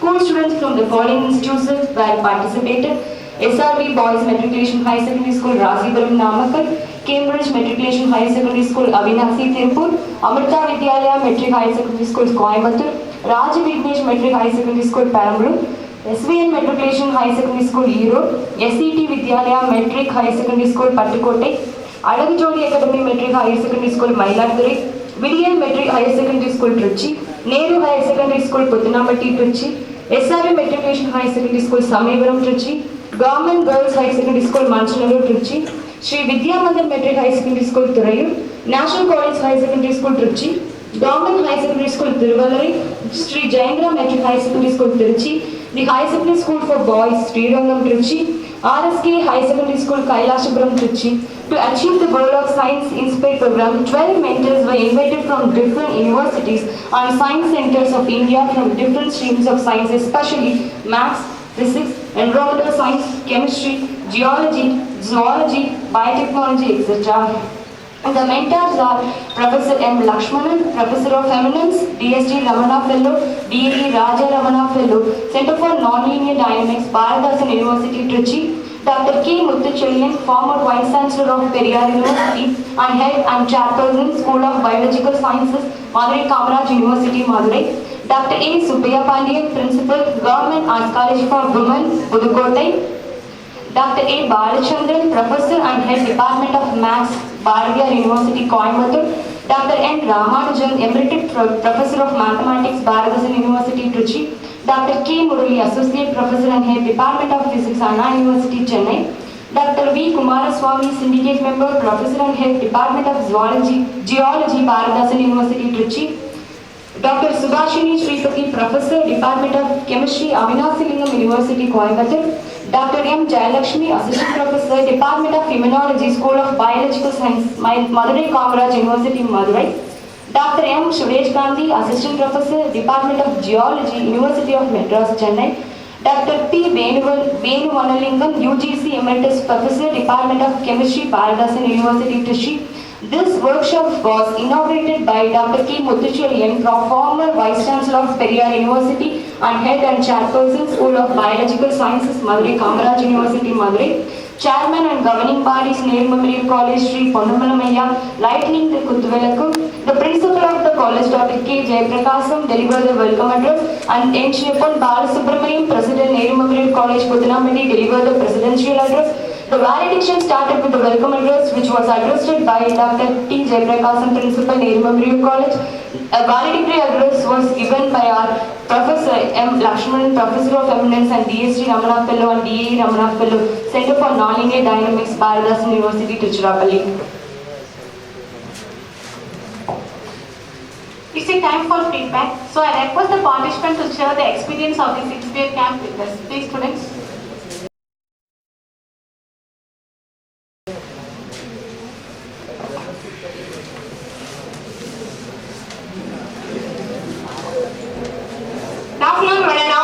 am Geeta from Cambridge Matriculation Higher Secondary School, Puthanampatti, Avinashi.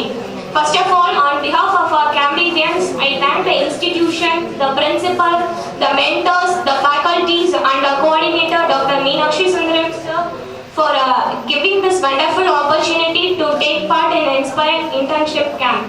This camp program creates each participant a different inspiration towards science. When we look at a garden, we are attracted by sizzling flowers by its charming colors. In this beautiful Inspire garden, they have selected the victorious students with their outstanding marks to make a bouquet of scientists to our nation. Motivation is what gets you started, and habit is what keeps you going. Before attending this Inspire camp, we all have an aim to become doctors and engineers. But now, after hearing the motivational speech of various mentors, we got an interest to become a great scientist like Dr. APJ Abdul Kalam, Sir C.V. Raman, G.D. Naidu in various scientific fields. From this Inspire camp, we came to know that there is no life on earth without science, because it deals with our day-to-day life, and also it kindles the curiosity of students towards science. Dr. APJ Abdul Kalam's dream is to make India a well-developed nation in 2020. As he is no more with us, we have to fulfill his dream. We, the charming scientists, are sure that we'll fulfill his dream. The children must be taught how to think and not what to think. These words are fulfilled by the Inspire Internship Camp, and they taught the students how to think. Last but not least, once again I thank everybody who gave us this opportunity and an amazing experience in the scientific field. Thank you.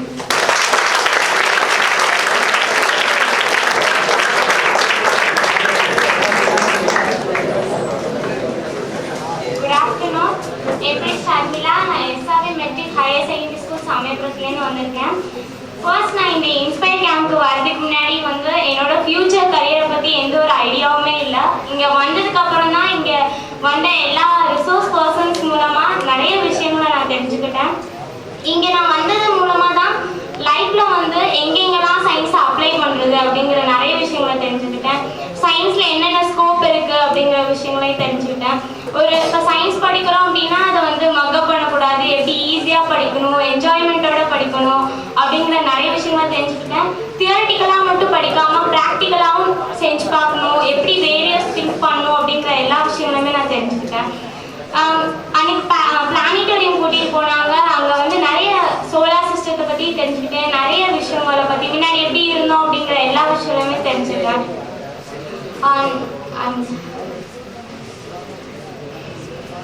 அப்புறம் அவங்க அவங்களோட research achievement பற்றி சொன்னாங்க. அவங்களோட நம்மளுக்கு யூஸ்ஃபுல்லாக இருக்க fellowships பற்றி நிறைய ஷேர் பண்ணாங்க.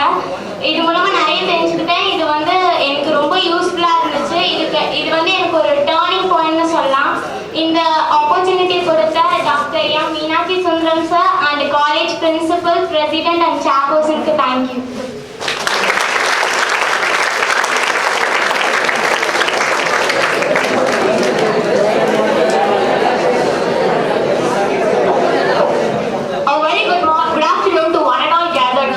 First of all, I take this opportunity to thank this National Nehru Memorial College for giving us an opportunity to attend this Inspire Internship Camp. We have gained more knowledge from this camp. Before attending this camp, we were not very sure to choose our career path, but now we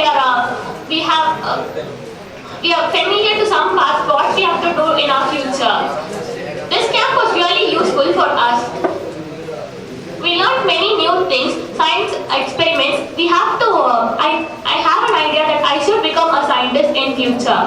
One day I will also come here as a scientist and give lecture to students in the same Inspire camp.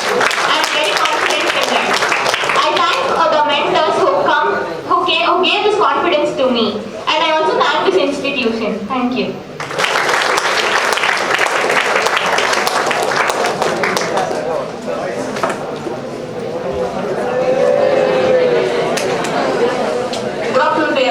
என் பேர் Garwin Prakash sir. நான் Srirangam boys higher secondary ஸ்கூல்ல இருக்கேன். இந்த camp மூலமா நாங்கள் நிறைய சயின்ஸை பற்றின நிறைய விஷயங்கள் தெரிஞ்சுக்கிட்டோம். இது எங்களுக்கு சயின்ஸ் மேலே இன்ட்ரெஸ்ட் இன்னும் அதிகப்படுத்தியிருக்கு. வந்து இங்கே வரதுக்கு முன்னாடி நிறைய பேர் வந்து வீட்டை விட்டு தனியாக வந்து இதுவரையும் படித்து யாரும் இருந்ததில்ல. ஆனால் இங்கே வந்து ஹாஸ்டல் அரேஞ்ச் பண்ணதுனால எங்களுக்கு வந்து ஃபர்ஸ்ட் இம்ப்ரெஷன் த பெஸ்ட் இம்ப்ரெஷனுங்கிற மாதிரி ஃபர்ஸ்ட் தாட்டி நாங்கள் ஹாஸ்டலில் ரொம்ப என்ஜாய் பண்ணி படித்தோம். இதனால நாங்கள் ஹையர் ஸ்டடீஸில் வந்து ஹாஸ்டல் தங்கி படிக்கிறதுக்கு ஒரு நல்ல ஒரு பேஸும் கிடச்சிருக்கு. உன் நண்பன் யார் என்று சொல், நீ யார் என்று சொல்கிறேன் அப்படின்னு ஒரு அறிஞர் சொல்லியிருக்காரு. அது மாதிரி இங்கே வந்ததுனால எங்களுக்கு வந்து நிறைய குட் ஃப்ரெண்ட்ஸ் கிடைச்சிருக்காங்க. ஒரு குட் ஃப்ரெண்ட்ஸ் வந்து நம்ம இது பண்ணுறது வந்து அவ்வளோ ஈஸி கிடையாது. ஆனால் இங்கே வந்து எங்களுக்கு நிறைய நல்ல நல்ல நண்பர்கள்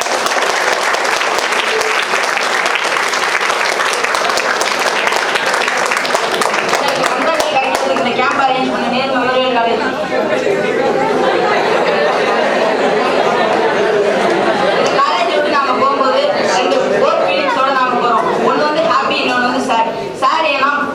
இவ்வளோ நல்ல காலேஜில் இந்த கேம்ப் போட்டுட்டு ஃப்ரெண்ட்ஸ்லாம் விட்டுட்டு போகிறோங்கிற சேடும் ஹாப்பி வந்து நம்மளோட டேலண்ட்டை டெவலப் பண்ணிக்கிட்டோம், நிறைய புது விஷயம் கற்றுக்கிட்டோங்கிற ஹாப்பியோடும் போகிறோம்.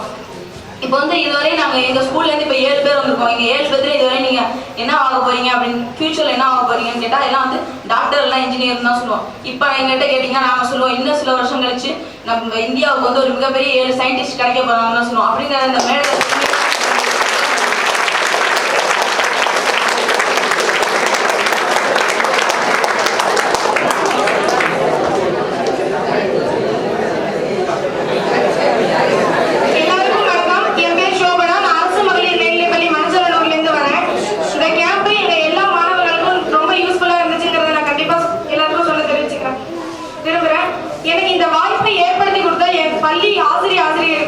என் பெற்றோர்களுக்கும் என்னோட உழைத்த எல்லா மாணவர்களுக்கும் நண்பர்களுக்கும் ஃபர்ஸ்ட் நன்றி சொல்லிக்கிறேன். ஏன்னா அந்த அளவுக்கு நான் மார்க் எடுத்ததுனால தான் இந்த இடத்துல வந்து உட்கார்ந்து இந்த கேம்பை அட்டென்ட் பண்ணக்கூடிய ஒரு நல்ல வாய்ப்பு. இங்கே வந்தது மூலமா நாங்கள் ஃபர்ஸ்ட் என்னோட ஃபியூச்சர் பிளான் என்னன்னா நான் ஒரு ஜட்ஜாகவும் எம்ஏபிஎல் படிக்கணுன்ற ஆசையில தான் இத்தனை நாளும் இருந்தேன். ஆனால் இங்கே வந்து இந்த கேம்பில் சேர்ந்தது மூலமா எனக்கு வந்து நான் எங்க சயின்டிஸ்டா மாறிடுவேணுன்ற பயம் எனக்குள்ள வந்துருச்சு. சயின்ஸை பார்த்தீங்கன்னா நிறைய விஷயங்கள் நாங்கள் தெரிஞ்சுக்கிட்டோம். இது வரைக்கும் ஜியாலஜி அப்படின்ற ஒன்று இருந்ததோ எனக்கு தெரியவே தெரியாது. இங்கே வந்து தெரிஞ்சுக்கிட்டதுக்கு நான் ரொம்ப பெருமைப்படுறேன். இந்த கேம்பை ஏற்படுத்தி கொடுத்த எல்லாருக்கும் ரொம்ப நன்றி சொல்லிக்கிறேன்.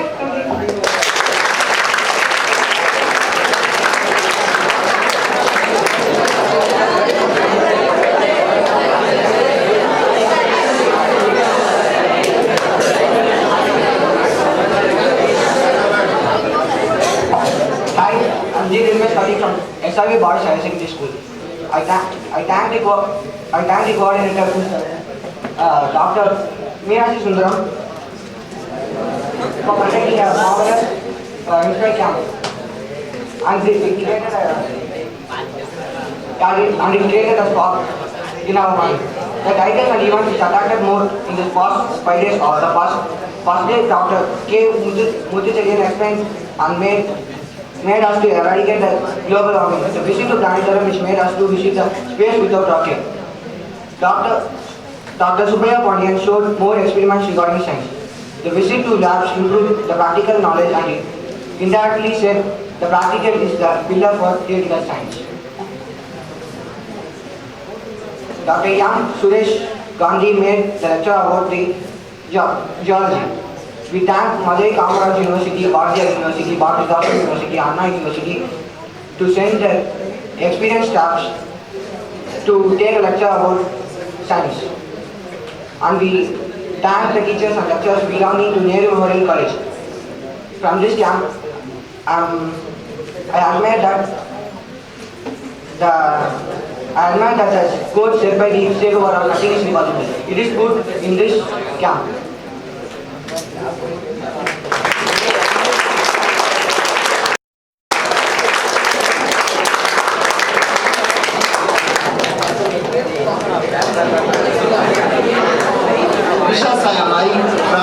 Shri Jendra Matriculation High Secondary School. I am here to participate in the science camp. It is very useful to know something different. This camp is very useful to students to think different, such innovative ideas for the future.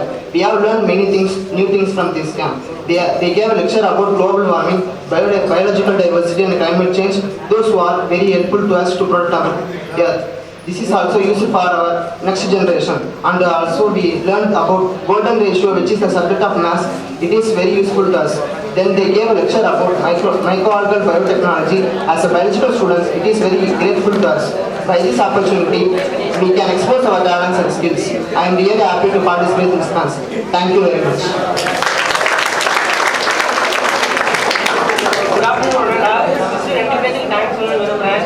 இந்த DST அப்படிங்கிற ஒரு நிறுவனம் வந்து இந்த ஸ்கீமை கொண்டு வந்ததுக்கு நான் ரொம்ப தேங்க்ஸ் சொல்லிக்கிறேன். அதை எடுத்து நடத்தின இந்த நேரு மெமோரியல் காலேஜுக்கும் அந்த பிரின்சிபால் அவர்களுக்கும் ரொம்ப தேங்க்ஸ் சொல்லிக்கிறேன். இது வரைக்கும் நிறைய டெய்லிக்கும் வந்து எங்களுக்கு நிறைய சயின்டிஸ்ட் வந்து ப்ரொஃபஸர்ஸ்லாம் வந்து எனக்கு சயின்ஸை பற்றி நல்லா டீப்பாக சொல்லி கொடுத்தாங்க. இது வரைக்கும் இன்ஜினியர், இது டாக்டர், மெடிக்கல் அது மாதிரி தான் எல்லாம் நினச்சிட்டு இருந்தாங்க. இந்த சயின்ஸ் இத்தனையும் ஒரு இவ்வளோ இருக்குது அப்படின்னு சொல்லி கொடுத்தது ரொம்ப தேங்க்ஸ்.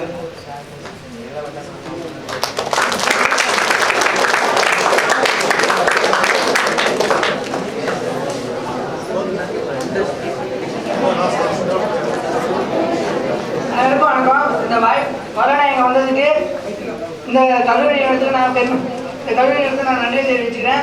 ஒரு சின்ன உயிரினத்திலும் பல உறுப்புகள் மற்றும் பல செல்கள் உள்ளது என்பதை தெரிஞ்சு கொண்டு இங்கே வந்ததுக்கப்புறம் நான் ஒரு சமயம் யோசிச்சிருக்கேன். அப்துல்லாம் இருந்ததுக்கு அவருடைய உறவினர் மட்டுமல்ல, இந்த நாடே சோழர்களில் அழைத்து விட்டது. அப்போதுதான் எனக்கு புரிஞ்சது, அறிவியல் என்பது ஒரு வார்த்தையாக நினைத்த எனக்கு வெற்று வார்த்தை அல்ல, அது எதிர்கால வாழ்க்கையையும் தற்கால வாழ்க்கையையும் ஏன் நடந்து முடிந்த வாழ்க்கையையும் தெரிவித்து இவ்வுலகத்தை வழிநடத்தி செல்லும் ஒரு பெருமுறிவு என்று நான் நிரூபித்துக் கொண்டேன். இந்த இன்ஸ்பயர் ப்ரோக்ராம் எனக்கு மட்டுமல்ல, என்னுடன் வந்திருக்கும் மாணவர்களுக்கு மட்டுமல்ல, எனது பள்ளியில் என்னால் முடிந்தவரை இளம் விஞ்ஞானியாக மாணவர்களை ஊக்கப்படுத்துவேன் என்று உறுதியளிக்கிறேன். மண்ணிலிருந்து விண்ணை பார்க்க தமிழானி, விண்ணிலிருந்து மண்ணை பார்க்க தெரிந்துவிட்டாயே, உன்னை போல பல விஞ்ஞானிகள் உருவாகி உனக்கு பெருமை சேர்ப்பேன் என்று நான் உனக்கு கடமைப்பட்டிருக்கிறேன். இந்த வாய்ப்பை வழங்கிய இந்த கல்லூரி நாங்கள் என்னாலும் கடமைப்பட்டிருப்போம். நன்றி.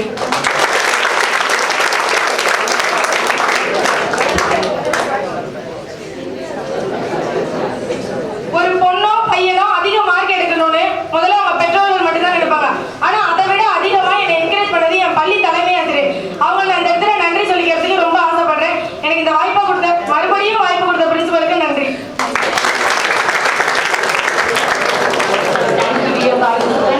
Now I kindly invite our chief guest, Dr. M. Lakshmanan, Professor of Emeritus DSc Ramana, to deliver a valedictory address.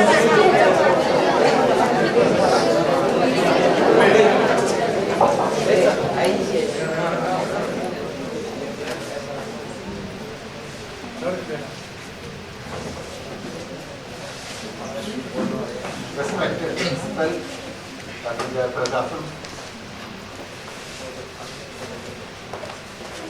Dr. Meenakshi Sundaram, the coordinator of this internship camp, Dr. Venkateshan, Dr. Miller, colleagues from the college, from various departments, students and scholars from this college, teachers and parents of the students, and finally my dear young friends.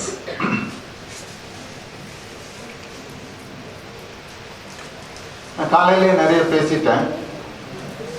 நான் அதுக்கு மேலே போர் அடிக்க விரும்பலை. ஆனால்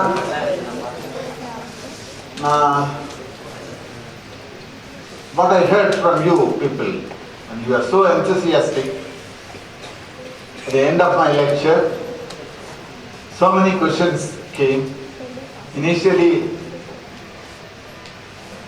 கொஞ்சம் தயங்கினீங்க. அப்புறம் there was flood of questions. Okay, I was practically not allowed to go for lunch. I'm really proud of that.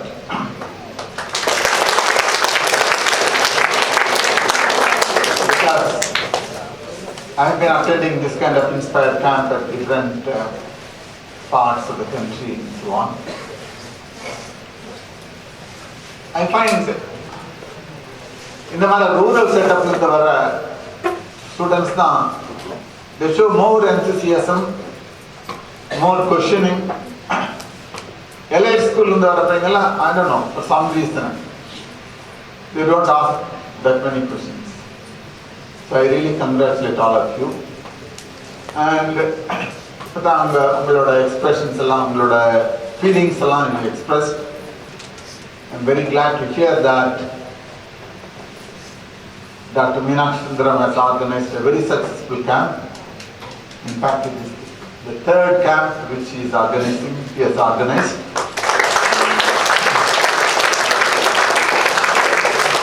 I really congratulate him and the principal for giving all encouragement as well as all the colleagues of Meenakshi Sundaram. In particular, the chairman, Dr. Puthanampatti, secretary, Mr. Balasubramanian and others. It is always a great pleasure to visit this college at Puthanampatti. Such a remote place. எங்கேயோ ஒளிஞ்சிட்டு இருக்கிற மாதிரி இருக்கு அந்த ஊர். ஆனாலும் இந்த பிளேஸ்ல ஒரு 60 வருஷத்துக்கு முன்னால பேரறிஞர் அண்ணாவால் தொடங்கப்பட்ட அந்த கல்லூரி. உங்களுக்கெல்லாம் தெரியுமா நம்ம தெரியல, தமிழ்நாட்டிலேயே பர்டிகுலராக பாரதிதாசன் யூனிவர்சிட்டியில் முதல்ல இந்த பிஎஸ்சி கம்ப்யூட்டர் சயின்ஸ் கோர்ஸ் ஆரம்பித்தது இந்த கல்லூரிகள் தான்.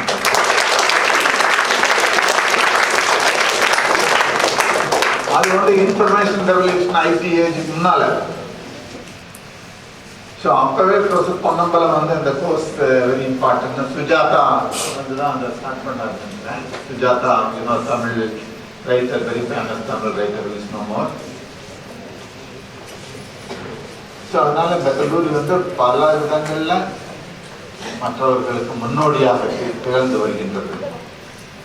இந்த மாதிரி ஒரு ரூரல் ஏரியாவில் இந்த மாதிரி கோர்சஸ் எல்லாம் ஆரம்பிச்சு இங்கே ஐ ஹர்ட் வாட்டர் ஃபெசிலிட்டி ரொம்ப லிமிட்டட் போவோம். அப்படி இருந்தும் இந்த மாதிரி வில்லேஜ் ஏரியாவிலேருந்து வர ஸ்டூடெண்ட்ஸுக்காக இந்த மாதிரி கேம்ப் ஆர்கனைஸ் பண்ணி உங்களுக்கெல்லாம் ஒரு அருமையான எக்ஸ்பீரியன்ஸ் கொடுத்துருக்காங்க. So I am really thankful to the college for taking all these efforts to inculcate the scientific spirit among young students. நான் ஒரு 2 பாயிண்ட் மட்டும் சொல்ல விரும்புகிறேன். ஏன்னா நான் ரொம்ப பேசிட்டேன். எதற்காக நாம் அல்லது இந்த இந்தியன் கவர்மெண்ட் இவ்வளவு செலவு பண்ணி இவ்வளவு எஃபர்ட் எடுத்து ஆண்டுதோறும் சுமார் 1 லட்சம் ஸ்டூடெண்ட்ஸுக்கு இந்த மாதிரி கேம்ப் ஆர்கனைஸ் பண்ணி இவ்வளோ ப்ரொஃபஸர்ஸ் அங்கெல்லாம் போக சொல்லி எனக்கு கூட இப்போ கர்நாடகாவில் குல்பர்காவிலேருந்து ஒரு ஊர்லேருந்து ஒரு college, BSP college for women, ஒரு காலேஜ்லேருந்து ஒரு 3 நாளைக்கு முன்னால் ஃபோன் பண்ணாங்க. இந்த மாதிரி வந்து இனாகுரல் லெக்சர் வர சொல்லி. அது அந்த இமெயிலும் அந்த லெட்டரை அந்த ஃபோன் வந்தோடனே I got nervous.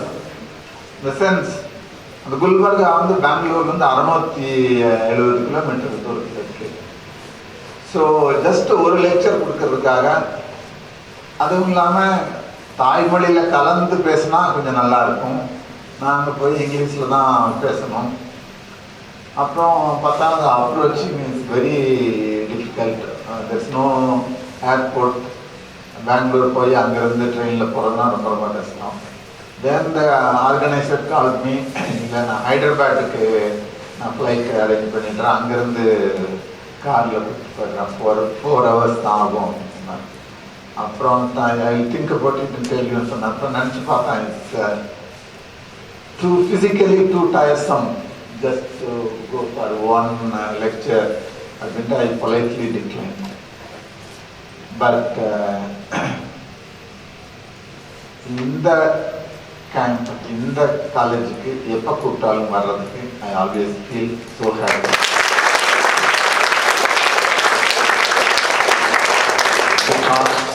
Of the kind of organization in this remote place they have organized. But எதுக்கு அதை சொல்ல வந்தோம்னா, இந்த மாதிரி பல இடங்களில் இந்த கேம்ப்ஸ் ஆர்கனைஸ் பண்ணி பீப்புளை வந்து அவ்வளோ தூரத்துலேருந்து கூப்பிட்டு, ஈவன் சிக்கிம்லேருந்து கூட லாஸ்ட் டைம் இன்வைட் பண்ணாங்க. again I politely declined because I thought the travel is too much. ஏன் இந்த மாதிரி இவ்வளோ எஃபர்ட் எடுத்து இந்த மாதிரி சயின்ஸ் கேம்ப் ஆர்கனைஸ் பண்ணணும், யங் பீப்புளை மோட்டிவேட் பண்ணணும். அஃப்கோர்ஸ் காலையில் தம்பி கேட்டார், நீங்கள் சொன்ன the list of scientists Abdul Kalam சேர்த்துக்கலாமல்ல அப்படின்னு I try to explain to him. We want many more such scientists. Why? Now, two paragraphs I want to read. இது வந்து நான் லாஸ்ட் இயர் யூஎஸ்ல இருக்கிறபோது சியாட்டில்ங்கிற சிட்டி, அங்கே தான் மைக்ரோசாஃப்டோட quarters, where my daughter lives and it is there for other purposes also. அங்கே libraries எல்லாம் fantastic. அங்கங்கே சிட்டிக்குள்ளேயே சின்ன சின்ன ஏரியாவில் லைப்ரரி இருக்குது. But central library, any kind of books you can see there, and you are allowed to take any number of books with you without paying anything. You just become a member, you can take and read. அதில் ஒரு book என்னோட கண்ணில் பட்டது, Indian summer, the secret history of the end of an empire. என்னது India பற்றி இது இங்கே இருக்கு.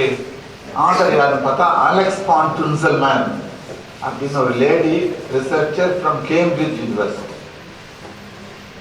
சரி, என்னதான் அந்த புக்கு இருக்குன்னு அந்த புக்கை எடுத்துட்டு போய் நான் படித்தேன்.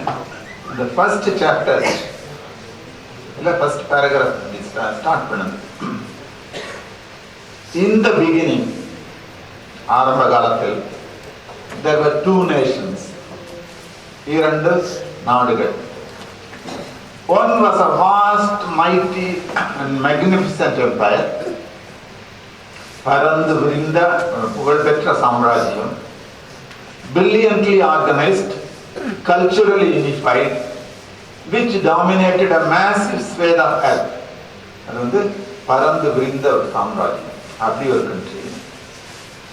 The other was an undeveloped semi-feudal realm, and feudal, semi-feudal realm, driven by religious factionalism, ஒரே இனச்சண்டைகள், மதச்சண்டைகள், and barely able to feed its illiterate, diseased and stinking masses. இதை விட ஒரு கண்ட்ரியை கேவலமாக பேச முடியாது. Which are these two nations? The year was 1577. First nation was India.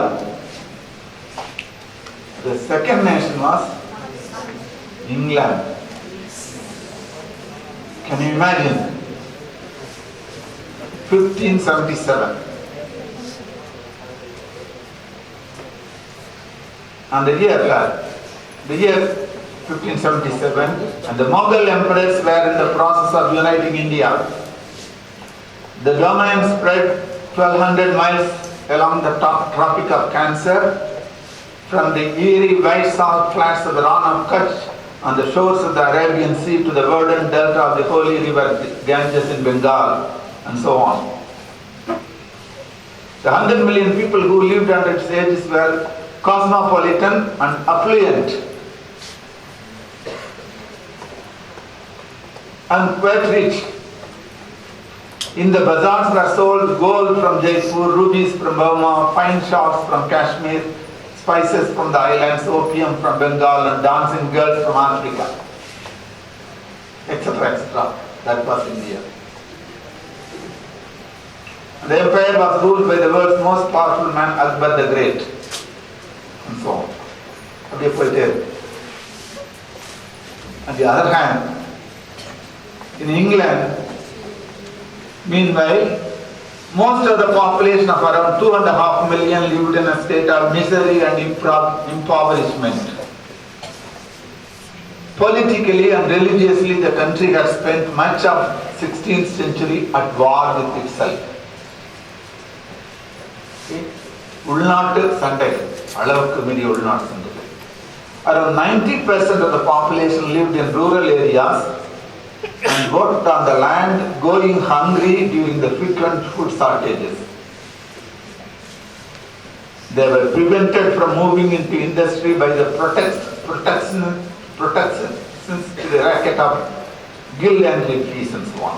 Begging was common, and the nation's 10,000 vagabonds, vagabondsna வேலையற்றவர்கள், were the terror of the land. The low standard of living endured by much of the population and squalid conditions in towns ensued epidemics of diseases like cholera, black death, and pneumonia, smallpox, influenza, etc., etc. That was England in 1577.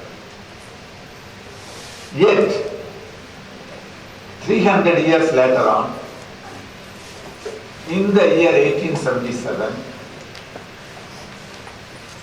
the son of Queen Victoria, who was the Empress of England,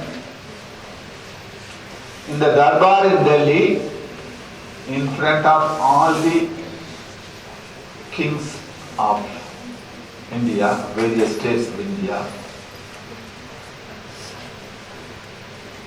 இந்தியாவின் எம்பரராக on behalf of Queen Victoria ஆக முடிசூடி கொண்டார். 300 years, great change. Why, how can such a thing happen? 14th, 15th, 16th centuries, India and China were considered to be the superpowers, economically, scientifically, astronomy, medicine, mathematics, everything India was leading. But things changed. Europe, in particular England, had undergone extreme conditions, extreme difficulties, as I said. The weather is extremely violent. All the time snow. They can grow only for 3 months, only once. And the grow pandada, store pandada is very difficult. எப்பவுமே குளிர், வீட்டுக்குள்ள குளிர். Food பண்றதுக்கு they don't have எரிபொருள் கிடையாது, விறகு கிடையாது. ஏன்னா எல்லாம் ஸ்னோவில் எல்லாம் நனைஞ்சிருக்கும். Hot water is very important. They couldn't get. So அதனால தான் they have to use fork and knife. கை கழுவுறதுக்கு கூட அந்த குளிர் வாட்டர்ல யூஸ் பண்ண முடியாது. So that's why the habit of using fork and knife came. என்ன ஆச்சு? This harsh condition made them to think in a scientific way what is heat. Heat என்ன, அதை எப்படி generate பண்ண முடியும்? The science of thermodynamics was born. The scientists understood what is heat, how it propagates, how it can be generated, what are its properties. James Watt found the properties of heat. Stephenson found steam engine. Once these were found, they could operate trains. Transport became easy. Science was evolving in Europe. Gunpowder was invented. Guns were fitted in with gunpowder.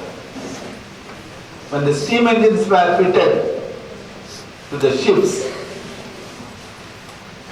these people are already very hard physically because of the weather. They could travel long distances without difficulty. They could reach India. They could reach America. They could conquer the world. They could conquer the subcontinent. It is said not at any single point of time there were no more than 2,000 British soldiers in the Indian continent. Yet they could conquer because they have invented all these scientific gadgets, because of their advancement in science revolution, so technology revolution. scientific revolution. They became masters. They became superpowers. இன்னைக்கு junior விகடன்ல கழுகாறு அது ஒரு கேள்வி வந்திருக்கு. என்னதான் பிசாசி தரூர் ஆக்ஸ்போர்ட்ல பேசினாரு அப்படின்னு யாரும் ஒரு கேள்வி கேட்டு. எனக்கே நான் இதுக்கு முன்னால படிக்கல நியூஸ். ஆன்சர் சொல்லுது, சசி தரூர் மேல பல ரிப்போர்ட்ஸ் இருக்கு. ஆனால் அவர் பேசியிருக்காரு ஆக்ஸ்போர்ட் யூனிவர்சிட்டியில பிஃபோர் சயின்டிஃபிக் ஃபாரம். நீங்கெல்லாம் ரியலைஸ் பண்ணணும். He talks to British people. நீங்கள் எங்க நாட்டில் இந்தியாவில் காலடி எடுத்து வைக்கிறதுக்கு முன்னால வேர்ல்டு ப்ரொடியூஸ்ல 24% எங்க கண்ட்ரி இந்தியா ப்ரொடியூஸ் பண்ணிடுச்சு. When you left, it has come down to 4% of the whole world production. So நீங்க அவ்வளவு தூரம் சுரண்டி இருக்கீங்க. நீங்க இதுக்காக நீங்க தப்பு செஞ்சிருக்கீங்கன்னா பொது மன்னிப்பு கேட்டாலே அதுவே போதும் அப்படின்னு அவர் அந்த மீட்டிங்ல பேசியிருக்காரு. அவர் சொல்றது எவ்வளவு சரி. ஆனா இதுக்கெல்லாம் காரணம் ப்ரோக்ரஸ் இன் சயின்ஸ். அதுக்கு முன்னால செகண்ட் வேர்ல்டு வார் வந்தது. Germany last, England won. Even though England won, economically they lost because they spent everything. Germany was supported by United States to come up. They again, because they have a superior scientific technology. But all scientists, including Albert Einstein, migrated to United States. United States universities, colleges, industry, எல்லாமே filled with great scientists, great minds, scientific minds. So United States become superpower. இன்னைக்கும் all active Indian science, young people, science, technology, IT people, எல்லாரும் United States ல work பண்றாங்க. So it continues to be superpower. So now knowledge is power. அந்த காலத்தில் வீரம் அதெல்லாம் தான் power, but now knowledge is power. We live in an internet, we are undergoing a revolution, information revolution, internet revolution. அதில் India is participating in a big way. Now the two of the fastest developing countries are China and India. China has already realized that if it has to come to number 1 or number 2 position, it should develop its scientific workforce. ஏன்னா நம்ம அன்னைக்கு சொன்னபடி science தான் டெக்னாலஜிக்கு base. அதனால அங்க வந்து நிறைய scientific institutions, universities இதெல்லாம் நிறைய யங் பீப்புளை மோட்டிவேட் பண்றதுக்கு நிறைய இருக்கு. Indian policy planners have also realized this fact. அதனோட one of the consequences தான் இந்த DST Inspire scheme, which was started about 6 years ago or so. And the original and the committee Inspire committee, I was also a member. So it's a great opportunity. It's a great challenge for young people like you. You have to grab all these opportunities and make use of all the avenues that are available, some of which I mentioned, the others you can find from Google, and you should come up successful in life. So before I conclude, you may all wonder whether each one of you can become a C.V. Raman or a Chandrasekhar. Yes and no, it all depends on you. But everybody has in science has a role to play. There are small gaps, there are large gaps in our understanding. Science morning I try to explain. There are so many questions unanswered. So the small gaps along fill up another, somebody will come and make a big leap. each one has its own role. இதுல வந்து somebody becomes top person. Like Arjuna, the பாண்டவர்கள அந்த 100 துரியோதனர்கள், the world கௌரவர்கள், the world calls Arjuna is the master of all. So the Dronacharya is giving training, archery training to all these 5 Pandavas and these 100 Kauravas. அந்த பக்கம் ஒரு wandering மாங் போயிட்டு இருக்காரு, வேலிக்கு இந்த பக்கம் நின்றுட்டு பார்த்துட்டே இருக்காரு. அவரோட கண்ணுக்கு வந்து எல்லாருமே ஒரே மாதிரி தான் தெரியுறேன், எல்லோருமே ஒரே மாதிரி தான் அவங்க ஆர்ச்சரி செய்யற மாதிரி இருக்கு. பட் அர்ஜுனா ஒன்றும் ஸ்பெஷலா இது பண்ற மாதிரி அவருக்கு தெரியல. ஸோ அவர் அங்கேயே நின்றுட்டு கொஞ்ச நேரம் நின்றுட்டு இருந்தார். அப்போ அங்கே வந்து துரோணாச்சார் கேட்டார், என்ன ஏன் என்ன பார்த்துட்டு இருக்கீங்க? இல்லை, என்னுடைய கண்களுக்கு இந்த 105 பேரும் எல்லாரும் ஒரே மாதிரி தான் ஆச்சரிய பண்ற மாதிரி இருக்கு. But why the world calls Arjuna the master? So without answering, he first calls on this 5 Pandavas and ask them, varisya nikka solli, ask them to aim, look at that tree and the bird which perches on the branch.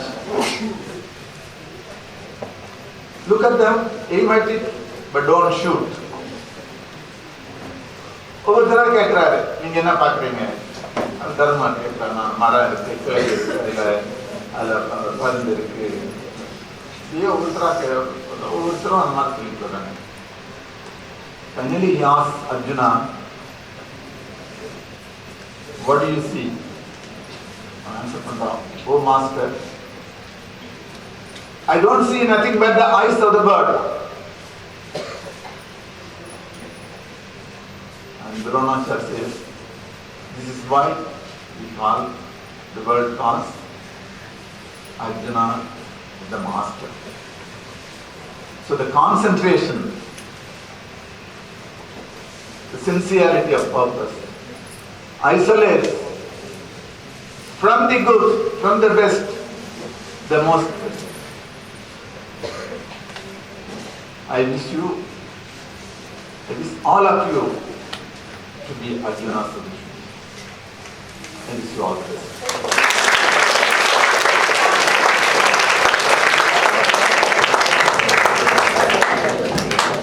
Thank you very much, sir, for an innovative speech. No person was ever honored for what he received. Honor has been the reward for what he gave. I kindly request the dignitaries on the dais to distribute the certificate to the participants. Anyone of the representative from each school come and collect your certificate.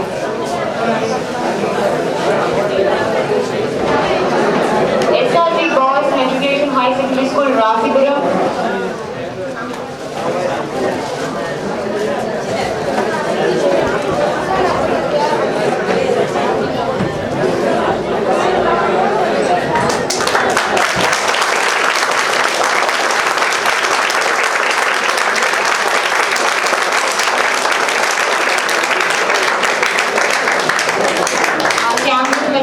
High Secondary School, Avinasi Tirupur.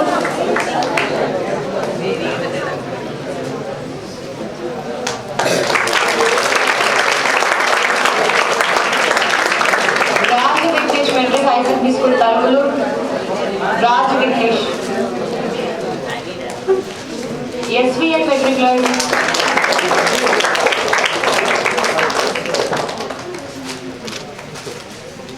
SVN Metric High Secondary School, E-Road.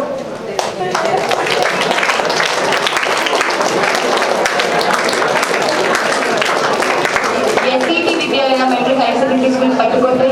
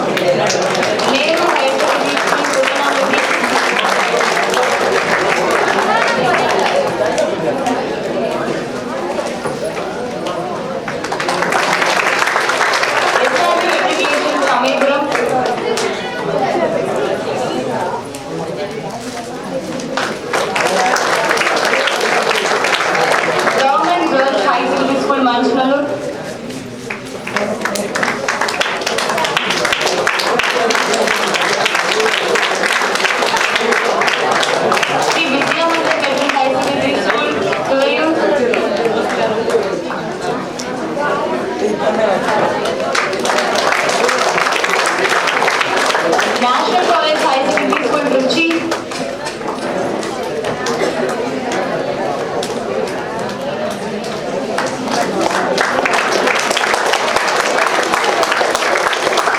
Government High Secondary School, Tiruvallavi.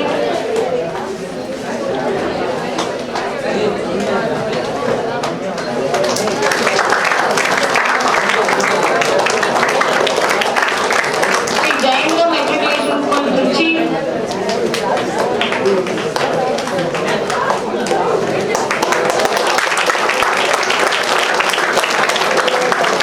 Sri High Secondary School for Boys, Srirangam.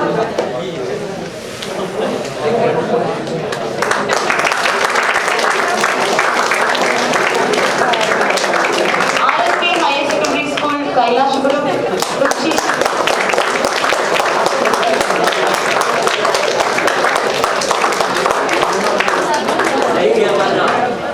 Thank you, sir. Thank you, participants.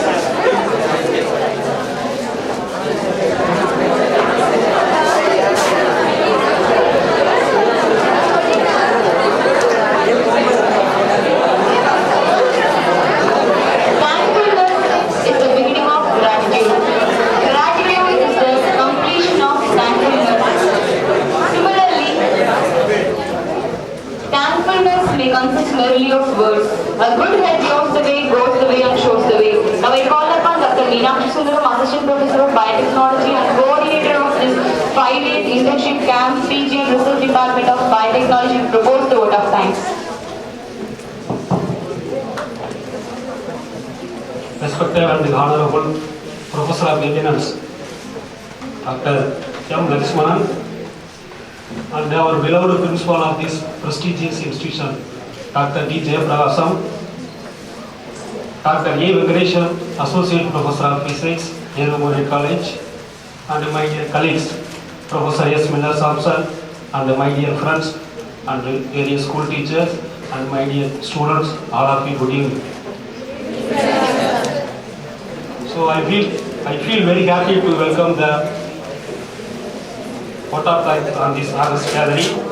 I feel honored and privileged to get an opportunity to organize the Inspire Intensive Science Camp on third time in our reputed institution. Thank you, sir. On behalf of the management and the principal and the participants and myself wholeheartedly, I thank the Department of Science and Technology, Government India, New Delhi for sanctioning 9,75,000 rupees for funds to create young scientists in our nation through this Inspire Camp. Thank you, sir.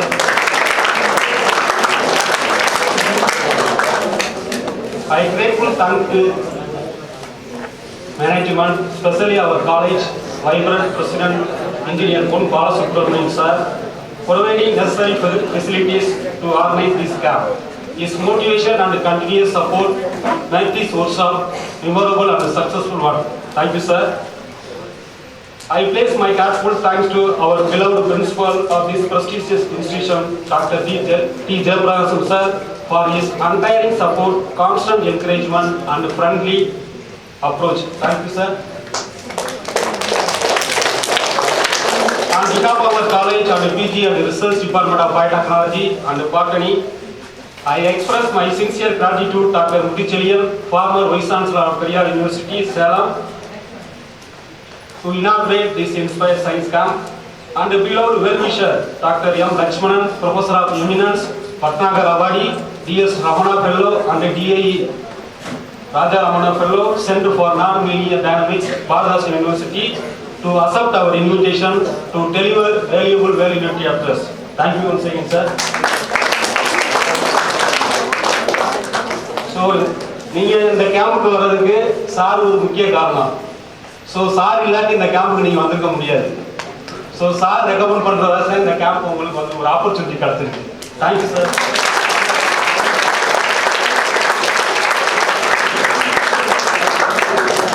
My sincere thanks to the 5 days Inspire Science Camp for Resource Person Dr. A. Subbaya Pandian, Principal Government Arts and Science College for Women Kurukotai, Dr. N. Tajuddin, Professor at Department of Microbiology, Badass University, Dr. N. Ramanujam, UGC Emeritus Professor, Department of Maths, Bardhasan University. Dr. A. Murali, Associate Professor of Physics, Anna University, Chennai. Dr. A. Palachandran, Professor of Department of Maths, Bardhasan University, Coimbatore. Dr. P. Venumanalingam, UGC Emeritus Professor, Department of Chemistry, Bardhasan University. And Dr. V. Kumarasamy, Syndicate Member and Professor and Head, Department of Physiology, Bardhasan University. And Dr. Subhashini J. Sribali, Professor and Department of Chemistry, Avinashilingam University for Women, Coimbatore. Dr. M. Jayalakshmi, Assistant Professor, Department of Immunology, School of Biological Sciences, Madurai Kamaraj University. And Dr. Suresh Gandhi, Assistant Professor, Department of Physiology, University of Madras, Chennai. Once again, thank you for this resource person. It's my duty to thank the participants and the kind teachers from various schools. In spite of your routine academic schedule, you came over here to get the essence of science through these 5 days inspiration camp. Being the coordinator of this camp, I have personally thanks each and every participant for your enthusiastic participants. Thank you.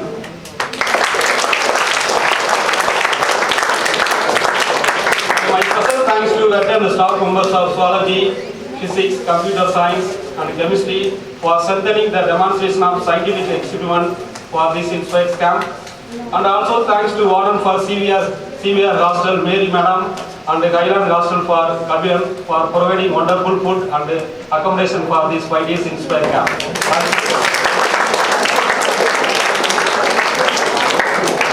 Last but not least, I thank profusely my colleagues, Professor S. Miller Samson and Dr. A. Bhubadi Raja, Assistant Professor, Department of Zoology, and Dr.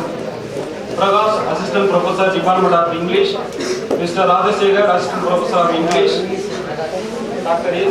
Mr. A. Selvam, Assistant Professor of English, Mr. Jayaraman Sir, non-teaching staff, and the research scholar of my students, Ms. Pramila and Shalini, and the research scholars of zoology, Punida, for timely help in this function, memorable and successful one. Thank you all.